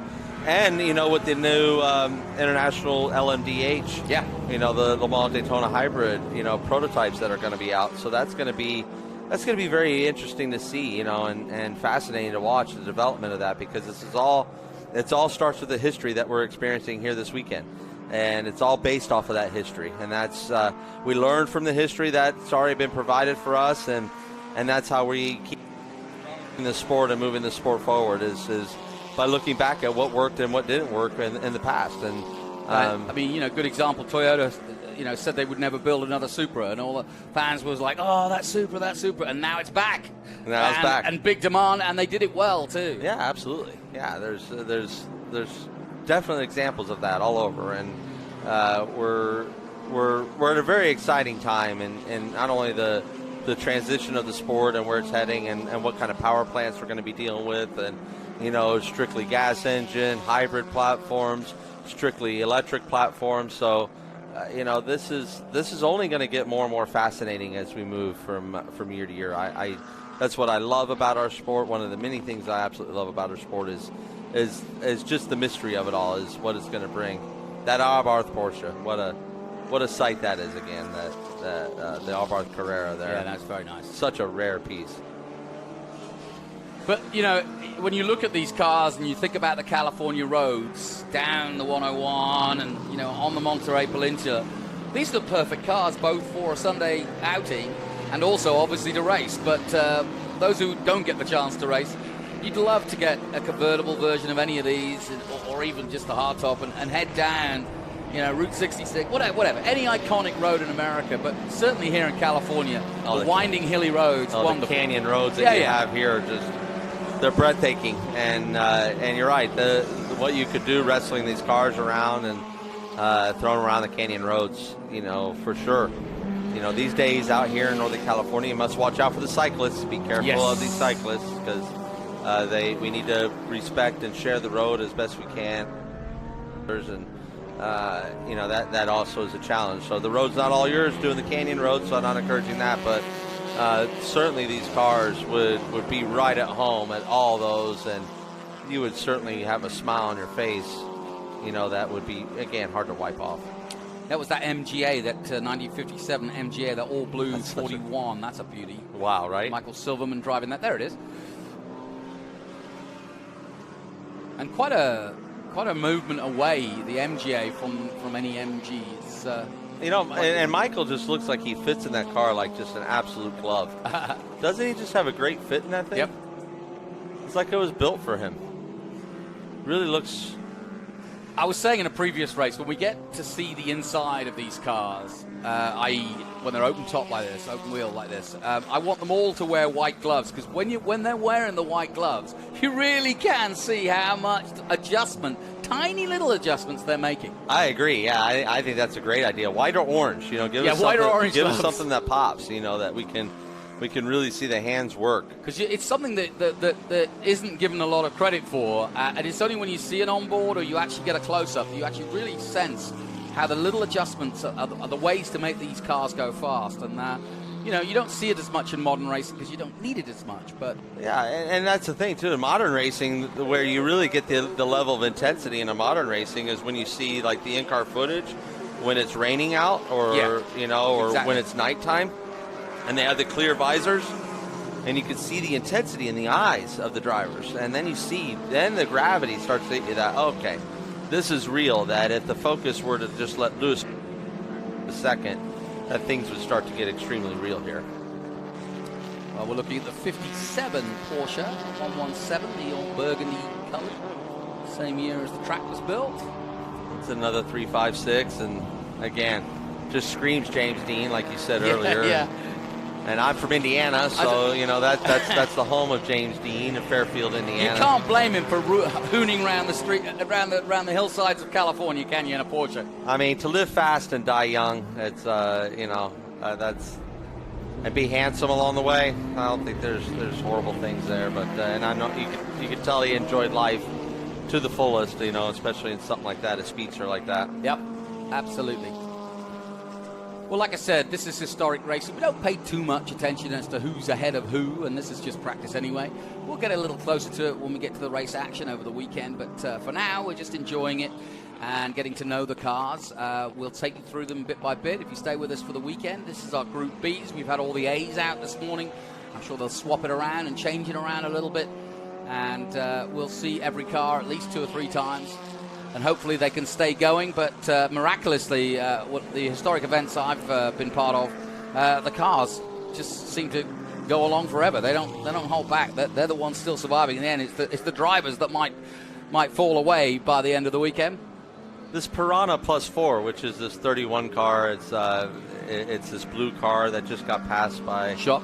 Yeah, that is the most unique of all, and that's a car I had my eye on when I looked at the list, because I never seen a Piranha. Don't even know what that is. So Greg Powell is behind the wheel of that thing. It's a nasty fish, is what it is. Yeah, it's a mean flesh-eating fish. Yeah, if somebody says feed my Piranha, don't do it. As far as the car, I had no idea. I had no idea that one even existed. It's a really nifty-looking car, and they got a fun little battle here. Like, oh yeah, they've been side by side. Way. Yeah, this is a exciting little battle between these two. Yeah, look at that. Now look what's on the back of that. And I can imagine they get out and they're just going to be laughing about the time that they had. A little, what is that behind? Is that the MGA? Yeah. Yeah. That's the numbers. It's the 98 MGA, I think. Oh, that's it, yeah. You can't see the 8. You can't see the 8. It's a very small. Whoa, he took a line there that almost got him in trouble, and he just about saves it. At the corkscrew, you've raced down there. You can't come back from there very easily. He missed the tree. He did miss the tree. You got to aim for the tree. But look how he recovered the lap time on the little Piranha there, up ahead of him. Oh, he has got his hands full. Isn't he? He's got his hands full of old Sean DeLuna. Wrestling that. There's something in the there's something in the surname that might give you a clue. Yeah, right. So across the strip they come. Beautiful car number 31. And that's that Piranha we've been talking about.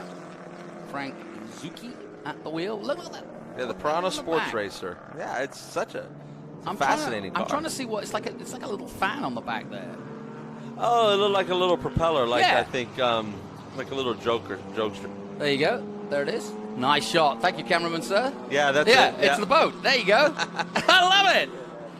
He's motor powered. It says Piranha Kit Car on the back of it. I like it. That's cool. Love the spirit there, Steve. I love the spirit.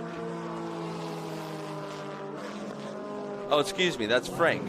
Sorry, that's Frank Zucchi. Zucchi, yeah. Yeah. So I love the spirit there, Frank, in your Piranha.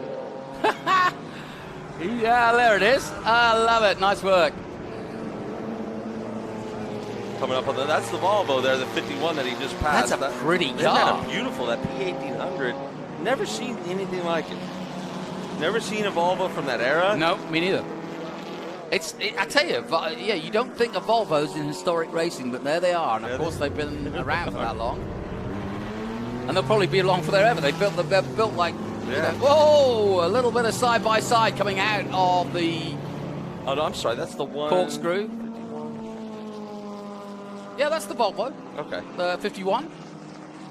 P1800. Oh, no, it's red, the P1800. Yeah, so we got that wrong. Yeah, things aren't really matching up on my... So I apologize for any confusion out there. That's on me. We've obviously got our list. Sometimes it's right, sometimes it's not 100%. But hey, heck.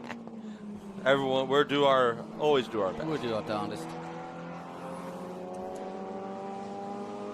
I love the yellow wheels, though. The yellow and the green go well. I really have an affection for this car. It's a beautiful car.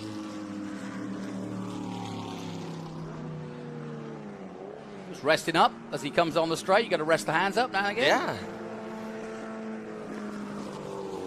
Well, maybe it's the 151. That's what's confusing us, because there's sort of a 1 before it. There's a couple of cars. There's a 138 out there as well. So I think some late entries, but we'll get to that. It's day one. I believe that could be the Triumph TR4. I'm looking at I'm trying to find it by color. That's the only one I'm finding on here that's British Racing Green. Yeah, because that's definitely a British Racing Green car for sure. So where have you got that? Ah, the Triumph. Yeah. So that would look like a Triumph. Got a Triumph-y look to it. Mm-hmm.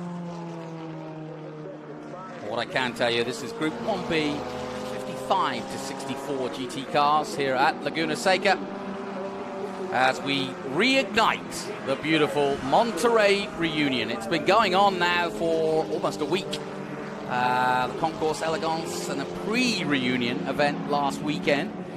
So these cars and the participants have been here almost a week already as we come into the second week. So this is a big event. A lot of work goes on as the organization of this. That's an MG. That's that MGA of Michael Silverman. That's a beautiful blue. Rolling around here, getting around that British Racing Green. I still believe that could be that Triumph. We could be wrong, but I believe it could be that Triumph TR4. It's another thing worth mentioning. Back in the day, back when motor racing began, each country had its color. British Racing Green was the British color. Red for Ferrari in Italy. French took blue, le bleu. Yeah. But we almost used to race in national colors in Europe back in the day. So that's why you get the distinctive what they call the British Racing Green. And I always think of the 33 Bentleys, which were beasts back then, but they carried those famous colors, and it's great to, and Aston Martin, of course, and Jaguar as well. Speaking of which, there's a Lotus. Yep. Lotus Elite, the green and yellow. Henry Moore behind the wheel there. It's a great example of that Lotus. I think it's one of the few Lotuses, or maybe the only Lotus in this group. It is. It's the only Lotus we have in the group here. Yes. Every time I meet a young kid named Colin, I said, well, did your dad name you after Colin Chapman? They don't know what you're talking about. They don't know who Colin Chapman is. So then it's a perfect opportunity to educate them on Colin Chapman, because almost all of them know Lotus cars. And so it's a great opportunity. And then they have they get a newfound love for the Lotus brand because they have an attachment to being Colin. Being named Colin, yeah. See, if you go to Conroe, Texas, and they say you're Colin, it's after Colin Edwards. Yeah, right. See, depends where you hail from. Not a bad one to be named after either. It's Colin Edwards. Not bad. It's coming up on 2 minutes left. He's got a lovely Shelby in his garage. Yeah. Oh, I bet he does. Oh, I bet he does. Yeah, motorcycle racers love their cars. Car guys love their bikes. Not often you see a Lotus, though, all yellow with the green stripes. It's usually the other way around, of course. Usually is. It uses both the Lotus colors, but in a sort of swapsy. It is quite unique. Yeah, I like it. I think I'm sure that was maybe a way to tell the difference between cars back in the day on a team car or factory car, and maybe a customer car would be my guess, but who knows? Mario ever talked to you about working with Colin? I mean, yeah. I mean, he must have been such an innovator and such an interesting guy, because he was always looking for some new way of going faster or making an innovation, and his cars show you that.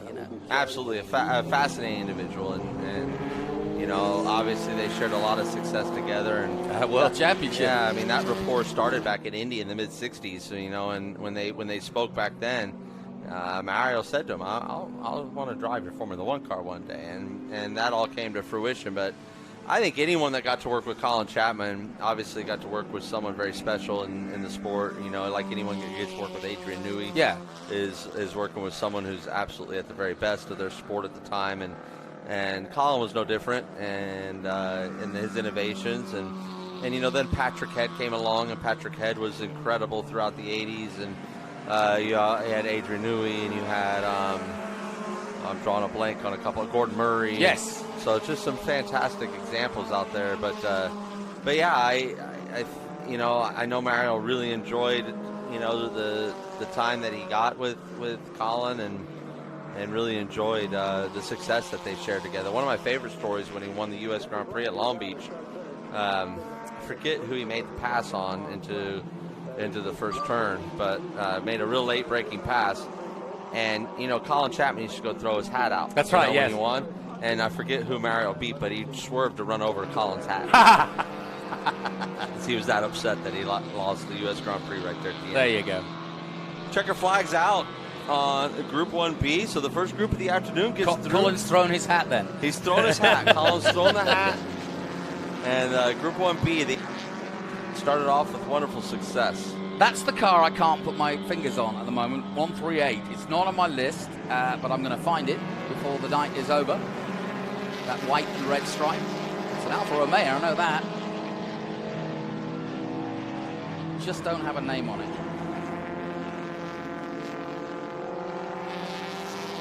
Could be... No, I'm gonna...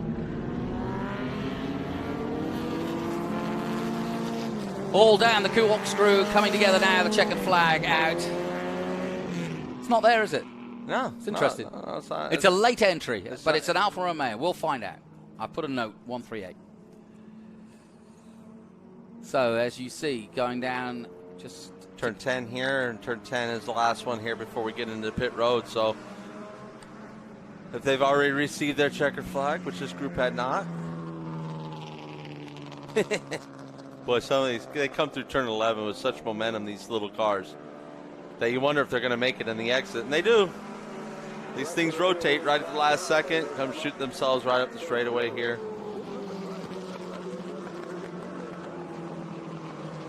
Beautiful sound as they change up. Yeah, it's we're right right at the where we shift are. point. Yeah, we're right at the shift point, so we get just we just get the really the genuine, you know, raw sound as they come by. It's a treat. Now I know you like your breakfast, and I know you like your cereal. So how about some Special K? He's down in the pits. Our very own Special K. Kev Harris is down there in the paddock. Over to you, Kev. Thanks, Johnny. Here we are then in the Californian sunshine. It's great, looking great, but I tell you what, you'd be forgiven for thinking that you might be in the Mexico sunshine, because right here, right now, I'm surrounded by some of the cars of La Carrera Pan America, a phenomenal road race that could see you spanning the Pan American Highway for some 3,000 miles, and if you're up for it, you can do it in 7 days. And the man that knows all about it is right here. That's Eduardo Leon. Eduardo, great to see you here in Monterey this weekend. First up, how are you enjoying the day so far? Well, fine, and we're, happy to be here, happy to be in a racetrack. The cars that we brought are, to race, and we're racing this weekend. You are racing this weekend, but where these cars normally race, it's a very different proposition. Started in 1950, I think you just told me, and it's all to do with the Pan American Highway going from Guatemala to, where was it, all the way up to the US?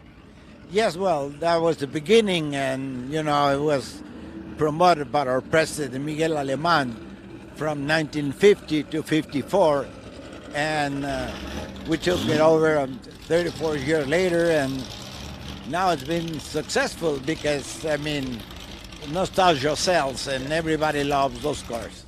Yeah, they do, and what an eclectic mix of cars behind us. We're looking at Oldsmobiles, Buicks, there's a Ford GT40 over there, and a little Alfa. There's some really interesting cars that enter this rally. People choose to do it in all kinds of vehicles.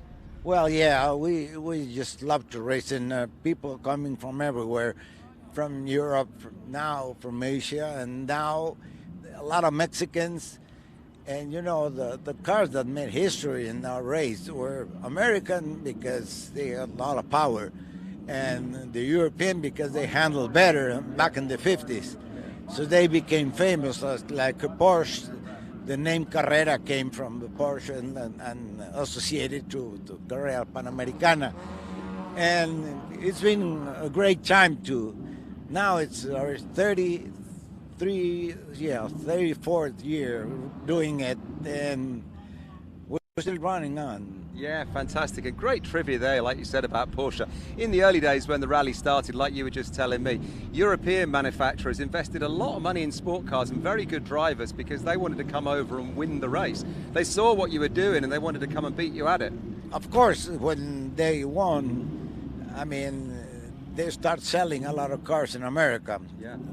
Brands like Porsche, Ferrari, Pegaso in that time, you know, Jaguar, all those cars sold in America very quick. Even the modest Volkswagen, the Bug, started selling. They didn't go fast, but they last a lot. And then they start selling, and they didn't sell speed. What they saw was reliability. Yeah, reliability is what you need, as you just said. 3,000 miles, and obviously the rally very much still alive and well today. 3,000 miles, and people that enter it, you know, currently, if you're going to do it this year or next, or when the next one runs, you've got to be covering that in 7 days, is it? Yeah, more or less. And as I told you, this is the only road race in the world that we keep the same spirit as in the 50s, going flat out on time stages. And 7 days of racing, a lot of fun, a lot of people. I mean, great. The atmosphere is amazing. Oh, I can imagine it must be superb. And just over your shoulder, the one with the flames on it, the Oldsmobile there. What a vehicle that is there with the yellow and red flames on it. Really big, really heavy car, but that's a proper racing car inside there, isn't it? Exactly. Though, I mean, the Studebakers, when they were born, they sport the engines of 100 horsepower. The new cars, the new Studebakers, and the Buick and all, use Chevy engines that go up to 640 horsepower. Fantastic stuff. Great stories, and the rally is alive and well. And if you'd like to get involved, just search La Carrera Panamerica, and or have a look at the details on the Monterey Motorsport Reunion website. I'm sure you'll find out all about it. Eduardo, thank you ever so much. Don't run away, because I'm sure we'll speak to you as the weekend goes on. Right, next out on track, though, we have 1961 to 1966 GT cars. And if you remember, we spoke to Phil and Bruce from Club Sport with those beautiful Porsches this morning, where you're going to see some of those running in this next one. Let's go back to Johnny and Adam. Thank you, Kev. Yeah, I tell you, that race is... I've looked at that over the years and thought, how on earth can you race a Studebaker 3,000 miles in the hot sun? That's incredible. He said 640 brake horsepower? Yeah. That's ridiculous. Yeah, and I mean, like you said, the hot sun. I mean, and big steering wheel. And then you're right close to the equator, you know, almost during that whole race. What happens when you break down in the middle of nowhere? Yeah, I imagine that is a big part of the challenge. I ain't no balloon. I ain't but no balloon foot. I like that. Okay. No light foot. No light foot, yeah. He's a lead foot. So this is a fun class, as they all are, you know, under 2,500 cc. So, again, nimble car. Better than they go down the straightaway, arguably. Number 9 car is a green 1964 Ford. Yes. A lot of 1.6 liter cars here, I would imagine. Yeah, mostly European, but a few Japanese in there now. A couple of Datsuns in there. And we've got an Elva as well, an Elva Courier, an Old English white Elva Courier. Looking forward to seeing that. But this is what we call Group 2B, 61 to 66, under 2.5. And yeah, small bore, but nimble, as you say.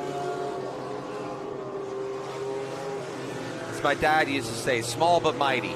Yep. You know, the engines, they may be small, but they're mighty. Well, I want to talk about Aldo for a second, because, I mean, you know, Mario stole the limelight, of course, as he should.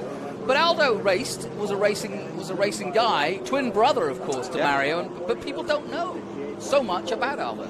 Yeah, I mean, it depends on the involvement. You know, in the Midwest, it's quite well known what his career involved. Dirt guy. Yeah, you know, so it was, you know, they started together and with the Hudson Hornet in Nazareth, Pennsylvania, and that's well documented, the number 7 Hudson Hornet. And That started in 1959, and at the end of that season, my dad, it was a national championship event, and they were not, the car was underpowered for what they were up against. You know, they were running in the super modified class, and they were a stock class car, I believe, was the way it went. And my dad was transferred into the feature, and was really having to push it to the limit to get it to that point. And towards the end of the heat race, he to the guardrail with the rear bumper, and that caused him to barrel roll numerous amount of times down the back straightaway. And a big heavy car like that kind of crumpled in around him. It broke the helmet off his head, and he was put into the hospital and was in a coma for a couple of days. And I believe he went under on a Saturday and came out on a Tuesday. But that was a big injury. He had to recover from that and spend good time recovering. He did. He made a full recovery, went back to racing, by 1961, and was. And held a career. 1969 was running a sprint car at Des Moines, Iowa, and I just actually saw the sequence of photos of that accident, and there was a car that was looked like had a problem right around the middle of the track, and my dad climbed the right rear. Right. And back then, no roll cage, open face helmets, and as he was barrel rolling along the catch fence, the fence poles were striking him in the face, and it caused traumatic, facial injuries, and this is in 1969. So he had to have complete reconstruction surgery. But if you knew anything about my dad, and you were around my dad and around Mario, or you see pictures of them, they were still pretty identical as twins. I mean, we could tell them apart because of the little nuances, but for the most part, we'd be at the race. I'll tell you how many times just me and my dad at the track, in a golf cart or something, and they yell Mario, Mario, because it was. They always were. They were identical, and right then was my three older siblings were born, so the family was started, and I'm pretty sure that they sat down and had a serious talk, and and that it was time to move forward in life and to turn back on racing, and that was really hard for my dad because my dad loved the sport. He was passionate about it. He put everything into it like Mario did, but my dad was the best at being the support, and my uncle will tell you that, and my dad never once said why me or complained or anything like that. It was always about us racing, what we were doing racing, and how he could be a part of it. We miss him and love him, and he was an extremely special human being, and the outpouring of support from the fans, and we can't thank you enough. All the prayers and the support are always felt, and but yeah, it was definitely very special. And he had and Chris Economaki was the one that said it, that Mario was the more polished driver, but my dad was the faster of the two. Lovely, a nice footnote. Yeah, a nice epitaph. So we're looking at a lot of Porsches out there. I didn't realize just how many. We've been looking at the number 98, the 911T, that blue one. Now we're looking at the 38. Is that or the 28? That's the 28. That's the 28. That's the MGB. Of course. It's rare you see an MGB in that dark colors. I hadn't recognized it. Right, exactly. That Edward black. LaMancha. Yeah. Behind the wheel of that, giving it through the paces here. We're in the Andretti hairpin. There's a good, nice promo shot for you. Love that.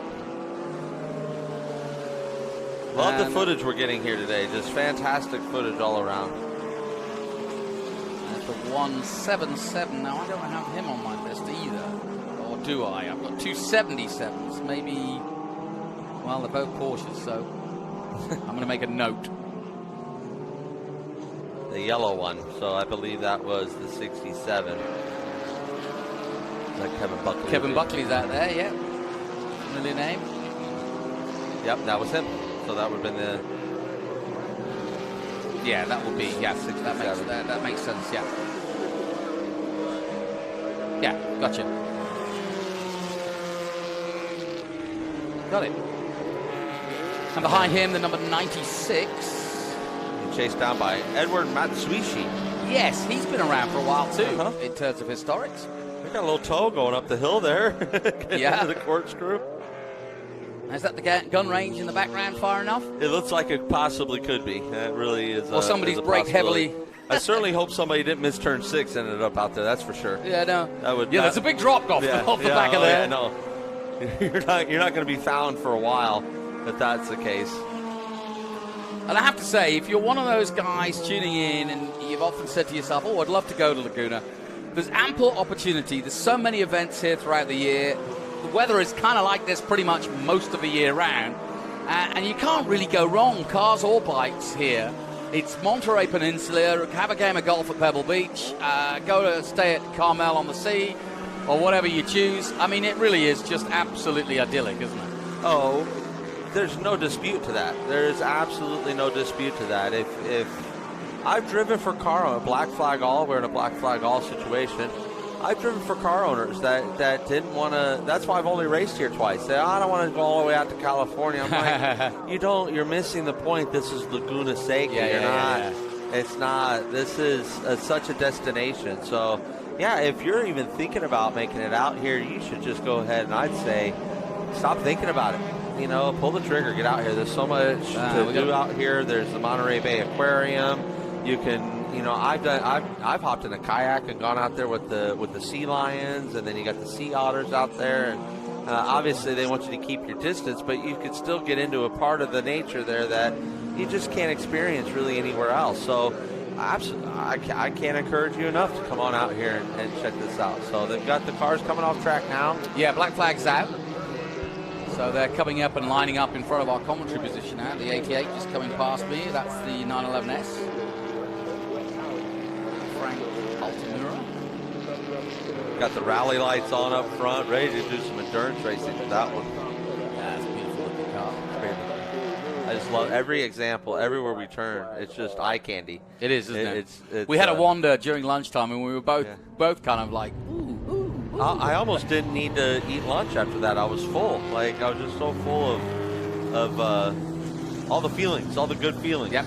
You know, that you get when you're around the things that you love, and this mechanical symphony that we have here.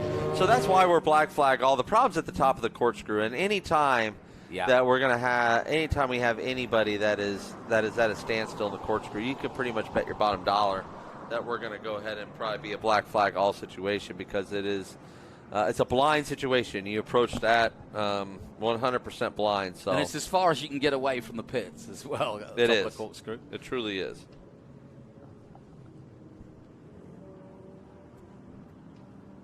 I'm just looking at this beautiful Manchester City, well, sky blue, I should say, but that's how I always call it the Manchester City blue, because it's that sky blue, that robin's egg blue, that number 48 in the pit lane, that MGB.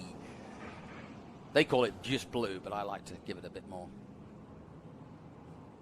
Yeah, that is I like the combo too, with the white and the red stripes going down. Yeah. And I miss the rally ball sticker, the rally ball numbers. You know, that was so common. Yeah, back in that era. good point. Where it was, you know, like a lottery ball, if you will, almost for the numbers. So I kind of miss that font. That's the number 99 Lotus 26R. And now we're inside it with Tony. He's inside. He's in the passenger seat. He didn't know he was going to get a passenger, but he got one. Got the Hoosier tires. We were looking at the tires. I tell you what a job to have, looking after the tires on this lot. Fascinating, isn't it? I mean, you're looking at.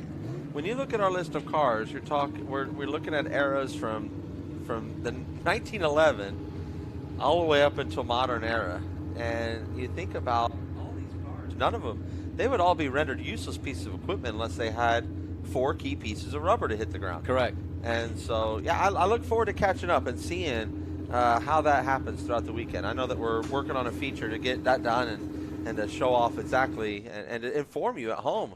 Because I am sure you're just as interested as we are. And it's so essential. It's fascinating. Well, it looks as though they've got the hurry up going, because away they go again, and that roar of the sound of these beautiful engines hits out again as our 61 to 66 head back out of the pits. They've cleared up the incident at the corkscrew, and away they go again.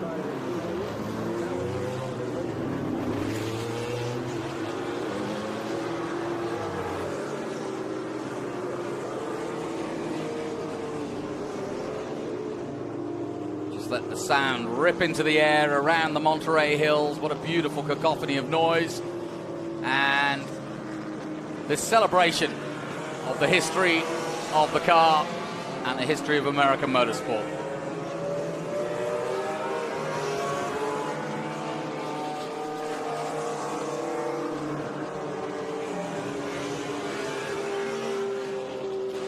It doesn't matter how old these cars are, they all sound brand new. Right, yeah, they're crisp, you know, they're so finely tuned. The mechanics, when you walk around, as we did, John, at lunch, you've got an eye for that talent. You can just see these are the cream of the crop when it comes to, you know, mechanical knowledge, when it comes to people that are spinning the wrenches on these things. It's phenomenal to see, and then the end product, like you said, we're talking, this is carbureted era. This is carburetors. You know, sometimes, I mean, tuning multiple carburetors on a single engine, that is a really monumental task. Yeah. And like you said, every one of these cars ripped off of here in pit lane, perfectly tuned. Mm-hmm. And that's just, I mean, that's music to our ears. I mean, you brought up a really interesting point from an interview that Kev did earlier, which is what happens to the next generation of mechanics? Are they training people to look after these cars? Because these guys can't last forever. No, they can't. I mean, sorry, these mechanics, the cars will last longer than the mechanics. I mean, being a mechanic at any point, if you've ever, I mean, anyone that's listening that's worked on cars, you know that working on a car is not the easiest thing on the human body. It takes its toll. Oh, gosh, yes. Just like anything else, you're leaning in awkward positions and putting a lot of torque on your body to turn, you know, to a lot of hours too. Yeah, to bust a nut and bolt off. So there's just so much to that, and you know, I think a lot of times can be taken for granted. It's a lot of times a thankless job, and so that's why maybe we need to really, you know, put a lot of emphasis on the next generation. I totally agree with any kind of apprenticeship. I want to see, because the interest is there. I see it. You know, we see it in the youth. Anytime we're racing, you know, the younger you are, the more enthusiastic you are about the sport. Most are enthusiastic and want to be drivers, but, you know, and what you come to find out is driving's not 100% for everybody, but there's a lot to do in this sport. Correct, if you really love it, there's plenty to be. That's some great careers to be had, too. For sure. We've been looking at 1967 Porsche 911S.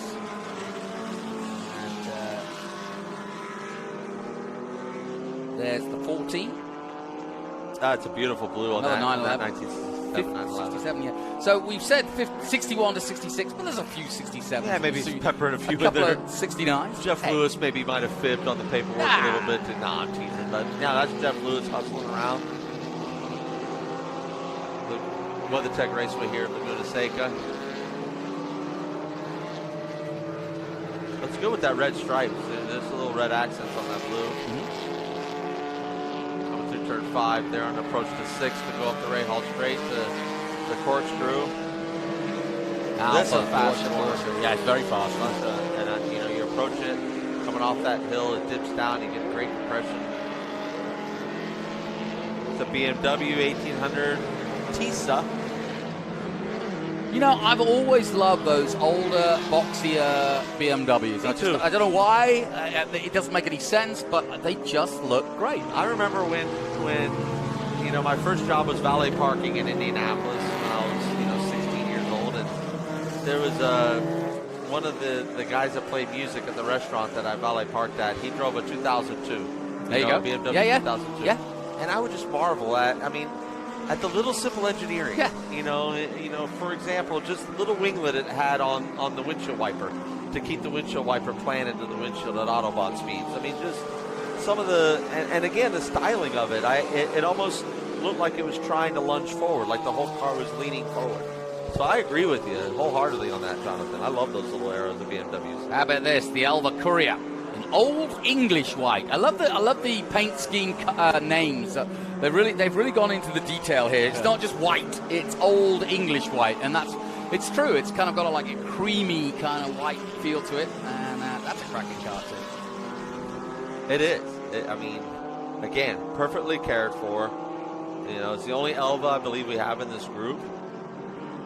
I'm trying to, in my back of my mind, jot up the numbers. But if you've got 400 cars here, and every one of them is probably a 6-figure, plus. Yeah, I mean, I would estimate, you know, Dorsey Schrader and I were just sitting there chit-chatting as a couple of racers, and I just threw out $1 billion worth of cars.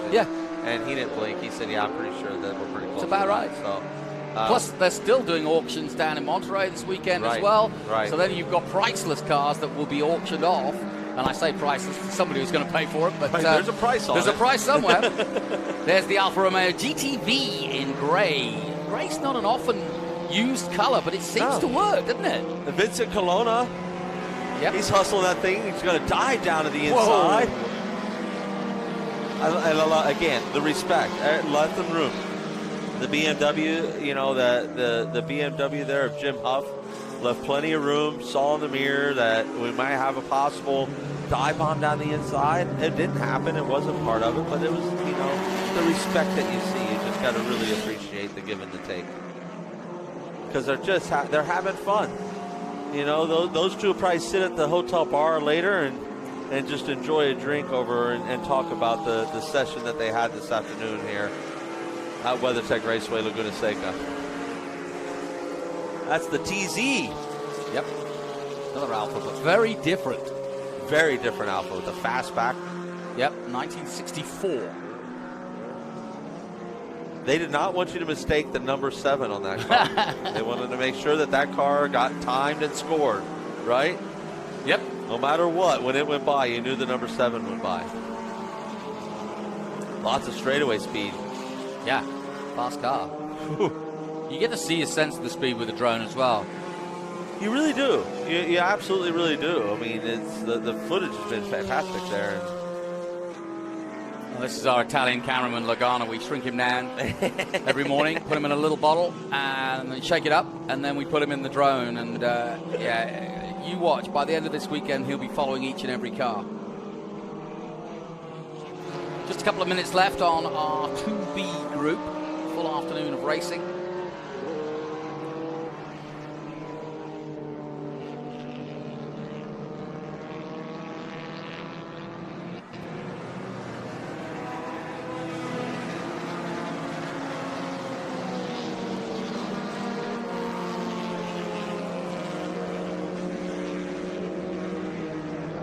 Clock ticking down and starting to get a little racier now as they get dialed in. This is the raciest group I think we've seen all day. You know, the only other group I saw that was this racy was that historic Trans Am group earlier that was really running and doing a lot more side-by-side business. But this group seems to be taking the cake. It's like they were sitting there watching throughout the morning and just chomping at the bit to go get their chance out there. With less than a minute to go, they're making sure that the cars are running the way they need to be running. Continue the rest of the weekend.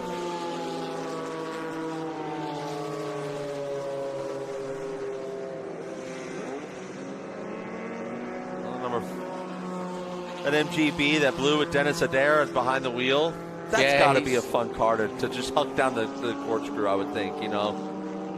Just approach that with everything you got and just give it the huck of the wheel and let it rip. Yeah, Dennis is another stalwart of the historics. Been around many a year doing this kind of racing, this form of racing.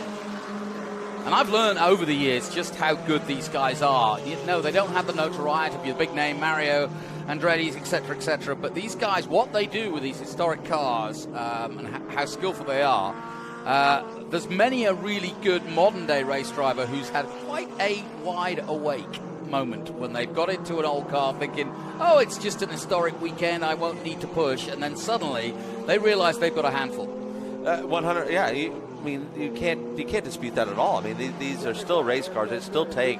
My dad always said that anything that has an engine or a motor deserves our respect. Correct. It can hurt you, and it won't ask questions. You know, and it won't say sorry. Yeah, whether it be a blender, a lawnmower, a race car, it doesn't matter. If it is powered by something else, it deserves our respect, and that's something that you see. And I've said it a lot, you know, already today is the level of respect that each one of these individuals has, not only for their own piece of equipment, for the equipment that's around them, and honestly what they're here to do. How many of you heard they all say it's about us having the fun? So we're at the finish of our 2B first session for them. cars from 1961, well, to 69 to be fair, we said 66, but there's the odd 67 and 69 in there. There's a Porsche 69 Porsche for a 911 out there.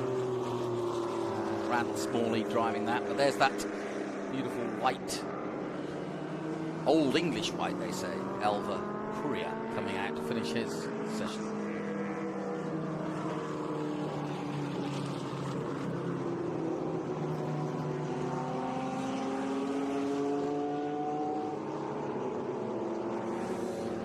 So, as we finish our to be or not to be, let's head down to the paddock and join Kev one more time for the latest down in the paddock.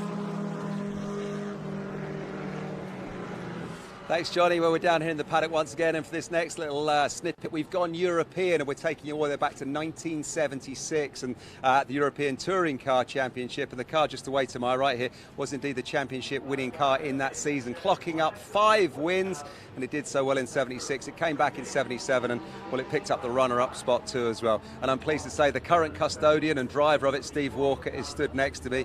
Steve, hands down, one of the prettiest BMWs here at Monterey this weekend. You're a lucky man to own it. I'm very fortunate to be the custodian of this car, and it is a beauty.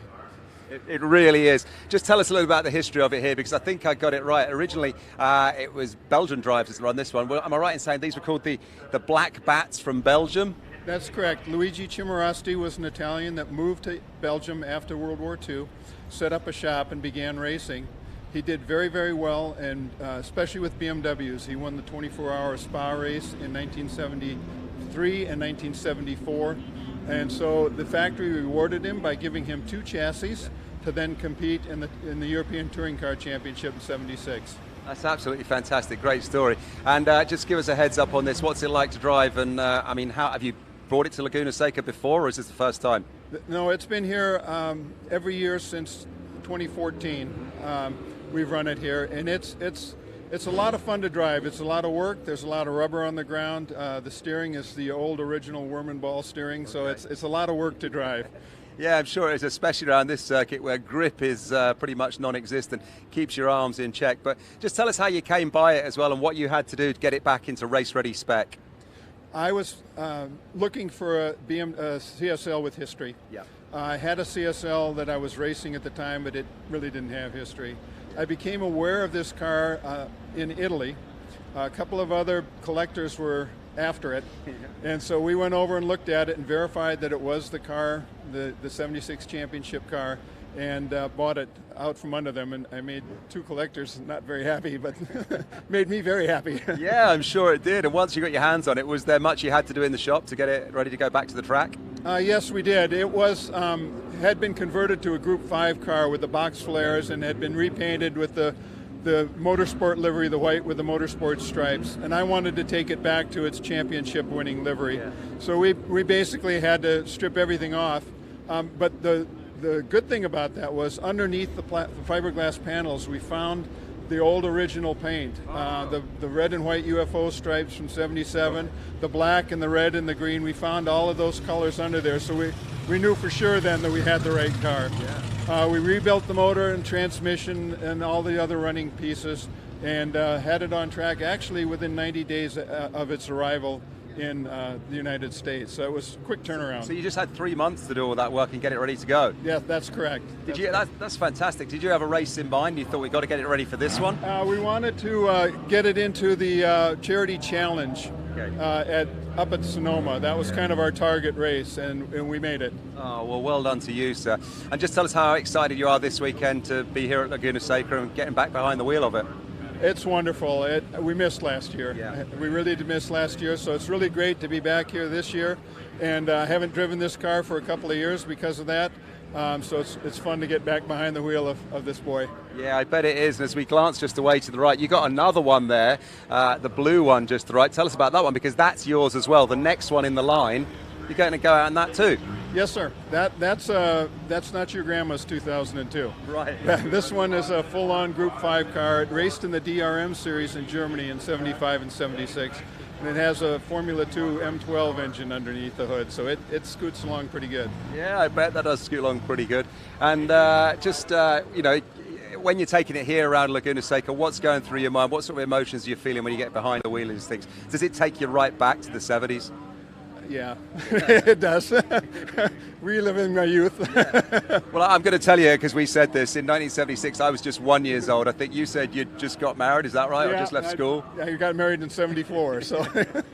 So these are the cars that you were looking at then from back in the day, and it must be a wonderful position to reach a point in your life where you think, I remember that car, now I can get my hands on it. Yeah, it is. And I was able to meet Hans Stuck that drove this car at the Nürburgring at Amelia Island a couple of years ago when he was the honored driver. They invited my car down to participate in that night, so I got to meet him. He's such a gentleman. I got him to sign the dashboard, so that was a very special moment because I watched him race and I thought he was just he was one of my heroes. So it was really great to meet him. Well, Steve, listen, thanks so much for talking to us. Very best of luck for the weekend. I'm sure we'll catch up with you over the next 2 or 3 days, but we really appreciate your time. Thank you. Thank you very much.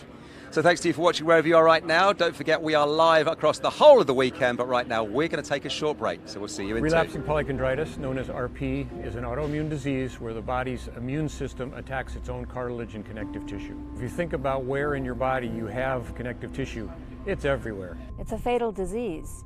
People are dying. We need to do more research and we need to do it faster.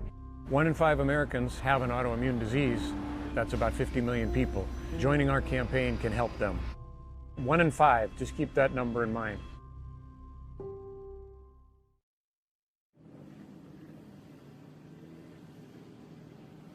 Welcome back to Laguna Seca here in the heart of the Monterey Peninsula. We are about 10 miles away from the California coastline, about an hour and a half south of San Francisco at the mighty Laguna Seca. Without doubt, one of the most iconic circuits in North America as we turn our attention to what we're calling 3B. But basically, these are, well, they're cars of yesteryear without a doubt. And this is all about racing design and development. And it really is a look at the workmanship defined as what we call vintage period. Vehicles eligible racing and sports cars with competition history established before 1951. And those include the likes of Alfa Romeo, Lagonda, Packard, Delahaye, and Ford. And yeah, you are looking at the history of the motor core here. There is a Ford. And what a cracker too. Look at that! The Miller Ford. How much fun would that be, Adam? This is, so Piero Taruffi. Piero Taruffi was the first one ever to write a book on driving a car, right? Yep. Driving a racing car. And this is the era that he was in. So when you read his book, or when you read his theory about separation of controls, braking in a straight line, and all that, it makes sense, right? You have almost no tire to work with. The brakes almost have nothing, and it's a heavy car. And it's a heavy piece of metal, heavy piece of machinery. So the Taruffi theory, which still holds strong to this day. Yep. Separation of those controls. Physics. It's physics. And but this right here, I can't help but think about Piero Taruffi. Think about when my dad first put his book in my lap to read. It was this era. It was these cars he was talking about, and that's all I know about this era. Are my heroes like Taruffi and Tazio Nuvolari? And these are the guys that wrestled these machines around, and I love. It's just fun to watch the modern day human that we have here doing the same thing. Yeah, and some absolutely magnificent cars. I mean, really, truly beautiful, and so beautifully prepared. Leather straps keeping the hoods on, just absolutely magnificent. And massive cars too, massive pieces of metal. As I said, you've got some smaller cars out there, but there's some big old monsters out there, and I love it. And when you see pictures, when you see promotional pictures of the historics here, of the Monterey Motorsports Reunion, the Rolex Reunion, this is what you see. You see them taking pictures of these cars down the corkscrew because this speaks to everyone about the history of our sport. Yeah, no question. And it's only when you go this far back that you start to begin to see how racing was developing and how unwieldy it was and how it started off, including two-seater racing, because the first Indy 500, let's face it, had a passenger seat. because they had no mirrors. Well, and I look at the body English. He's leading He's leaning into the He's corner. changing the weight to change, yeah. Yeah, because it actually makes a difference in these things. Look how narrow this car is. Which one is that's coming at us here? Tell you in a minute when it turns sideways. Find the number. Give a number on it. There we go. 32. That's a Ford. Miller Schofield. That's the Miller Schofield Ford, yeah. AAA big car. I love the car models in these, and you can read down the list. 7 Special, the Light Sport Tour, the PB Special, the 7 Nippy. There's got to be a story behind the 7 Nippy. Like, I would not want to drop 5 floors, 59 feet in one of these. Right when it compresses there? That is so cool. Yeah, I think you'd have a smile on your face for sure. I mean, take yourself back, John Kerr, to 1932. You're behind the wheel, and you are hustling that thing down the corkscrew here at WeatherTech Raceway, Laguna Seca. Well, you think about the era. You're talking, mid-30s, late 30s? Yeah. So you're talking before World War II. So you're talking about engines. A lot of these cars were sort of almost developed from airplane engines because they knew those were the most powerful. And so, you're getting bigger and bigger. I mean, this is the first original muscle cars, if you like. Big old engines and big old cars, too. Now, is that the Austin 7 Special? Could be. Is that what that is? Yeah, blue. I believe that is. That's our Austin 7 Special, possibly. Or is that still the Miller Schofield? Nope, that's it. That's the Austin 7 Special. Mark saying. Yeah, much smaller, yeah. That is that's a go-kart. Yep, 1935. Think about that. Getting a woe down there for the Andretti hairpin. Nice corner. It's got a good little arc through there. He can keep it tighter because he's a little car. No need to use up too much racetrack because unnecessary. Yeah, it's nice from the drone. You get to see the racing lines and where you should be on track. And it doesn't matter whether you're in a period 35 car or a 2021 car. The line is very similar here throughout that Andretti curve and through Laguna full stop. This one of the most important corners coming up here at Laguna Seca. Yeah, turn 5. Turn 5, because that is the first corner that starts leading up or starting to go uphill. And if you get good drive out of there, racing-wise, that could be the most important corner you do all day. I mean, that's one of those in a modern race car where you have like predictive lap timer, where it tells you what your predictive is going to be at the end if you keep your pace that you're doing. That's one of those. If you miss turn 5, you watch that timer go the wrong way all the way to turn 6. And there's a Bugatti for you. You got to love the Bugattis. I told you about my placemats when I was a kid. Well, that Bugatti was one of them. Nathaniel Green. Again, the body Type English. 35, yeah. I love the body. And part of that body English is coming from there's no seats in those. Yeah. They have to lean into the corner because they don't have any support to hold them the other side. The belts are holding. Yeah, there's no Willens belts in there. My dad, they would take a pony cake and they would cut it, and that was the seat. And then they would wrap half of the pony cake cut in half. They'd wrap it in upholstery and padding. And that was their seat. Isn't that cool? That's clever. That would just hold them in too. Yeah, sure. They gave them that side hold. Bit like karting. Yeah. Really. Yeah. That is wild. So we're looking at these beautiful vintage cars. We've got ERAs. We've got the Odd Laguna. We saw the Austin 7 Special. And there's a Studebaker out there as well. Haven't seen that yet. Yeah, the Studebaker IndyCar. Yeah. James Clear is supposed to be wheeling around out there. That'll be good to see.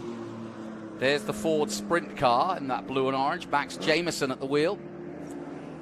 That's a neat machine, too. That's something that, you think about that. It's on a road course out here. That's call that a sprint car. Yeah. That probably hit the dirt tracks of America here in its day. And it's out here running the business around this road course, one of the most famous road courses in the world here. So it's just so special to see. My Uncle Mario got his first ever win on a road course in a midget. Yes. At Lime Rock. So this is to see a sprint car go around here of that era is not out of the question. Yeah, you don't think of sort of midgets as ever being road course cars, but I suppose they were. Yeah, can be. Yeah, you just had to put square tires on them, right? You couldn't have stagger. You wanted to put make sure that the tires were the same diameter on each side, and then you could go road racing. And have a lot of Kona. You had to have a lot of those to run these. the men and women that are strapping themselves in these things today, yes, I think are incredibly brave as well. So my hat's off to them. They're out here again, putting these cars through the paces, and it's a testament. I'll say it again. I'll say it numerous times, but it is a testament to the mechanical skill level of the mechanics that are in this paddock here. You're looking at these. Every one of these cars is either from the 20s or the 30s. I know that this class goes all the way up to 1951, but we don't have a single car outside of that era, the 20s and 30s, and these things are running flawless. Yeah, we have not seen one mechanical issue out there. We've seen more mechanicals than the more modern cars today. Right. This is incredible testament to the job that these men and women are down there doing, working the wrenches on these cars. Just saw a quick glimpse of one of the ERAs. 2 out there at the moment. And there's the Lagonda is a V12. That's amazing. It's a big old car. 1939, putting out a 12-cylinder, like you said, airplane engine technology. You know, that had to be what that was, I would imagine, an engine that big.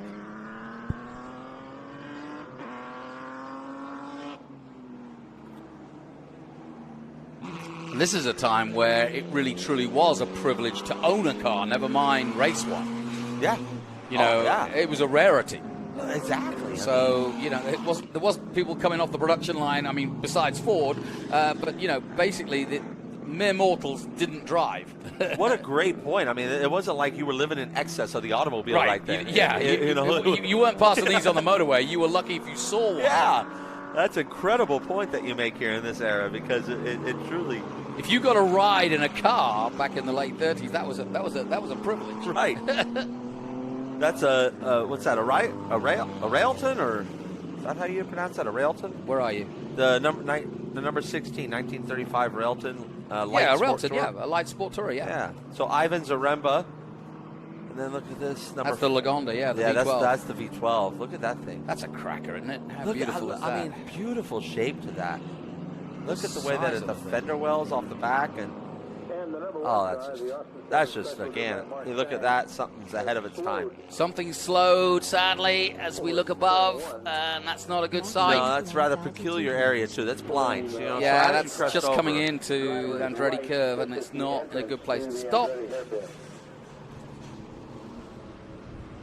Oh well, and the PA announcer saying exactly the same thing just after me, saying, yeah, that's not in a good place. But the Lagonda plows on up the hill. I bet that's an effort. Just tugging all 12 of those cylinders up there. And then he's got to pull on the anchors. Right, yeah.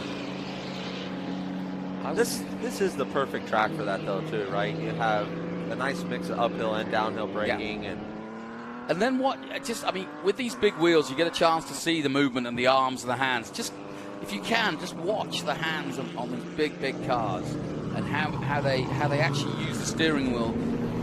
Far more than regular steering. They're adjusting all the time. It is a sight to see, isn't it? They're working. They're actually working the car. And there's no power steering. No, I mean, no. Power steering is in the biceps of these cats out there grabbing hold of the wheel. Next time Rafa, your teammate, complains about his power steering, put him in one of these and say, "Yeah, you don't need power steering." Right. My dad, you know, as an 81-year-old man, my Uncle Mario too, as an 81-year-old man, have forearms on him like Popeye still from wrestling sprint cars in the 60s with no power steering. Yep.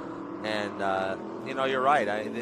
The men were men back then, and Adrian Newey said it too. Mario was the toughest guy he ever worked with, and he said the only guy he's worked with that's come close, he said Max Verstappen's a pretty tough kid. I'll bet. You know, he's a pretty tough, hard-nosed kid. So, you know, I think Max holds a lot of that old-school racer to him. Yeah. And I think that's why he's entertaining to watch too. Yeah, it was interesting. They did a trivia game with the modern Formula One drivers recently about could they name Formula One world champions. Guess who won and Max. guess who named them all? No, Max was second. Max was second. Sebastian Vettel got everyone from Phil Hill to Fangio, you name it, he named everyone. Yeah, Vettel's he's Vettel's a historian of the sport, Now, when he's bored, we can get him to join us in the booth because he'd love an event like this. He would be fantastic to have, for sure. Trouble is, he'd be asked to drive every car. We'd never get him out of the paddock. That'd be great. He seems like one of my favorite comments of his was when Kimi left and they brought Charles Leclerc and he was still in Ferrari. They said, "What are you going to miss most about Kimi as a teammate?" He said, "The peace and quiet." That's a good line. You almost got to love anyone who's going to come out with that. So well, there's that ERA. That's one of the ERAs from 1934, the R2A, the dark green. There's a dark blue and a dark green out there. And Padding Dowling, is driving that. Now, he is probably one of the most revered historic drivers. I actually saw him at the Monaco Historic a couple of years ago, working with Greenlight again. And a fantastic event, I may add, if you ever get a chance. Oh, it's got to be fantastic. It just Monaco, the history. Yeah. I mean, it explains itself. Doesn't it? It tells you everything. And there's the 33 Plymouth PC. What do you think of that? Cream green. That is a cool looking car too. I mean, that's just so unique. It's just so unique to see.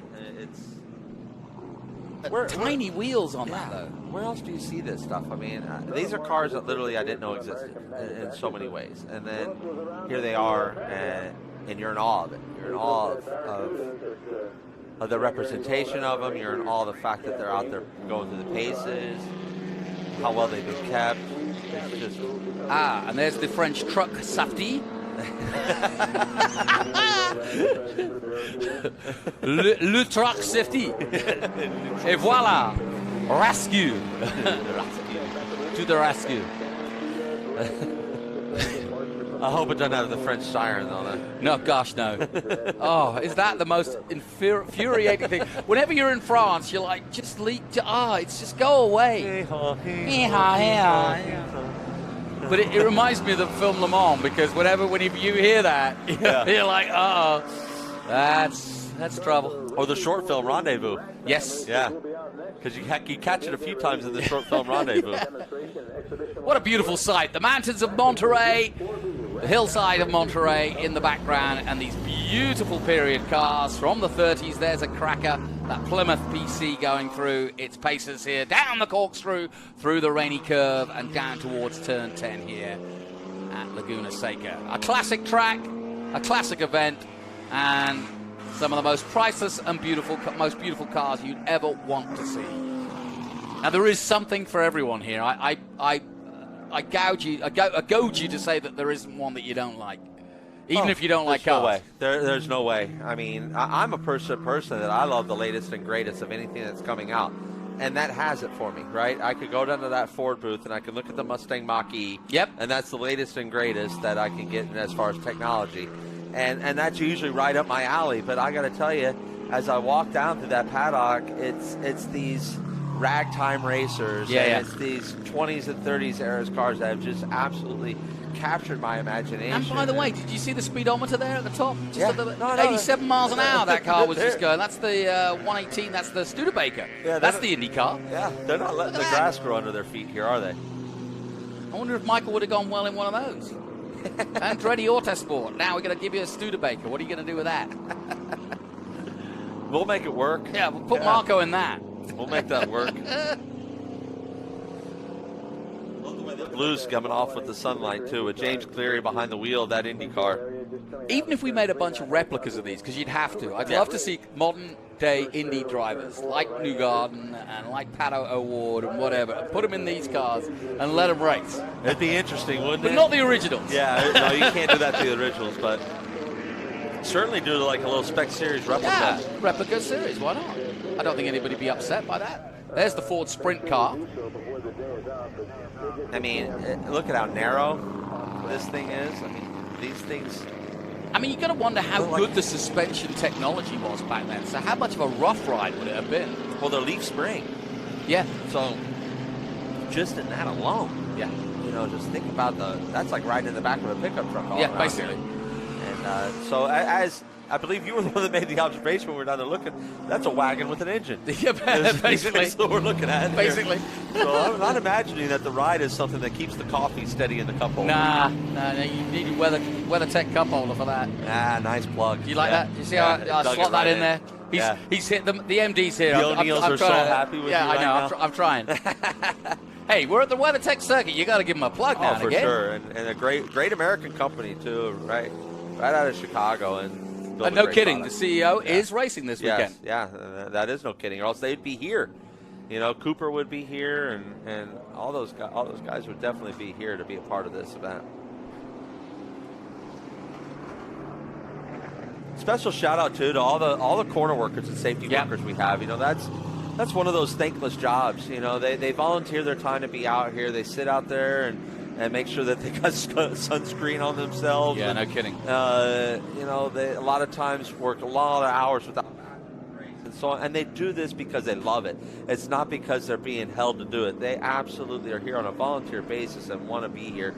But it is up to us as the fans and the competitors to really show our appreciation to those men and women that sacrifice there. It is a thankless job, and believe me, it's a dangerous job. There's no joke about that, you know. And so we love the fact that they're out here, because without them, again. It's like I mentioned the tires. Without 4 tires in these things, go nowhere. They don't go anywhere. Without the corner workers securing our safety, there's not an insurance company out there that would sit there and let us do what we do. So God bless you, the corner workers. We love you and thank you. Yeah, and if you're in the California vicinity, if you're either in let's say LA or San Francisco or San Jose, come on down. It's a heck of a weekend down here, and it's not just here at the track. This carries on into various concourses and ride-outs, and I mean, you could sit in a cafe or a Starbucks even somewhere and just hang out and watch these cracking cars go by. Oh, and you can, yeah. I mean, it's like people watching with cars. Yeah, there's like you said, something for everybody. There's something that's going to capture your eye, your imagination. There's going to be a color combo that you're really into, like the BMWs that Kev was just with. That Castrol livery was just, I mean, I'm up here, and Jonathan had to get me a Kleenex because I think I was drooling over how beautiful that car was and how it was striking me. Now, that's not going to strike everybody the same way it hit me, but I'm sure that someone's looking at the 2 cars right now, and it's filling them up with infatuation. So, with a minute and a half left to go, these 2 are just battling side by side. Like there's prize money, and we got to love this as a drag race up here. What fun. I mean, I can't get enough of just the spirit of what we're out here doing. Yep.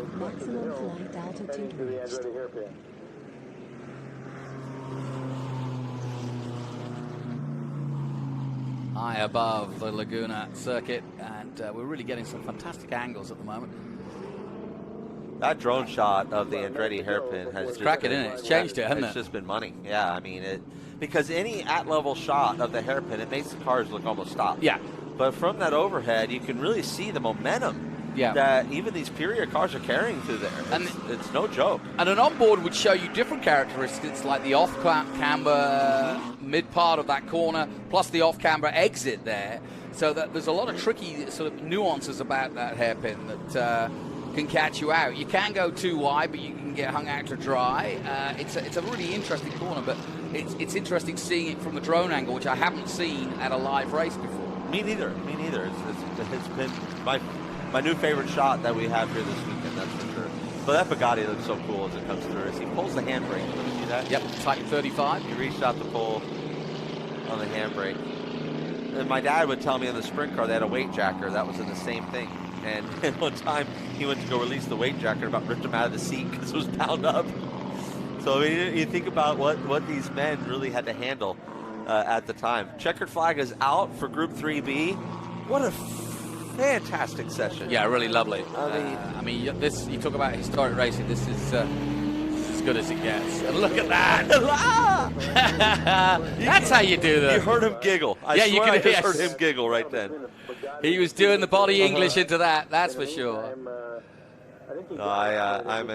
I'm smiling ear to ear. I mean, I just the enjoyment I know that these individuals are having, and I honestly, I want to take tire temps as they come off track. Yeah, these guys were hustling it. So the Bugatti comes around the last corner here at Laguna to finish off. Let's see the Bugatti straight away here. So we're doing, that Bugatti was at 70 miles an hour down this front straightaway. Yeah, but he's slowing down. He slowed down, yeah. Yep, there he goes. Hand out. About the only thing that's modern there is the helmet and the overalls. And thank God. Yeah. Thank God he's not wearing a leather helmet. No. I'd have to go have a talk with him. Yeah, if he was leather period helmet right and with goggles, the yeah. Well, you know what's funny is that, a lot of these cars, when they raced, they did long races. They did 4-hour races. Yeah, they did. Maximum flight altitude reached.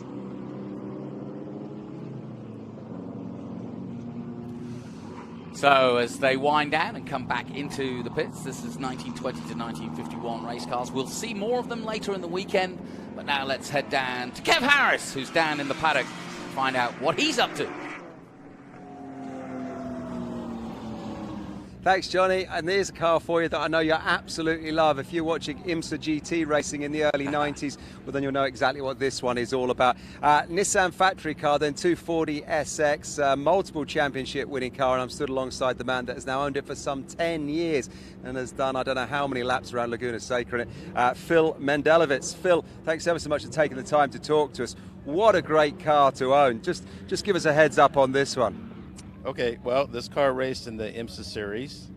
It raced 5 years and raced in over 80 events. Yeah. That's a big track record. And I think it podiumed, 70 times or 77 times. It was a very dominant car. And then like a lot of cars, the rules change and the cars, they actually get sold to South America and people race down there. And then it sat in a garage. The driver that the family that bought it, his son raced Le Mans. Yeah. He was a Porsche driver, and there was nowhere to race this, so it sat in his garage and languished.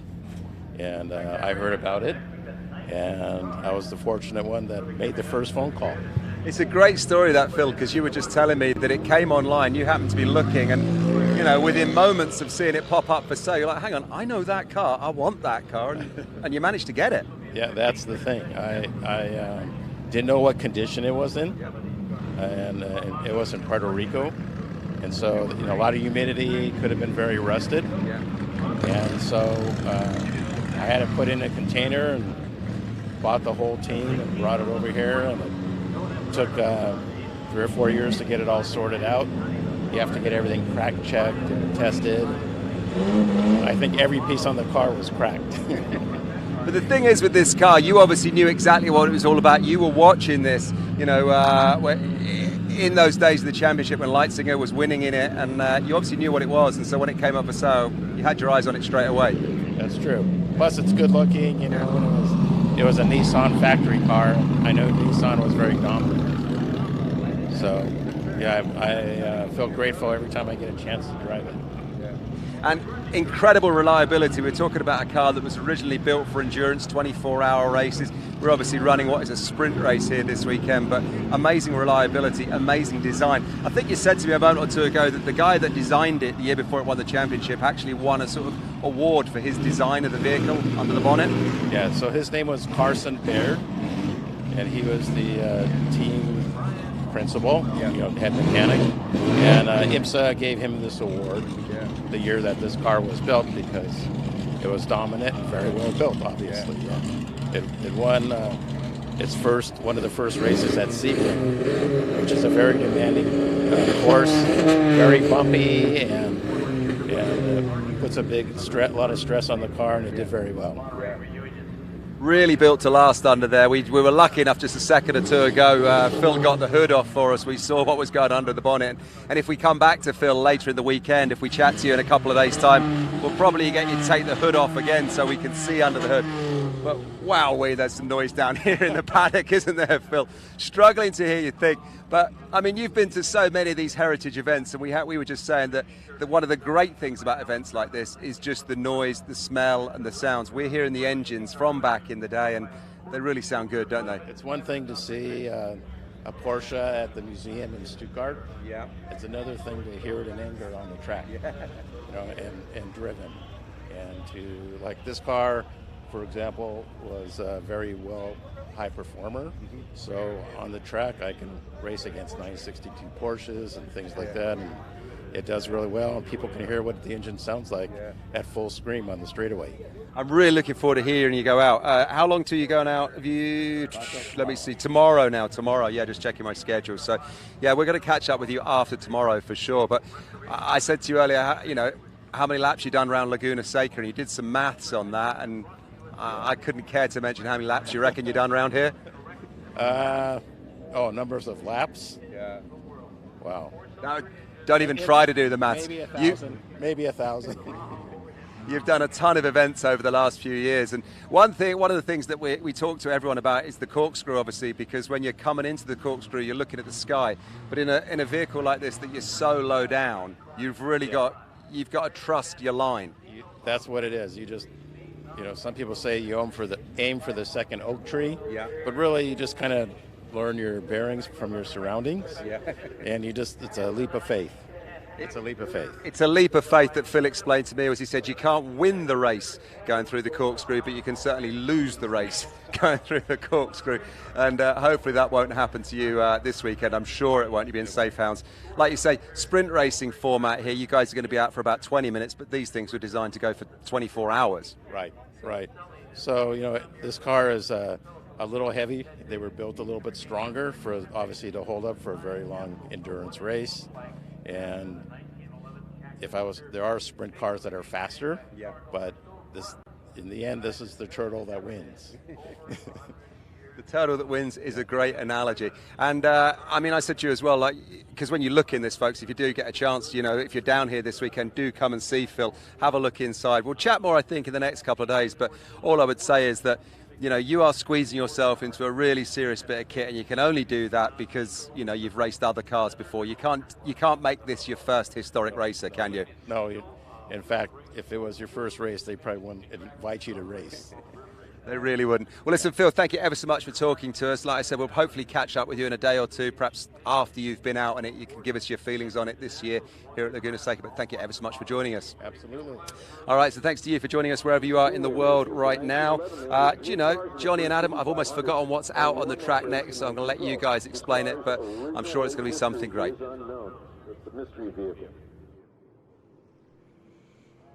Thank you, Kev. It's rag time. Rag time, racer time. Now, this is something quite different and quite special, actually. I've really enjoyed seeing these guys. They're an exhibition group. Effectively, they don't race. They exhibit at all the American circuits, and I think the oldest car here is from 1920. Yeah. 1920 Ford Model T, and one of them they name it as a take-apart T. Right. So one of those has got Borgard Speedwell, and the other one has Mark Hart in it. But after that, the closest to that is a 1917 Hall Scott Model M. Everything here is almost like a model something. Model T, Model D, Model M. But this really is the beginnings of American motorsport. And not just cars and racing of cars. They pretty much go synonymous. As soon as we got the engine going, we raced them. Exactly, and it's almost like watching history repeat itself, right? When we look at the electric car evolution that we're seeing now, how many new electric car manufacturers have we seen just pop up? A dozen or so? Yep. And how many are actually going to survive? Who knows? Yep. And this is what we're looking at here, right? Ford survived this, but you got Packard, Hudson, National. National. And so these are some brands that just, honestly didn't make it, right? But Bugatti is still around. Ford obviously is still around. Fiat's still around. Fiat's still around. So this is Marmon, not so much. Not so much, Marmon. No love for the people that brought us the rearview mirror. There you go. We're going to talk about that in a moment, yes, because that's a great story, one we both know well. Here they come. And I've been around these guys a few times. I saw them at Sonoma, and in fact, I was lucky enough to go around Sonoma in the number 16 car that we'll see out there, which is one of the Packards, a Model 30. But like we said, these are what's called the ragtime races. They are exhibitions of speed. They don't race each other. they just put, there it is, there's the number 16 Packard I told you about. But their race exhibition group formed in 2018 for 1920 and earlier, and they're literally a traveling show. They go to all the US, historic events, and they really have, well, over a dozen cars of era, and instead of putting them in museums and collections, they go out and race them. And in fact, we've got a version, not the original, but a version of the first ever winner of the Indy 500. There's that Packard going out there with a passenger. There you see, that the lucky person on the right is getting the ride I got. Because a lot of these cars are two-seaters, and there's a reason why they're two-seaters, and Adam will explain. Well, a couple reasons, right? You had to have a ride-along mechanic if you had a breakdown out there, and obviously also too, these things burned oil, so a ride-along mechanic was adding oil the whole time. But also they were the day of of the age spotters. They were the eyes. They were the eyes for that driver behind, and that's why there was a lot of protest to the Mormon Wasp because it didn't need a mechanic. They had, I believe it was, an early oil subsystem that they didn't go through the oil, and they also had a rear view mirror that Ray Harun created, and so that's why they have a single seat. It was a single seat. So even back then, the racers knew that, okay, you're saving the weight of a full human being out there, so you're not going to burn as much fuel. You're going to have more speed and more power, and Ray Harun took advantage of everything he could right then, and came out on top and set history for all of us to enjoy. Yep, Ray Harun, the winner of the first ever Indy 500, and he did it with the first ever rear view mirror, so he didn't need that spotted that you speak of, and he didn't need to look from side to side. They would tap them on the shoulder with the passenger and tell him where the competition were if they were catching. And again, you can see that spare seat there, no passenger there, but beautiful, beautiful cars as we watch the number 18. That's the Romano Studevant. And the ragtime race, one of the neatest displays here in the paddock. They have a beautiful representation. The cars are set up in an old-time garage setting, with a great display in the back that kind of takes you back in time as it is. Each one of the cars has a little takeaway card that you can take with it that has a picture of the car, some history of the car on the back, who currently owns the car. It's just, they have probably, like I said, one of the best displays here. Well, like you said, I've got one of those cars right in front of me. 1916 Romano Sturt Avant Special, V8 aluminium, 555 cubic inches, supercharged. World War I aircraft engine. There you go. There's your aircraft engines. Transmission was a Brown and Lip 3-speed. And the chassis, a 1916 Auburn chassis. And again, aircraft wood and fabric with aluminium cowl used. The wheels and brakes were wire wheels with mechanical brakes. And built by E.J. Romano, who built 3 aircraft-engined race cars from 1913 to 1924, one of which was the first ever Pikes Peak hill climb of 1916. Can you imagine going up Pikes Peak in 1916? Not one of those. Not one of those, because, I mean, again, you're running out of oxygen, so you're running out of power. This is Brian Blaine behind the wheel of the Blaine Motorsports Foundation, and this is a car that they own, their foundation owns. And then you got the 16 right behind them. That's a Packard Model 30. Yep. You got Payette Hidalgo back there behind as they come down the front straightaway here. Always well aware of who they have around.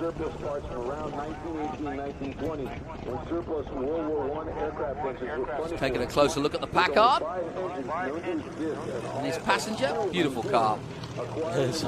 2,882 pounds, the weight of that car. Oh, it's not that heavy, actually. I was expecting it to be heavier. 4-cylinder, 40 brake horsepower. 3-speed again. Mechanical drum brakes. Now, explain, if you can, the difference between a drum and a disc brake. So the drum brake is a fully enclosed system. You know, it's not a caliper around a disc, you know, like we have with our disc brakes. So, you know, the best way to think of, you know, like a drum of fuel, or if you will, it's a round cylinder. And then what you have is shoes inside there on springs. And when you press the mechanical mechanism, it's going to push those shoes up against that drum, and that's what's going to actuate you slow down. So again, it's not pumping that thing up. Getting some oil to it, getting some fuel to it. So just explain, he's literally pumping oil into it, and you can see it puffing out. Trying to keep it going. This thing, I think they're having a bit of an issue right now. That's why they're pulling off course. I can't help but hear those magnificent men in their flying machines in my head. But that's just me. So I don't know what the solution here is. This is way before well, my they've done the era. right thing. They pull off. But it looked to me like, because the way it was pumping out black smoke, like maybe he was pumping oil. In this era, you might have had kind of two-stroke-ish type of fuel burn, if you will, where you burn some oil to get the power that you needed. There's that Packard again. Spare wheel on the back. They make it up the hill from 6 to the corkscrew. That amazing. Yeah. Describing some of the cars, they're describing the color. They couldn't figure out the color on one. They're going wood.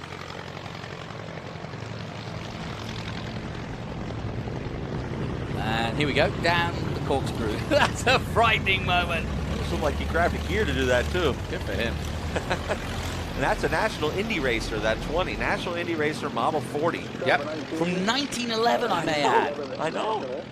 It's incredible, really, when you think about it. I mean, that is over. Come on. Just for the medal alone to survive over 100 years. Just for the medal alone to survive that long. Correct. To have people care about it enough to keep it alive.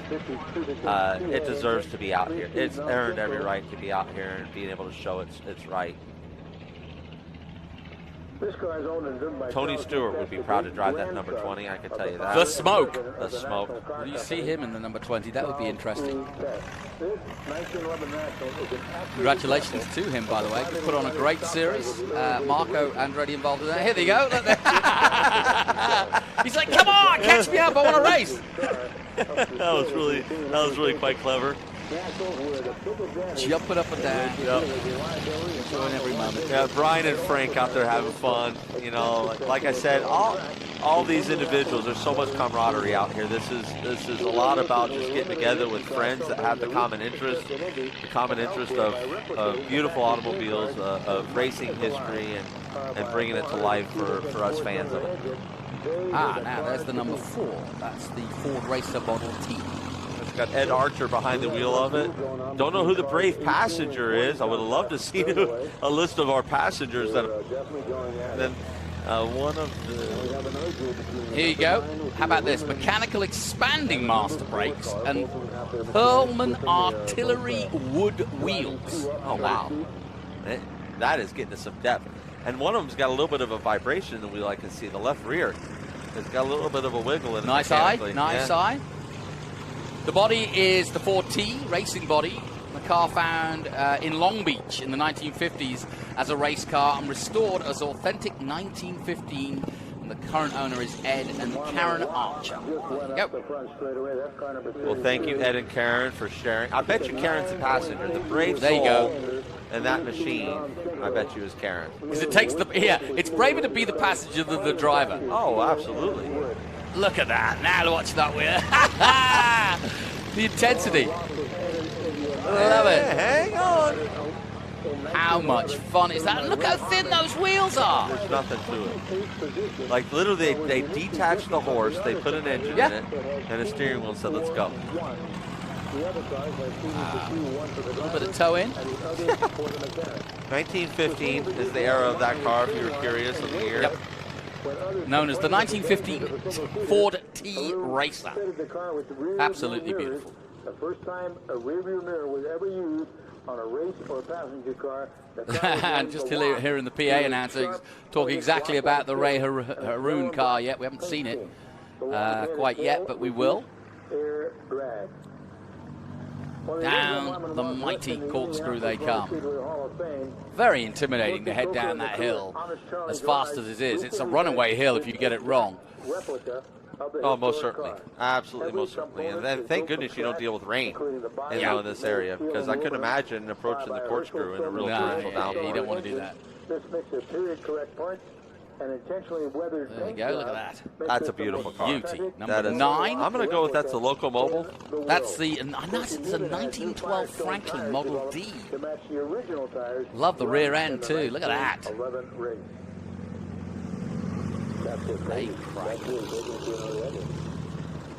Locomotive. That's the 19. Well, no, that's. Excuse me, I'm looking now. There you go. Thumbs up. Cross the line. I think they're having a bit of fun out there. Look at the leather straps across the front as well. Really large, quite a large one there too. And that was another thing I saw when we were walking down there. Most of these were cranked, right? They didn't have electric start. No, yeah, you had to crank them up. And so they had a leather strap holding the crank in position so that the crank didn't flip around while they were out there. Well, that was the other reason, of course, for the passenger as well. If it stalled, you can't start it on your own. No, you need two people to start it. Absolutely glorious. What a machine. To shape that metal back then. He had a quick look. A little bit of a runoff there. You don't want to spend too much time doing there. You might need some Cooper tires at that point.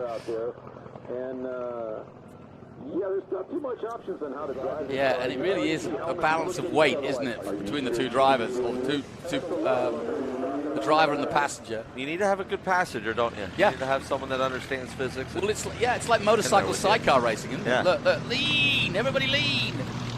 Hold the car down on that famous number 9. Metal shaping, the metal shape that back then. That's beautiful, yeah. Too. I mean, you're talking old English wheel. I just saw the Wasp. Yeah. So special to see, even if it is a replica. It is so special to see that livery and a replica of that vehicle go around here. Yeah, and as I said, if you're interested in looking at these, look up the ragtimeracecars.com, and you can have a look at some beautiful photographs and a beautiful website they've dedicated to these cars, and you can learn a little bit more, and you can even sign up to get the newsletter and so on. But if you love looking at how history of racing began and where the real beginnings were, then you're looking at them right now, and isn't it amazing that we can still do this? I mean, I'm trying to think, could you imagine, I don't know, skis or sewing machines from the early day, and then saying, my old wooden skis from 1932, they're not working, can I get them repaired? It's like, no. We don't have that technology. Exactly. It's like it would be like throwing the sneakers on that that Julius Erving wore, throwing them on LeBron James and saying, "Let's go watch you play basketball." Yeah. I've got these clogs from 1909. Can you give me some laces for them? No. It's insane to think. Or Chuck Taylor's, right? So it's insane to think of that. But that's what I love about our sport. No other sport can do what we are doing. Go dive into the history and watch the history repeat itself. And this what you're watching now is the 1911 National 40, it's called, the Speedway Roadster. And again, a two-man mobile, so to speak. And it's coming from your part of the world, from Indianapolis, Indiana. And it's the wheelbase, 124 inches, 56-inch gauge, and just over 3,000 pounds in weight. And a 3-speed transmission, non-synchro and reverse. Carburetor, a Schiebler 2-inch bore, and brakes 14-inch mechanical drum rear only. Wow, yeah. Again, the wheels, wood artillery, and the tires, BF Goodrich. I mean, you can't tell me BF Goodrich produced these tires still? I've got this 1911 National outside. You haven't got. I think I've got a nail in one of the tires. You could, yeah. Do you have the mold still hanging around in the warehouse somewhere that you could bust off that tread pattern for me? I tell you what, you'd be there all day. The mechanics have stopped work. Yeah, and by the way, if you are coming to the event, definitely go down to the Ragtime Garage and have a look, because the setup is beautiful. You feel like you are in the early 1900s down there. Everybody's dressed in period, and the garage is all dressed the same, and very, very nice. Beautifully done. It truly is. I was blown away. I honestly thought the display, when I first saw the wrap around the hauler trailer that they had, the 53-foot trailer that they have there, it almost looked like a Firestone, like an old Firestone picture of Firestone tires. That you see those old shots of, Harvey Firestone and Louis Chevrolet and all. How'd you like the gear shift? Isn't that cool? On the outside, yeah. Love it. So that car there, that's the 1911 Franklin Special. Yep. Yeah. That's exactly what the car looked like after it finished and completed the Cactus Derby in 1911. So it's a time capsule. Yeah. It's captured really as a time capsule when you look at that. When you get up closer, it looks like it's got bullet holes in the side of it. Yeah, I know. We went and there's a strange pedal. I asked you what it was, and I think it's the clutch, but it's between the accelerator and the brake. Yeah. It's not where you would normally have your clutch situation. But capture that, a 5.4 liter 4-cylinder. How big are those pistons? They got to be as big as our big heads. as a house, yeah. And Franklin, of course, gone now, sadly. Yeah, they were out of Syracuse, New York. Again, wooden spokes and mechanical brakes. Checker flag is out for this session. And down you go. Yeah, you just kind of want to lean into it and just hope you get down there. That would be quite an experience. Look at that fuel tank on the back. And now we're talking about an era when no one had a car. Very, very few people. Adam's heading down to the paddock, the lucky man. We'll let him go, and we'll continue to talk about these magnificent cars as they come into the pit and paddock. Still plenty more to come from today's racing, and this is only day one, remember, folks. The RV's starting to fill up here, and the crowd will be in, I'm sure. That's a nice shot coming out of the sun haze. And there is the first winner of the Indy 500. And see the mirror? There it is, the first ever mirror used in a motor race. Ray Haroon, therefore not needing a passenger, lightening his load by some 70 pounds. And actually, I had a look at that car this morning. It's a replica, mind you. The actual original is in the museum at Indianapolis. But, yep, the first winner of the Indy 500. And, yeah, I was looking at the mirror and seeing how historic it was. And then just underneath, they've got the most modern GoPro. So it was quite a juxtaposition of technology. But I said earlier, you know, motor racing, what's it all about? Well, it's about innovation, and it's about putting the innovations that racing creates that you eventually trickle down. So the mirror, that's where it started, right there on that car. And that's why you have your rear view mirror and your side mirrors now. I'd love to put that by the latest IMSA car with the digital mirrors and digital displays. Show how far technology's gone. What a beautiful day to see these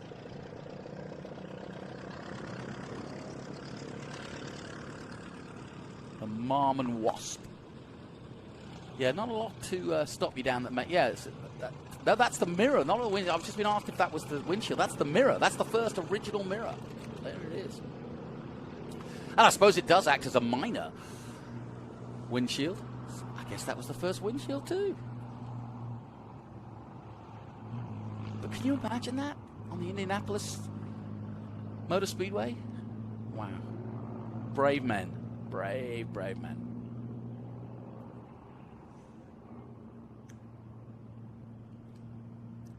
So, coming up, we've got the FIA Manufacturers Championship and also the Masters Endurance Legends. So let's head down once again to the paddock. Adam Andretti has now joined Kev Harris. Let's find out what you boys have got up to. We'll go down to the paddock. Kev, over to you. Thanks, Johnny. Here we are, catching us on the hot-footed here, as myself and Adam are just surrounded by all this Ford-based glory. And Adam, I mean, first up, we've let you out the booth and we've got you in the great outdoors in a great spot.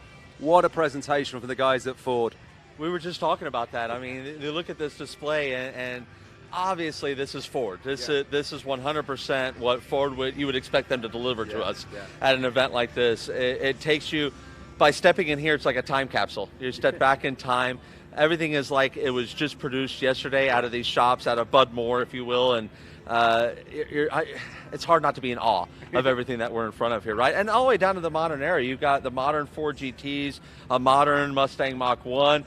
the Mach-E, which you're very familiar with, Kev. So yeah, I know the Mach-E well. I mean, fantastic thing is I've spent the first couple of months of this year talking about that car at dealerships all across the UK, so I feel like I'm coming home here surrounded by all of these Mustangs now. But, I mean, it must be great for you as well to be surrounded by all these Trans Am cars, because this is history, and, you know, what a great time in history. Let's have a little stroll this way. We'll have a little walk and talk as we come alongside Parnelli Jones is here, one of many cars of his that is here this weekend, and we'll pause and stop at this one about here. I mean, firstly, look at the conditions that it's in, and what a great era to be alive racing back in the 70s. Yeah, like you said, the condition is impeccable. It's like it came right out of the race shop. Yeah. It's like we're sitting there in the heart of this muscle car era, and that Parnelli is going to come out, a young Parnelli Jones is going to come out, all stoic like he is, and get behind the wheel of this and throw it through its muster. But it's so great to be alive in this era, to see that this stuff has been preserved like the way it should be. I hope, honestly, that the race cars I've driven make it this long. I mean, what an honor to know that you've made enough history that people want to fulfill that history and keep it around. So not a better compliment to people like Parnelli Jones and George Fulmer and Peter Gregg that these have been preserved. So it's incrediable. Yeah, and I don't want to let too much of a cat out of the bag, but if you are coming down to this weekend, you might bump into some of these guys. Mr. Jones may be here. Who knows? Well, he does have a pretty special title here for our event this year, so I'm pretty sure you'd run into that chance. And but yeah, I mean, and then you look, they're so equally prepared too, even down to the way that the roll bars are painted inside, and it's wow, it's hard not to be in awe, huh? Yeah, exactly. And, you know, as somebody yourself who's kind of obviously, you know, a race car driver at the moment, you know, when you were a kid growing up, probably a bit before your time, to be fair, but, you know, when you got to, say, your teenage years, are you looking back in time at these cars? Were these kind of, do you remember having these as models or matchbox cars? Oh, who didn't? Yeah. You know, who didn't have these? And I got them as hand-me-downs from my big brothers, so that was part of that whole deal. And I remember, because I'm 6 foot tall, which is not exactly a big human being, but that's a big Andretti. So when I was growing up, I had every Andretti in my family saying, well, if you're going to race, you got to race in Trans Am, because that's the only thing you're going to fit in. You're not going to fit in an IndyCar. And so I always had my eye on Trans Am. Trans Am was always my dream. The Indy 500, always wanted, you know, that's still something I'm striving towards. But my goal was Trans Am. I wanted to be in Trans Am because it was kind of put in my head. An Andretti had never competed in Trans Am ever. So I was the first to do that. We've had great success there. I've made my name there, and to see that the history and to be a part of that history, I couldn't be more blessed. Oh, blessed you are. And racing in Trans Am only last weekend. Just give us a quick word about Nashville, and an exciting one for you, but not quite the result that you hoped for. You know, we got to show them that we were the class of the field, and my dear friend Shane Donnelly, who I had there, he's a phenomenal race car driver, someone I trust, and he was an eye out there for me. He said it that made me really calm down at the end. He goes, at least it didn't break when I was in fourth. At least I worked my way and I fought and I got that lead and I showed that we were the class of field, set the fastest lap of the race. There is some satisfaction to that. You know, it's a shame that the thing broke, because my team, Peterson Racing, they deserved that win. They deserved it with all the hard work they put in. I had a couple of bad performances there at Road America and Brainerd, so happy Nashville went well to a certain extent. We're going to recover and have a great 3 races to end out the season, I promise. Well, we look forward to watching those. Before that, though, you can have a great another 3 days up in the commentary boxes. I'm getting orders to send you back up there and go and join Johnny right now. So without further ado, Johnny, what do you make of it down here in Ford, celebrating the 55th anniversary of the Pony Wars? Yeah, and it's very significant that we're here at Laguna, because this is kind of where it all began for the Pony Wars, of course. You know, the 55th anniversary of the Pony Car Wars. And, of course, they describe that because it was Chevrolet versus Mustang for many a year. And, of course, we mentioned that IMSA and many others were involved. But now we've got this, Group 5B, and this is what I'm looking forward to. The group is called the FIA Manufacturers Championship, and basically these are cars from the 60s and 70s, and many of these cars competed at Le Mans. And they include the likes of the Porsche 908, 910, and the Lola T290 and T94. And we've got some cracking cars, and they sound fantastic. And yeah, I could see the smile on Adam's face. I don't think I'll see him for the rest of the afternoon now. now he's gone down to the paddock, but that's all right by me. We can enjoy this together. And like I said, you'll see all these Group A and B cars throughout the weekend. We've got 4 days. And making a beautiful sound as they pass our commentary position. Coming out of the pit lane. Line astern. And we've got a big group here too. You can see for yourself just how big this group is. And we really do have a very interesting group. I'm looking forward to seeing this 1975 Sauber C4.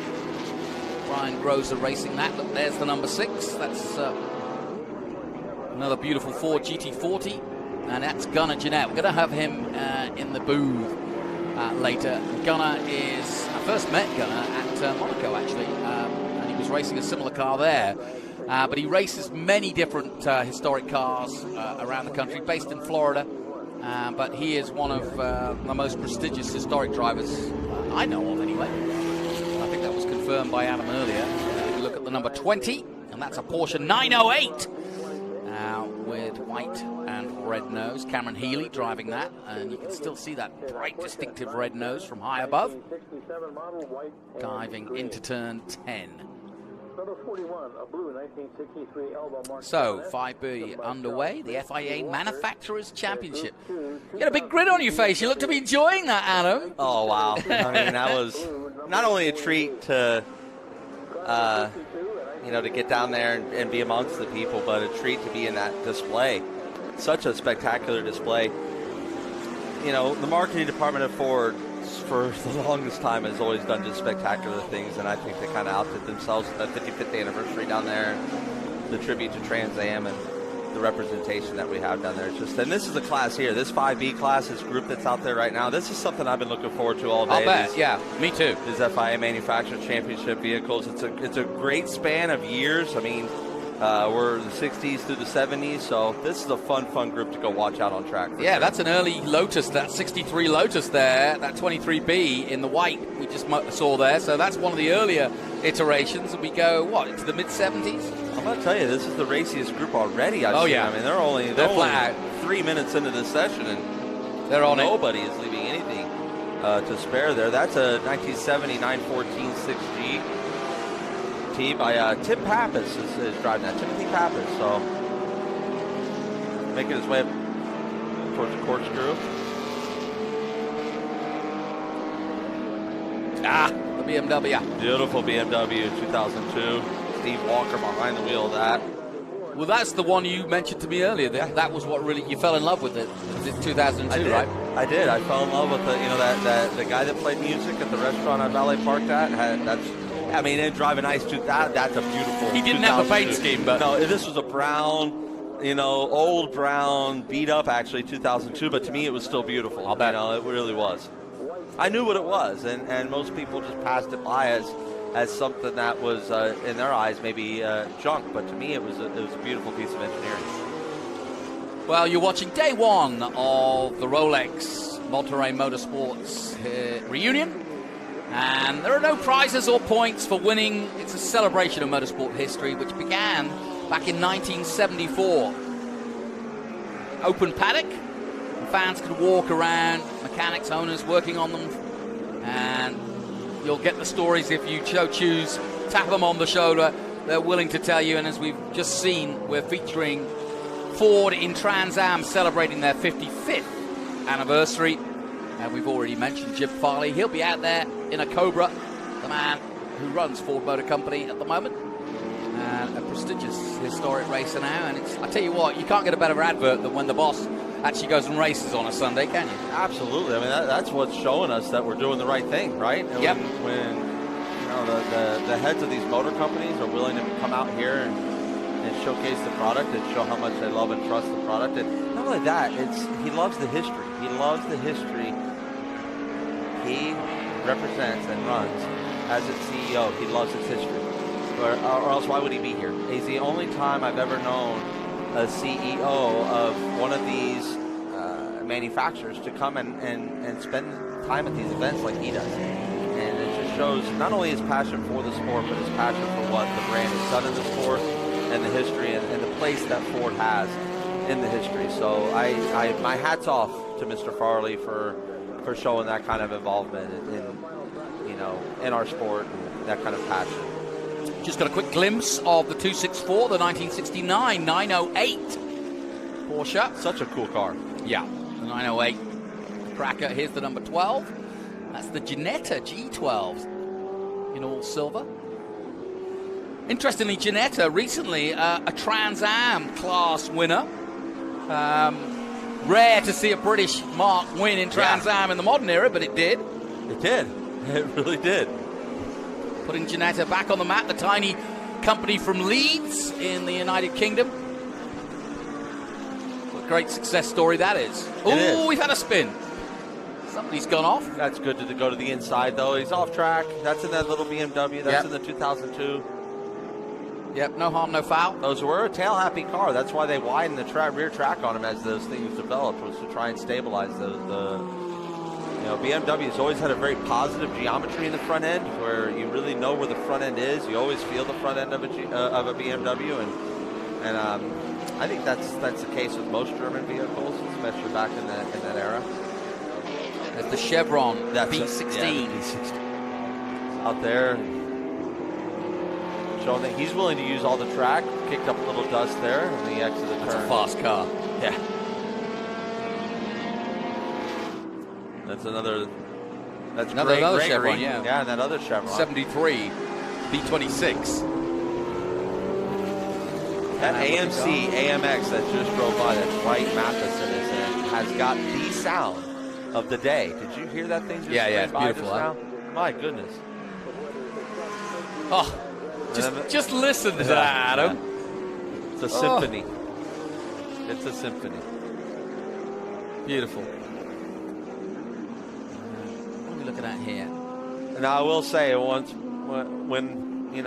I'm in my elder years and they have an historic class for EV racers, that is something that class is going to be missing. Is that Bug Clerton sound that we're hearing today as it drives by. And by the way, look at the speedometers, or at least the speed trap, 121 miles an hour. They're not going slow down over here. No, they're certainly not letting the grass or the sand under here move under their feet. Nope. That's for sure. This is pedal to the metal day. They leave nothing on the table, honestly. The only time that they actually chill out a little bit and relax like this right here is when there's going to be a faster car around, and they're not going to race. But as far as turning a lap, they love turning laps. That's Chris McAllister at the wheel of that beautiful Ford GT40.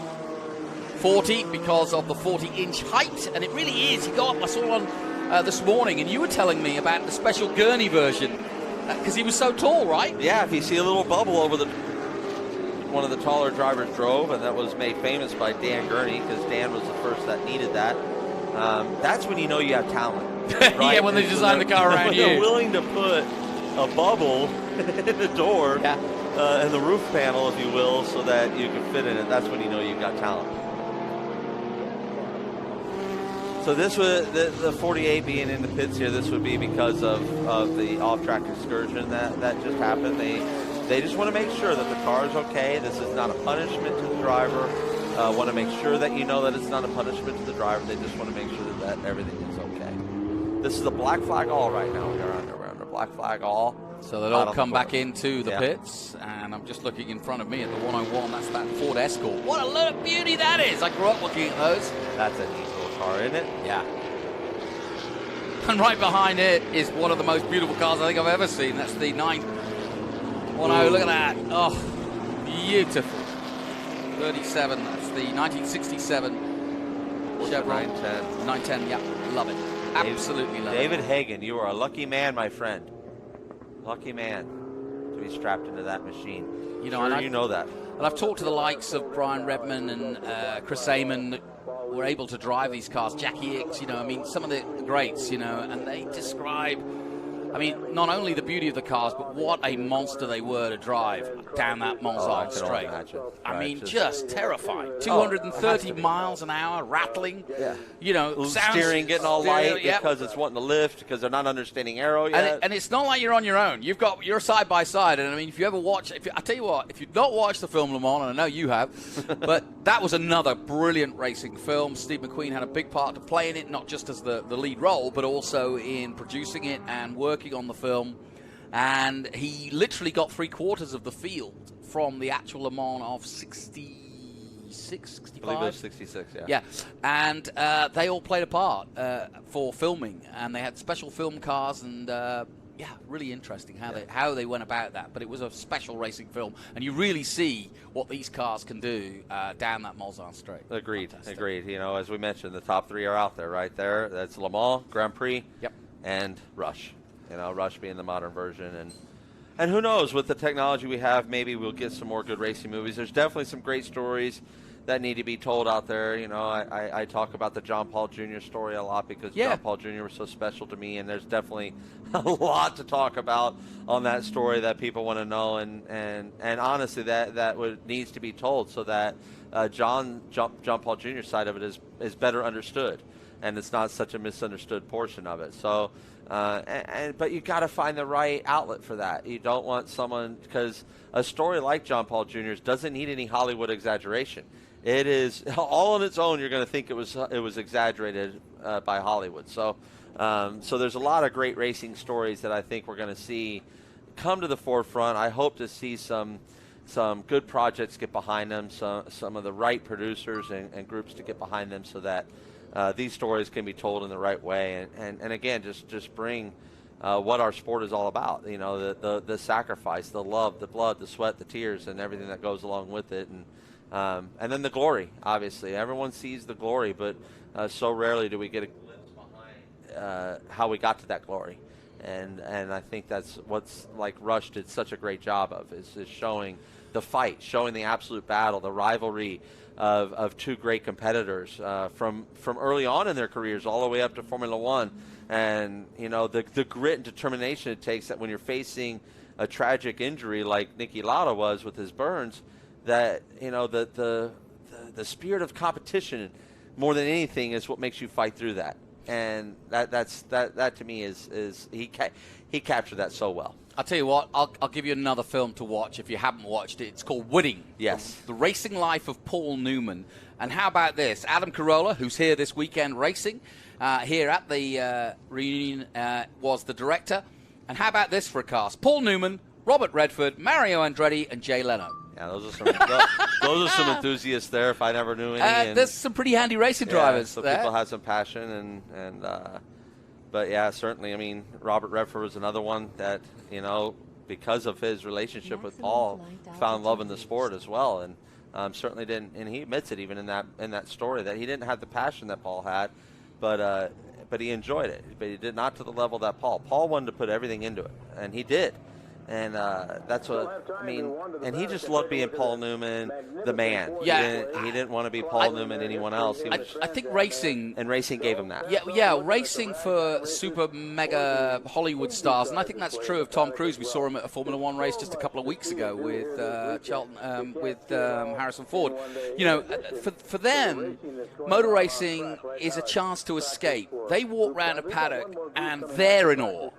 Those are those heroes. They're their heroes, and they would rather spend a half an hour with your Uncle Mario than be swarmed by fans. And I don't mean that rudely. I just mean it that you know what does a big Hollywood actor? That some of them really love being around racing drivers and racing themselves and pretending, you know, and trying to either be part of it as an actor or, in the case of more modern Dempsey, recently. They used to be in the Kings of the Show, right? Yes, exactly. And now when they get here, they could escape. Newman could escape at SCCA weekends. People would leave him alone. And he was also, every time he came racing, he was humbled. Yes. And that's something that they don't get on a movie set. You know, they're the talent, so they're never going to be humbled.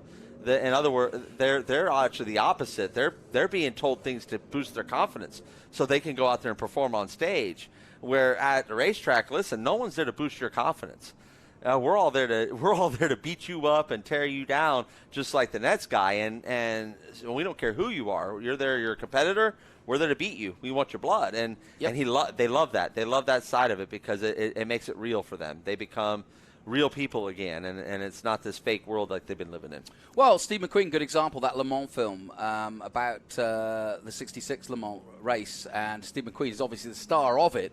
And Brian Redman had a long chat with me about that movie when it became, when Ford versus Ferrari came up, that was always brought up, and, talking about those glory days.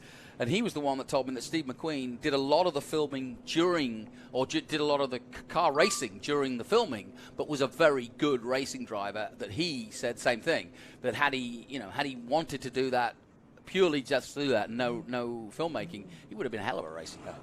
I think if racing paid back then what it pays now, yes. I think those guys would have picked it. They would have definitely said, okay, forget this Hollywood career. Yep, I'm going to go racing. But the Hollywood career was a very lucrative career for those actors, and they saw that. So I think we're going to go green here again, Jonathan. What do you think? I think we are. And we're looking at Cameron Healy and David Putz and Alex McAllister and Gunnar Jeanette, the man we've mentioned earlier, out there in that beautiful GT40.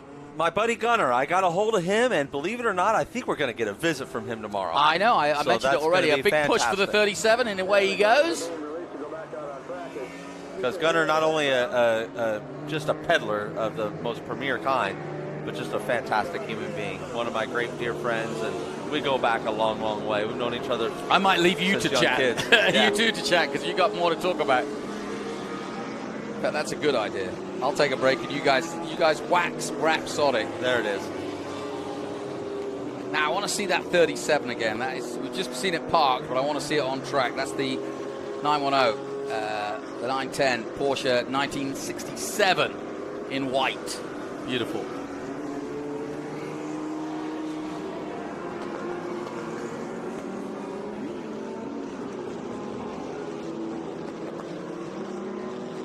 So out of the pits they come. We've only got about 2.5 minutes to go, sadly. But they'll be back again. They'll be out later in the weekend. And we're expecting, just in case you were wondering, conditions to stay this way. There is that 37 I was just talking about. There it is. Thanks, guys. Oh, yeah. Picked it up nicely. Isn't that a cracker? That thing in motion. And I don't want to see it sit still anymore. I want to see it do this the whole time. Yeah. I mean, just poetry in motion right there. Look at it climb the hill. Wow, did you see that? Oh my goodness. Quick. Yeah, like it had another gear. Yep. Down the corkscrew they come, a BMW. Followed by the Porsche. And now, that's the 1, 2, 3. That's an unmistakable Ferrari. Chevron, yeah. Chevron B16, but I figured that had to have been a Ferrari. Sounded almost like one, didn't it? And again, I can't stress enough, folks. These are tuned carburetors. This is not a fuel. These are not fuel injection. These are period correct vehicles that have the period correct mechanical equipment on them, and they drive by here just on song. I am just in awe of the mechanical prowess that we have out here in front of us. Yeah, that Lotus 23B is doing a good job to try and stay with him. 1963, number 21 in the white, just behind the Ford GT of Gunnar.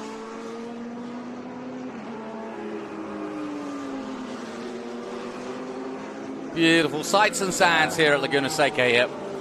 An absolutely fantastic day. I'd take the Ford Escort. It's not as glamorous, but it's beautiful. I tell you absolutely what, lovely. On any given Sunday, that's going through the corner faster than anything else. Yeah, probably, yeah. That's a little hustler right there. I'm telling you that right now. The narrow rear track, big wide front.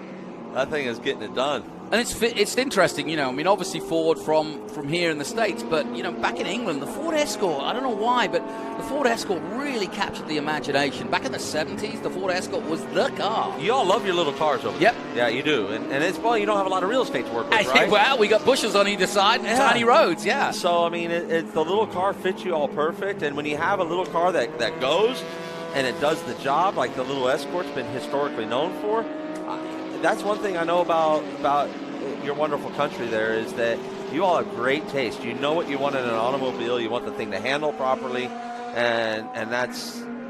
It's not all about the big heavy engine and what's going to get you going. You can have, and I've learned this, you can have as much fun in a Miata. Yes, sir. Yes, sir. That may not go out and out as fast as anything else, or a Ford Escort, as any time you can.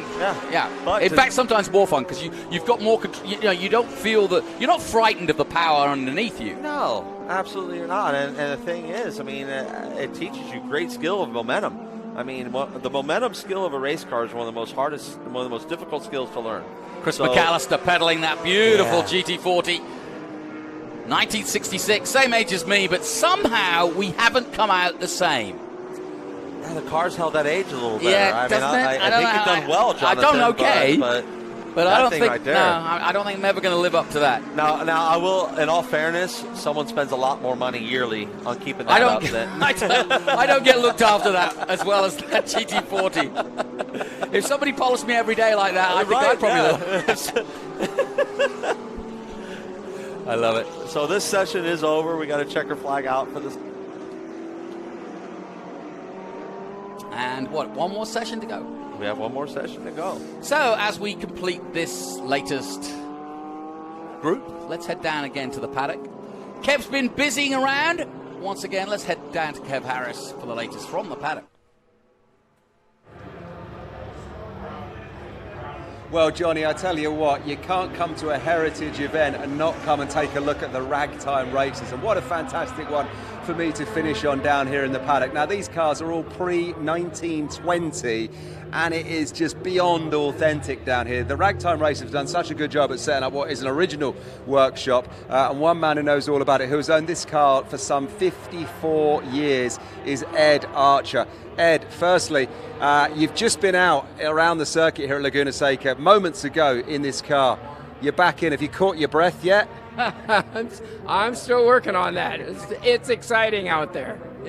I bet it is exciting. So tell us a little bit more about the car that we're kind of leaning on here. And I've got to be careful because your exhaust pipe here is still hot. Tell us about the car. Yeah, the exhaust pipe is hot. No, it's a 4-cylinder, about 55 horsepower. Power to weight ratio is incredible. The package is good. It's a short wheelbase. It handles well. It's a fast car. You got narrow tires, so you have very little traction, and you have to pay attention to that. And don't ask about brakes because they almost don't exist. That's just the way it is. Well, the braking, which I thought was great, Ed, there's a whole process that you're going through when you are coming into the corner. There's no ABS, there's nothing here. You got a lot going on in your brain just to get around the corner. Yeah, when you're coming to a corner, especially, well, turn 2, you're coming into turn 2 and you're going probably at that point 60 miles an hour. You downshift, you goose the engine, downshift, hit the brake, hit low band, and slow down to a point so you can power through the turn.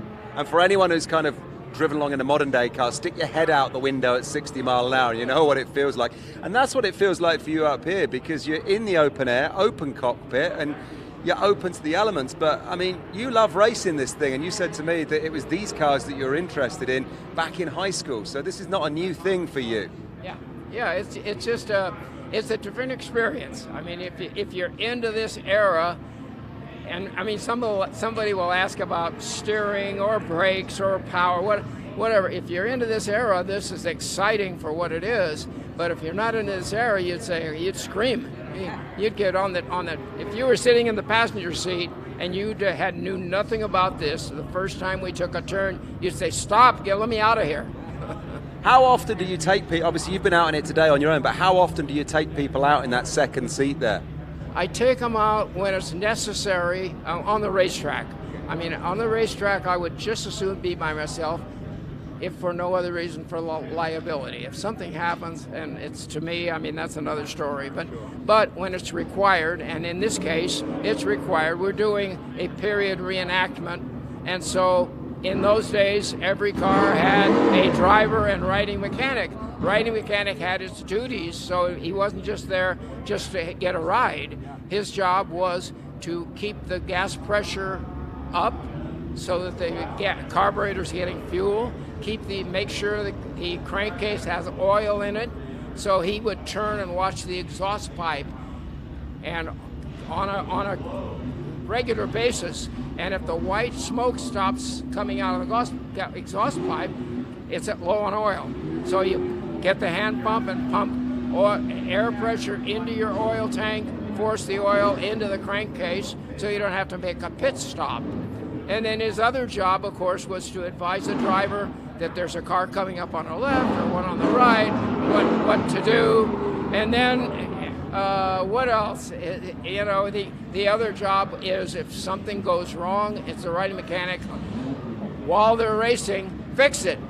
Well, yeah, I see some smoke coming out of the engine. Well, find out what's going on. You know, climb out over the cowl and pick up the hood a little bit and see what you see. I mean, incredible. I mean, standing here, Ed, just alongside this, I have been for the last 15 or 20 minutes, I can see what great condition this car is in. But let's not forget, this car is over 100 years old, and you're still putting it through its paces, like all these other cars that are here as part of the ragtime races.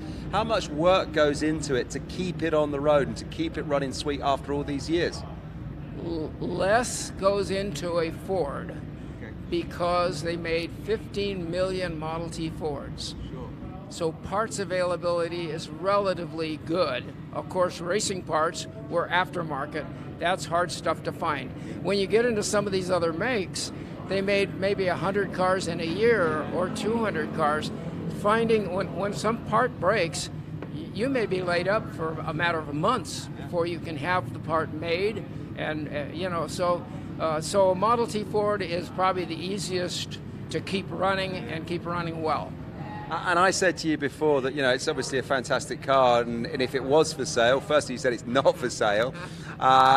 It's perhaps, I mean, it's not an insignificant amount of money, but it's not as much money as people might expect for something this old and this exciting. Well, first off, I tell spectators when they ask what the value of the car is, in my old age, I've gotten a little blunt with people, and I just say, you know, let me advise you. That's the one question that no car owner really wants to answer, because it's a hobby for us. We don't really want to know what it's worth. Otherwise, we probably wouldn't be gambling out here on the racetrack with it.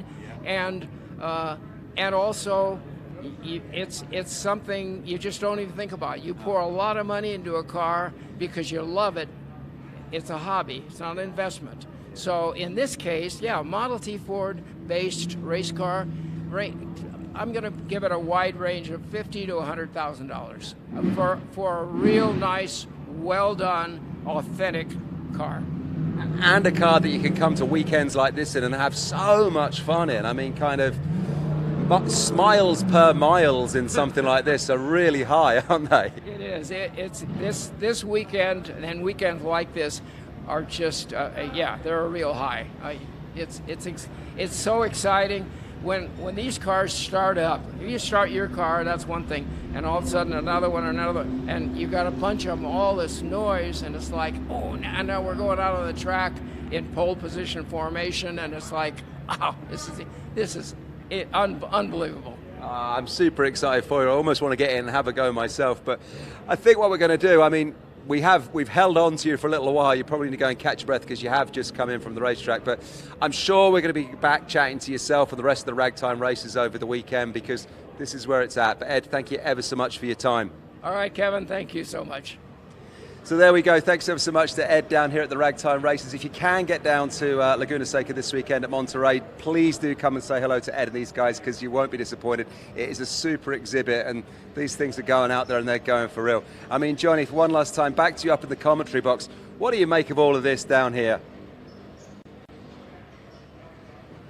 It's ragtime. Just love it. Absolutely love it. And yeah, those guys, I talk about period. He's got the period Mustang. Yeah, everything about that man was period. I mean, he was definitely, I've said it enough, the time capsule that we're in here. Yeah. And I love that. He completes the whole ensemble with his overall, his coveralls, you know, his look of the power. And I'm going to suggest tomorrow we do the ragtime sessions in black and white. I love it. No, I think wow, that would be really cool, wouldn't it? Now, in the words of Monty Python, now for something completely different. Because it couldn't be more different, could Right, it? yeah, we're getting modern now. This is modern era. The oldest car we have in this next session is, what, a 1997 M3, I believe, and a Riley Scott Mark III. Well, they've denoted this as classic but exotic cars, and I get it, because you're right. We've got 2004, 2013, 2009. These are as modern as we're going to get at an historic event. Having said that, they are absolute classics, no question about it. They fit into this Rolex Reunion perfectly. Each one has a unique and storied history. And while 2009, 2013 doesn't seem that long ago, it's almost a decade. It is. You mentioned that to me. I was like, man, goodness, Jonathan, you make a good point there. I can't believe 2013 was almost a decade ago. Yeah. I think we all kind of, missed 2020. It kind of did something funky to us. So I feel like years have just kind of blown by. And I remember when I was young and people would say, oh, you just wait until you get older and the years are going to fly by. I was like, whatever you say, old man. Yeah, I know. I played that game. And now I'm the old man that says it. Yep, played that game. And in 993 RSR Porsche 1997 model white, car 21. You got Ernie Scarlett. Now, do you remember earlier we were talking about outlaws turned sheriff? Well, the sheriff's in town. We got the sheriff in town. Dorsey Schrader. Thank you for coming up. What's happening, Dors? I've been watching the telecast. You guys are doing a great job. First off, they're doing quite well so far, and I hope we're not. We're not behaving. I hope they continue doing well. What do you think so far? Well, quite pleased with the way things are going. We've had mechanical issues. Obviously, these older cars have that. Sure, but not too many actually. No, not percentage-wise. Not when you really look at what we're doing here. Running these cars and stressing them beyond what they would have been originally. Right. Because the tires they're on are better than what they used to be. The engine making more power than they used to. Better fuels, blah, blah, blah. Right. So, I mean, you're putting more stress on it. There's an interesting story that's out here right now when we show it. The 90 car, which is a Daytona prototype. Yep. Right now, in behind the wheel is a pro driver, Eric Curran. Okay. And Eric is out there as a test driver. Essentially, this car has been troublesome throughout last week, and they've been working themselves to death trying to get the car right. And Eric's out there, and we're going to give him 3 or 4 laps, whatever, to see if the car is fixed. And then if it's proper, then he'll come in and do a driver change with a young man that I've been teaching and tutoring and helping, named Dante Tornello. Dante, last week, had a couple of spins, and basically it broke his confidence. Okay, that happens. And he got stalled on the racetrack, couldn't get the car going, and it turns out that there's a mechanical issue. There's no question about that. Now, so if they we're looking at it on screen now. What is the issue? Do you know? This is a V8 injected engine. This is a modern car, and so each one of the stacks has a fuel injector in it, and each one of the stacks has a throttle body in it. And the throttle body is controlled by a little gear-driven engine run off an ECU, or the electronic control unit. Each one is individual to itself, and the shaft was burred. Oh. And it was sticking open. Okay. That could be a problem. So one of the 8 cylinders was producing more horsepower than the other. And in these cars, these are paddle shift cars. You don't use the clutch. Right. But everything's based off of the computer. It's got a blipper for the downshift, and it lifts for you when you upshift. But if you've got one of those injector nozzles sticking open, well, then the timing of all that is wrong. Right.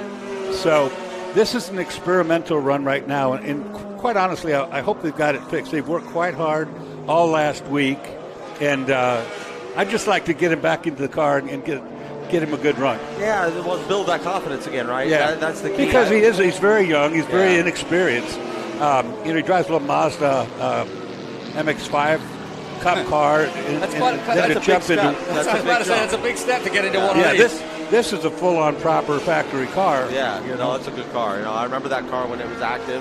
Yep. Out there doing its thing. I think actually Eric drove that car amongst so many others that he's done, he might have won the championship. I will say it's looking good. Like it doesn't look like it's doing anything wicked on him. You know, it's not throwing the tail or anything. It's clean under the braking zone. So well, you know what? Hopefully they got it sorted. They put Eric in it the other day after the second mishap, and Eric drove it out of the tent and headed for the grid, and he didn't even he turned it immediately around. He knew it. He knew before right he even got there. Yeah. You know, something wasn't right. But he lived in this car for a while, so he should know. Well, you know, you can't. There's nothing that replaces experience. Yeah. And nothing in the world replaces that. And when you're married to that car and you know that car as well as he does, that's all you need is a paddock drive if something's mechanically wrong with it like that. In as much as today's modern car is an electronic miracle and they're easy to drive, if something goes wrong, it all goes away on you. You're right. You know, these cars, you know, you're most of the time you're pretty much full throttle. It's got paddle shift, and as long as all those things work, anti-lock brakes and it's beautiful. Yeah. But when it doesn't work, it's working against you then. Yeah, it's like tenfold. You know, I always say, if you start with a car that has no power steering, it's not great, but it doesn't suck. Yeah. Got a little spinner there. If you have power steering and you lose power steering and you have to fight through that fluid, correct. Now you got a real arm pump situation. Yeah, and usually, you know, when you go to the power steering, you go with a smaller wheel diameter, so you don't got as much mechanical leverage, and it gets back. That's one of the really good old 43 Porsche that ran in the Firestone Firehawk series with Salen's sponsorship. Yep. Some really good drivers. I raced against that car for years in Firestone Firehawk. Lauren Beggs is in there. That's who was driving that. Dorsey, you were here. Well, you were here for what we call the pre-reunion. Yes. Explain, if you will, what that is, because we're coming into what I would call the Monterey Reunion for real. But we've kind of been here 10 days, right? Well, I mean, the Monterey Historic is the biggest single event. You know, and so many people around the world on this telecast, and, you know, they watch this race very closely. And the premise of it is to, you know, take your car out, which is an invaluable car. You can't buy the car. Take it out of the trailer, run it around the racetrack all weekend long, and put it back the way you got it. Yeah, you know, that's the plan. So this pre-union gives a week of exactly the same format that we're running here right now. It gets the edge off, if you will. Yeah. And so this is a more enjoyable weekend for them because they know that they've got the setup and the car working right. So much going on this weekend. You know, we got all day. We'll be on the racetrack, or I'll be here for 15 hours. You know, every day, and so it's constantly going. It never stops. But over there, Ford's got a car show, and over there they've got something going. You know, and then we got Pebble Beach on Saturday on Sunday. And that takes a lot of crowd away from here. So Saturday is the crazy time. It's the big day here. This is the big day, and everybody's here. You're going to see movie stars here. You're going to see race car drivers. Some of them are already out there. Oh, yeah, absolutely. Yeah, I heard you guys talking about, you know, the ex-race or the ex-movie stars that raced. Yeah. And there was a lot more. I mean, Gene Hackman, for instance, was part of that deal. Lorenzo Lamas was involved with it. Craig T. Nelson was very, very much involved with it. And, I mean, there's a lot of guys that, well, this is a funny story, too. Mr. Bean is a racing driver. Not many people know that. Yeah, Just like Paul Newman. Rowan Atkinson. Yeah, Paul Newman, when he first came out as a driver, he didn't want anybody to go pawing over him. Yeah, sure. So he was PLN. You know, so a lot of guys changed their name so that they can get in. I'm not going to mention it. Yeah. Because I blow the cover. But you don't want to do that. But they're out there. Once you get your helmet on, nobody knows who you are. That's exactly right. Dorsey, what's your main role, or what keeps you up at night as the competition director? That to me sounds all-encompassing. Like any problem, they come to you. Or is that the case? Yeah. Or it's, you know, competition director. You have to do some things that aren't pleasant sometimes. Right. You know, and tell people off. When things do go wrong, you know, you got to blame assessment. Yeah. You got to go to both parties and you know, tell them what your findings are and whatnot. And of course, I've never met a race car driver yet that was at fault for anything. Yeah, of course. Well, we were saying earlier, what we love about your position is, if you get brought into your office and you've got a driver trying to make excuses, you just look at them straight in the eye and go, I know what you did. Because I've done it. You're not going to fool this guy. Yeah, that's what I'm saying. You've been there. I wasn't. If you didn't notice, I wasn't around Trans Am when he was up in the tower because I didn't want to have to go face him No, and be I'll like, because then he was going to look at me differently. Yes, he would. The fun part about it is you get to hear some pretty good sly stories time to time. It wasn't me. I wasn't there. I wasn't in the 23. But, when one really is worthwhile, it's like, sometimes you just want to let them go. Yeah, I'll bet. Because that's good. I like that. Well, Simon Gregg and I were down in Florida, and I was driving his Ferrari. He's got a 488 GTB, and he was telling me that the turbos don't give you full boost until you're in 7th gear. Well, I didn't believe him. So we went up on the highway, and I was in 7th gear, and I turned the boost gauges on, and he was right. Lo and behold, he knows his car. And right as soon as they said, I don't know what speed I was doing, and he goes, "You might want to look in your mirror," and there were the blue and reds. Oh. And so when the officer came up to me, he goes, "Do you know why I pulled you over?" I said, "You wanted a closer look at the car?" And he started laughing, and he goes, "That's such a good response." That's a good line. That we're going to go ahead and let you have a day off here. You know who I am. Yeah. I've got a good one that we can't tell on air, though. Oh, okay. I'm sure you can't premise it that way. I'll tell you what, I would like to know, you've raced here so many years. Was there a highlight weekend for you just racing here? Because this is a different job. Racing's different. Yeah, I mean, this racetrack is so much fun. And when I was driving for Rob Dyson in old Riley and Scott Mark III with L8 Forbes Robinson as a teammate, that was a really good car, first of all, and we were capable of winning. And we were leading that. I started that car out, and we were leading, and it started raining. And this place, in the rain, actually, it's not much slipperier when you're dry. Right. It's so slippery anyway. It's just, okay, whatever. Throw some more stuff at me. There's never been grip here. But, I was driving, and it came time for the driver change. We put EFR in, and EFR, the immaculate, perfectionist. He never makes mistakes behind the wheel. He's been driving for God ever, And so we were on pit lane, and it rained, and it cooled the wheels off really quickly because, we've been so hard hammered on the brakes. We come in now, it's pouring rain. The rain gets on the wheel, and the wheel nut shrinks at a different level. Oh, wow. And it gets jammed up against the wheel. Oh, no. And the air guns can't get it off. And we're sitting there losing time, about to go to lap down. And so the right front, we couldn't get it off, and so we sent Elliott with 3 rain tires in that right front slick, and he made it about 30 feet before the first spin. Then he made it. I think he made it to like turn 4. Then he spun again. Then he got up and spun again, and he came in. And he goes, he says, "Nice try." He said, "This is embarrassing." Yeah. He goes, "I've never in my life spun, much less 3 times in one lap," and so we never could get the wheel nut off, and we ended up, having to retire. See, you would never have anticipated that. That's what I love about racing. There's certain things that happen, you think, how the heck? Yeah. I mean, last week with your I wasn't anticipating the belt getting thrown off last week in Nashville. So no, you never know the sport, and that's why we love it. It'll take you on the highest of the highs and shrink you to the lowest of the lows. Right in that I got to heartbeat. ask you, as a Trans Am aficionado, what did you make of Nashville? I mean, what a display for our sport. GA2 was fantastic. They put on a great show, and I know how hard it is to go to a street course the first time. I mean, when your track limits are concrete walls, you respect them. Yeah. Right. And there's no rubber down. There's not going to be any rubber down. You just got to tough it out. And when things go wrong, if you're in the wrong place at the right time, there's not a thing you can do. No. There's nowhere to go. You can't go wide or around the corner.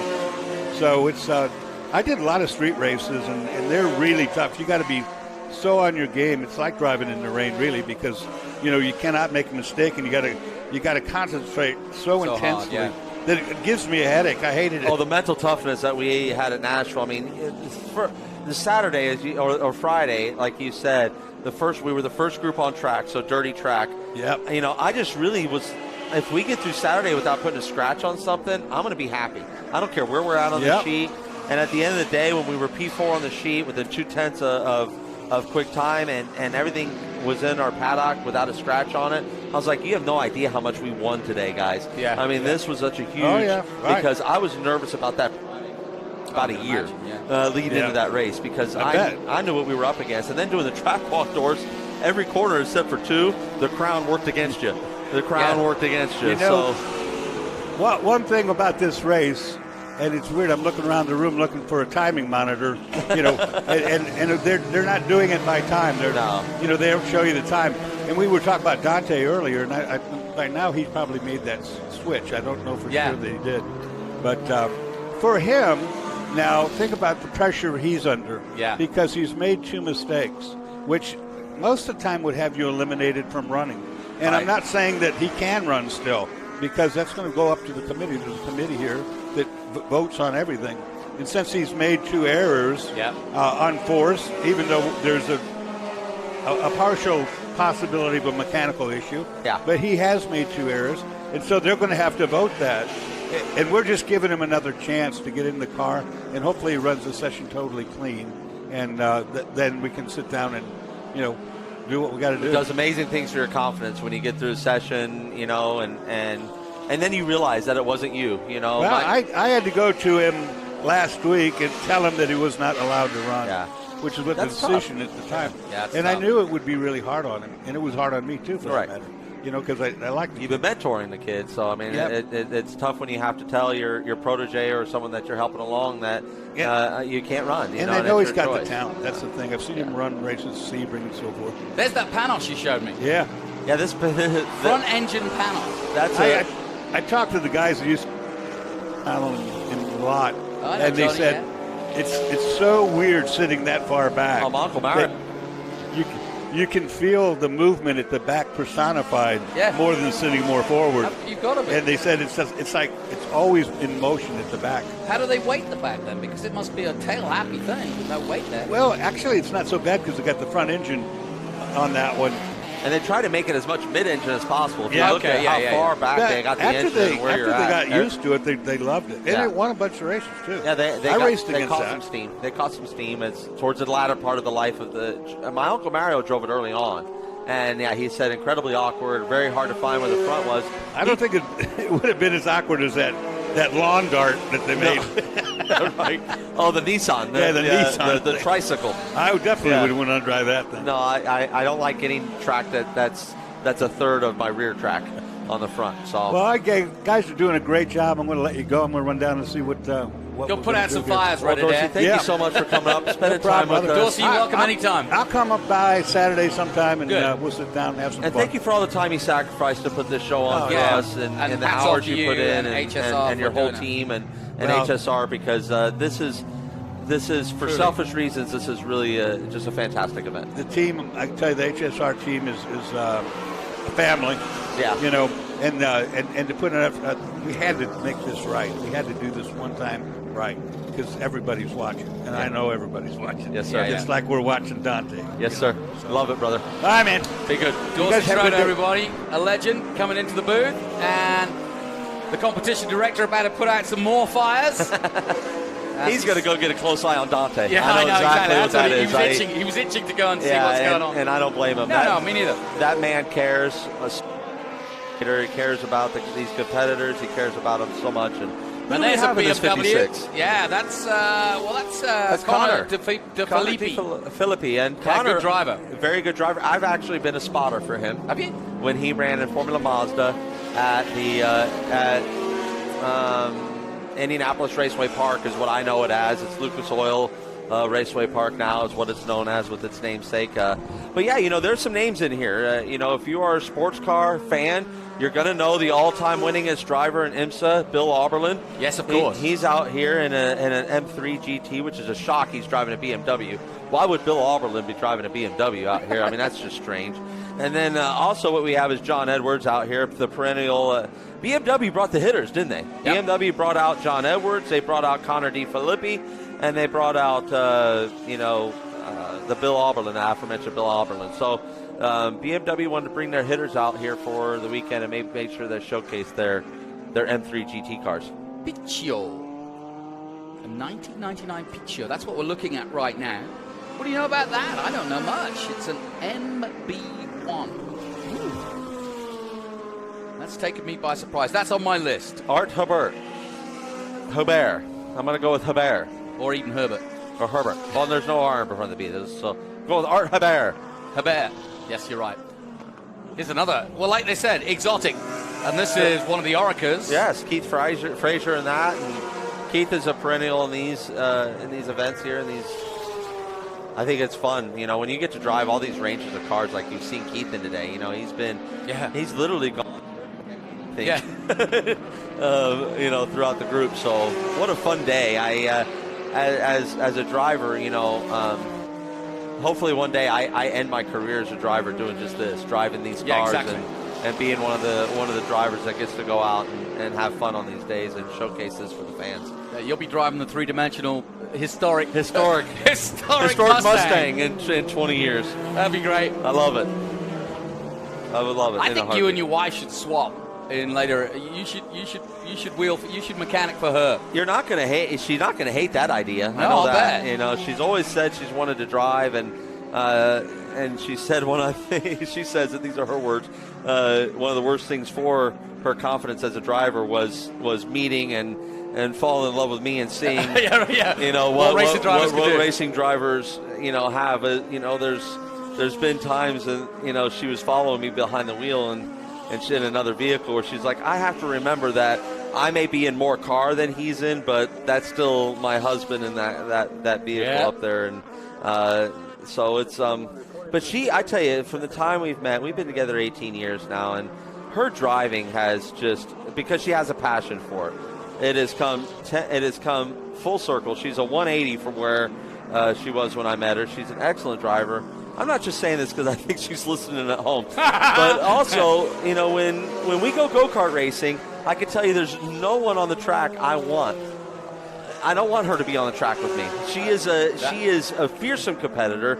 She doesn't give anything. She's all there, so she's come a long way. And Andretti's met his match. I love it. Well, she knows enough now. We've taught her enough that she's a little bit of a nuisance. Huh? Yeah, she's a little bit of a nuisance. You've fallen foul. Well, I don't even know if I've let him out, but she's a great observer. You know, she's been sitting right seat. As we say in England, she's got your number, mate. Yeah, she's got the number. She's got your number. We were looking at that 2013 Audi R8 GT3, David Roberts at the wheel. And now we're looking back again at that number 90, and we're expecting... Hopefully this is Dante inside. Yeah, this is Dante inside, yeah. And he's looking clean. What I just saw, if that is Dante, driving line looks really good. The car looks stable under braking and stable under throttle application. So hopefully the mechanical... Oh, just as I say that. Oh, no. Talk about commentator's blight. Yeah. Oh, was that him? Was that Dante, though? I think it might not have been. There's two cars. Yeah, let's have a look. So let's make sure. One's coming back on. Yeah, let's see if... No, it wasn't. Dante. Yes, good. This was not Dante. I don't mean to be too excited, but yeah, I didn't want to put the buckers on him. You know, we're rooting for the kid. Yeah, of course. I believe that was William Hubble. I believe that was William would be in the other Corvette. So until we get the number, we can't verify that, but we know for a fact that was not Dante in the 90 car. No. And Dante Tornella, I got to tell you, for someone like Dorsey Schrader to sit up here and say such kind things, that's a kid that's on the rise. How old is he? Dorsey, I don't know. I didn't get that out of him. Must be a kid, though, yeah. One thing I do know about Dorsey is he's not going to put his reputation on the line. Well, not waste his time, put it that way. Yeah, exactly. He hasn't got much. And say the kind things that he said about a driver if it wasn't someone that was up to the task. So looks like Dante's going to get a run on this Audi R8 GT. Whoop, although he gets squeezed a little. Being smart, you know, that is showing the committee, you know, that I'm going to be smart. Even when I have an opportunity, I could have stuck my nose in there. I'm not going to do it. I'm going to open the door, let the other DP car come through. That's smart. That is showing a lot of maturity for young Dante, and I'm sure that the committee is going to weigh very favorably on that, especially his mentor that was just up here, Mr. Dorsey Schrader. Yeah, and what a legend, eh? Great what to a see legend. Dorsey, yeah. And in every way, shape, so or form. hard, you know. Yeah, you want to talk about someone that absolutely loves the sport, you know, and there's a guy who has achieved so much. He just had reconstructive surgery on his ankle. You know, this is a guy who's, out here walking 15 hours a day. Yeah. The grit of that generation of racer will probably never be repeated again. That's true. Good point. Well, we've got about just over 15 minutes left on this, the last session of the day, day one here at the Rolex Monterey Reunion for 2021. The Motorsports Reunion. Rolex, of course, our main sponsor.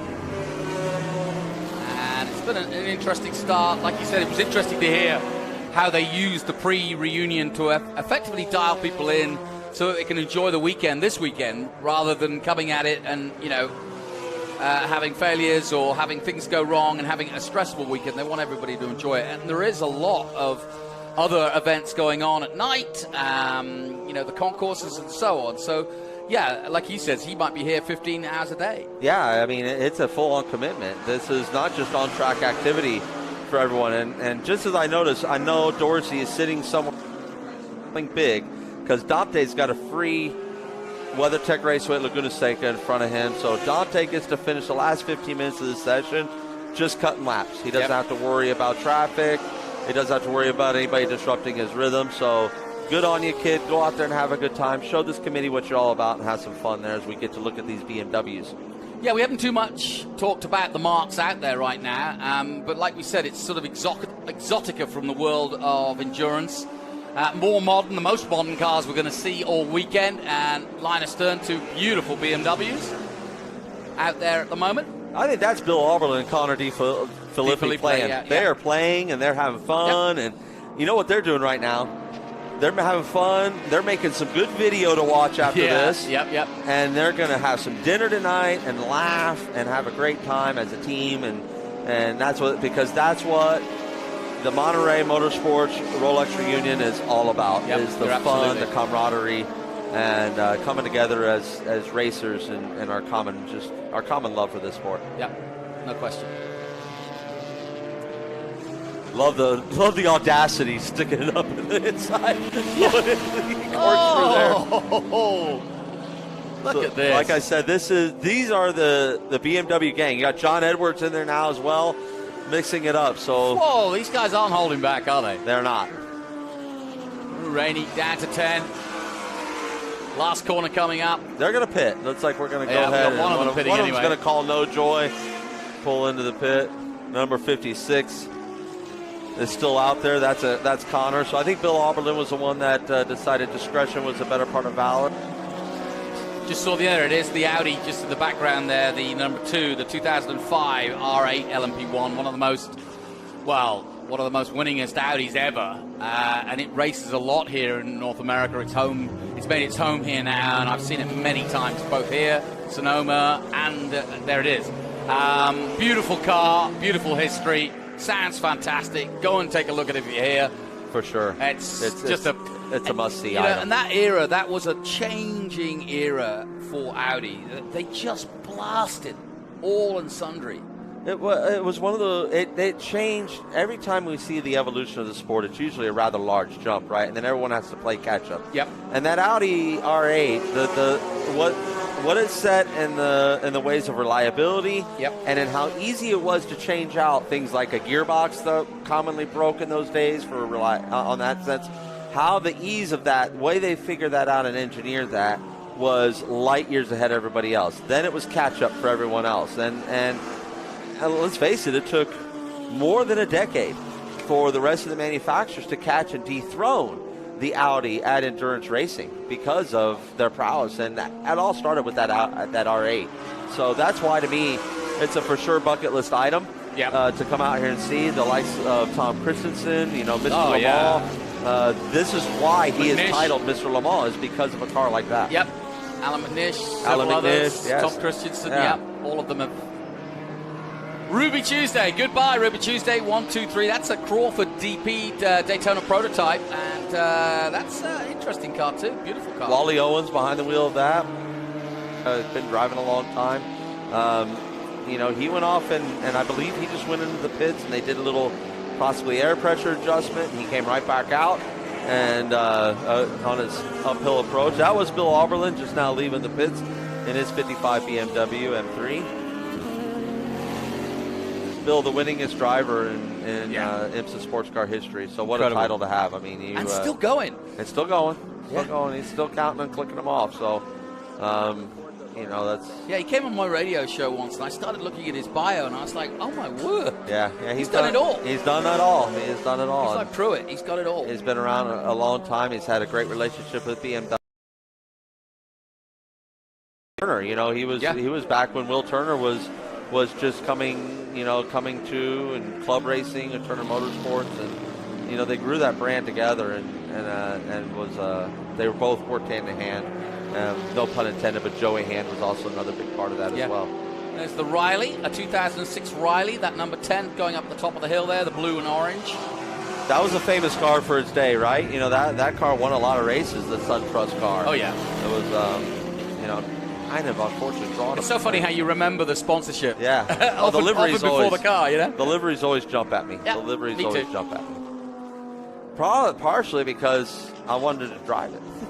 I mean, honestly, when I was growing up, I thought JPS Special was the name of the car. When I saw Mario's 76 car, the Lotus, I didn't know it was a Lotus. Yeah, right. It was just a JPS. It was a John Player Special. Exactly, exactly. And then I saw it with the cigarettes. I was like, oh, somebody's named a cigarette after him.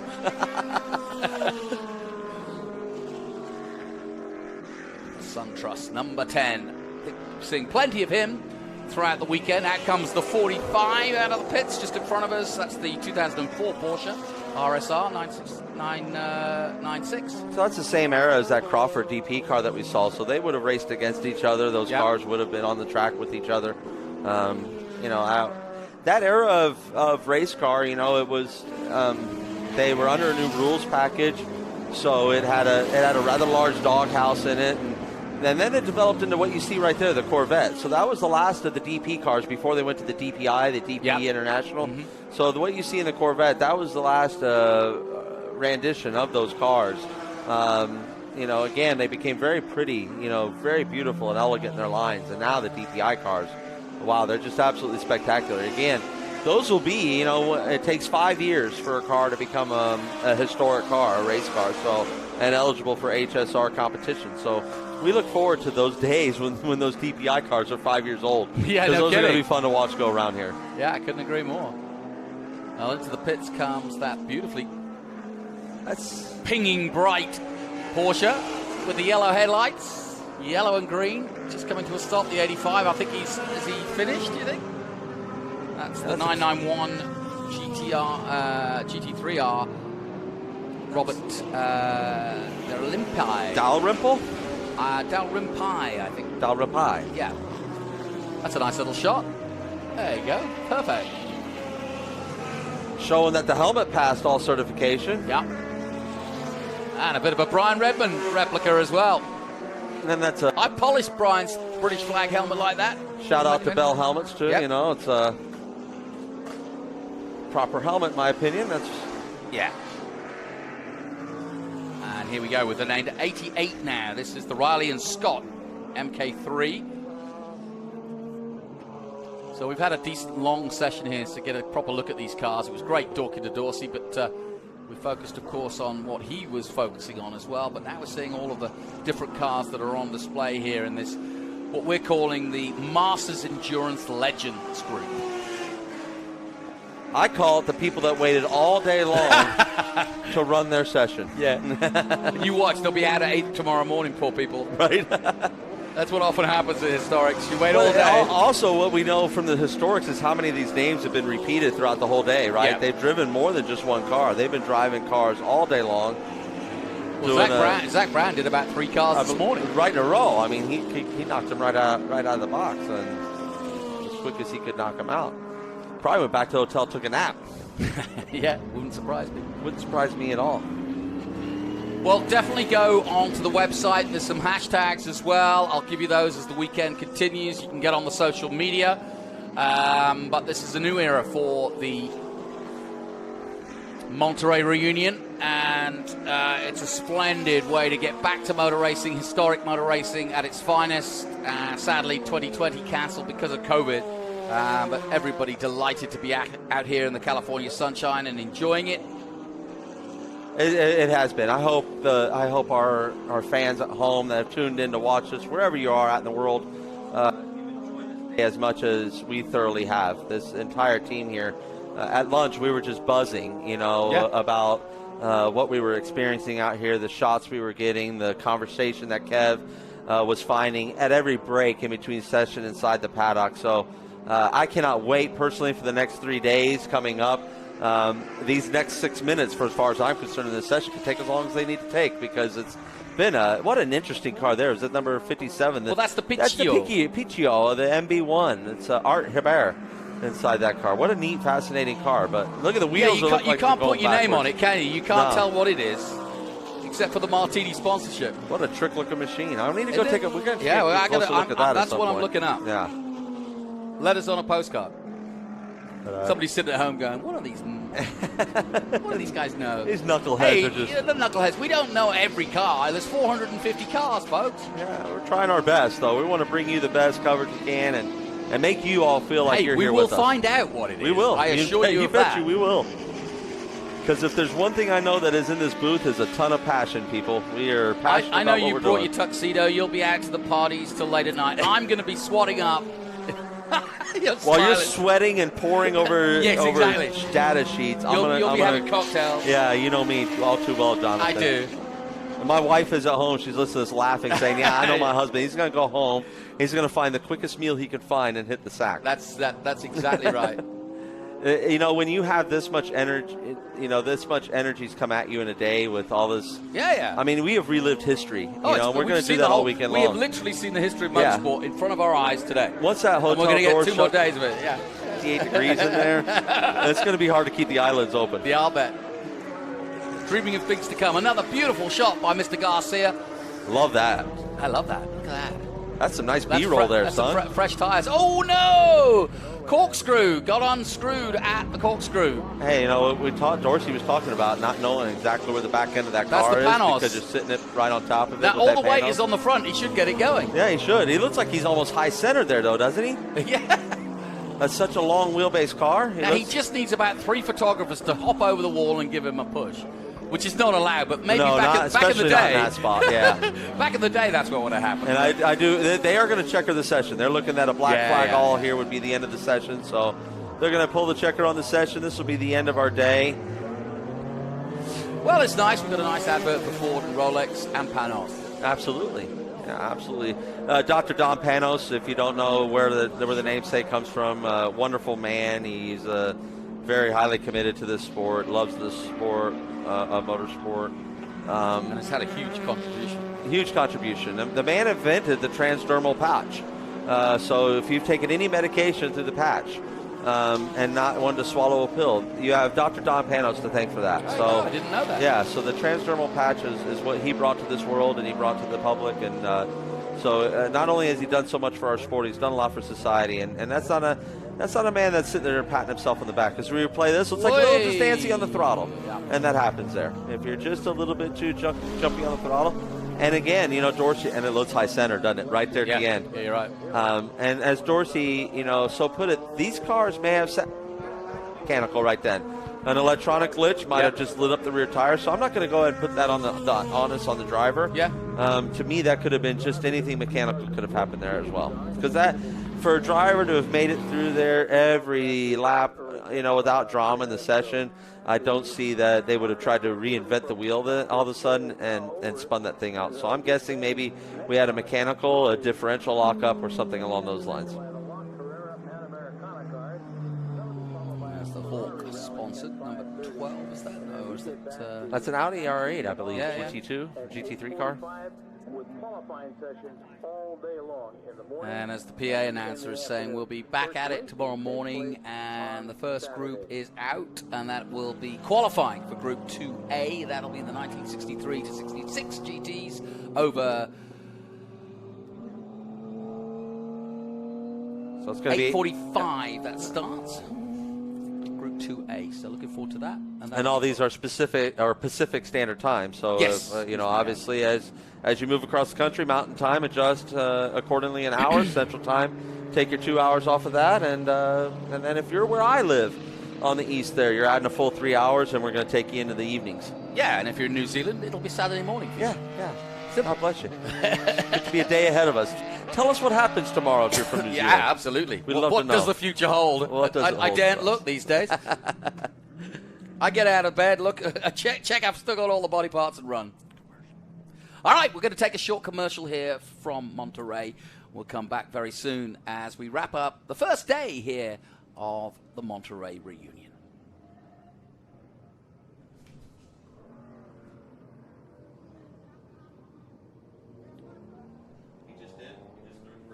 My name is Nancy.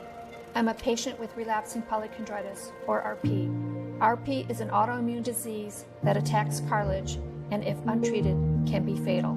To drive awareness and accelerate research, we established the Race for RP. Success on the track has opened doors to world-class healthcare providers, researchers, and autoimmune disease experts, leading to groundbreaking discoveries and new hope. We are driving awareness and accelerating research in the Race for RP.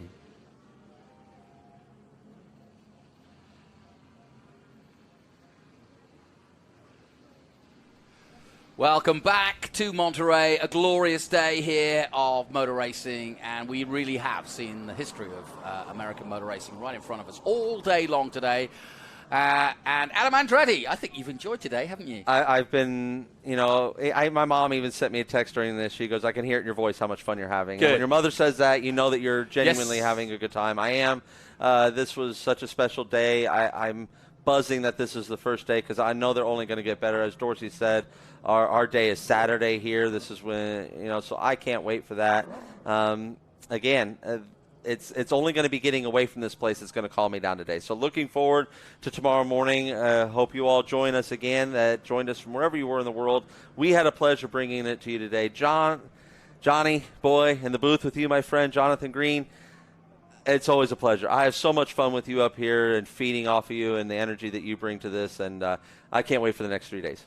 Ditto. Thank you so much, Adam Andretti. My thanks to Dorsey Schrader, of course, and to Kev Harris bringing us all the action from down the paddock. We'll continue to do so in the days to come here at the 2021 Monterey Motorsports Reunion event. A fantastic event. Over 400 cars in action, and we'll have more to come tomorrow morning. It all kicks off at 8:45 local time Pacific. Join us if you can. We're going to be live streaming around the world throughout the weekend. My thanks to all of our cameramen, the marshals, and everybody involved in the organization of this. We'll be back tomorrow. More racing to come from this classic event. Goodbye for now.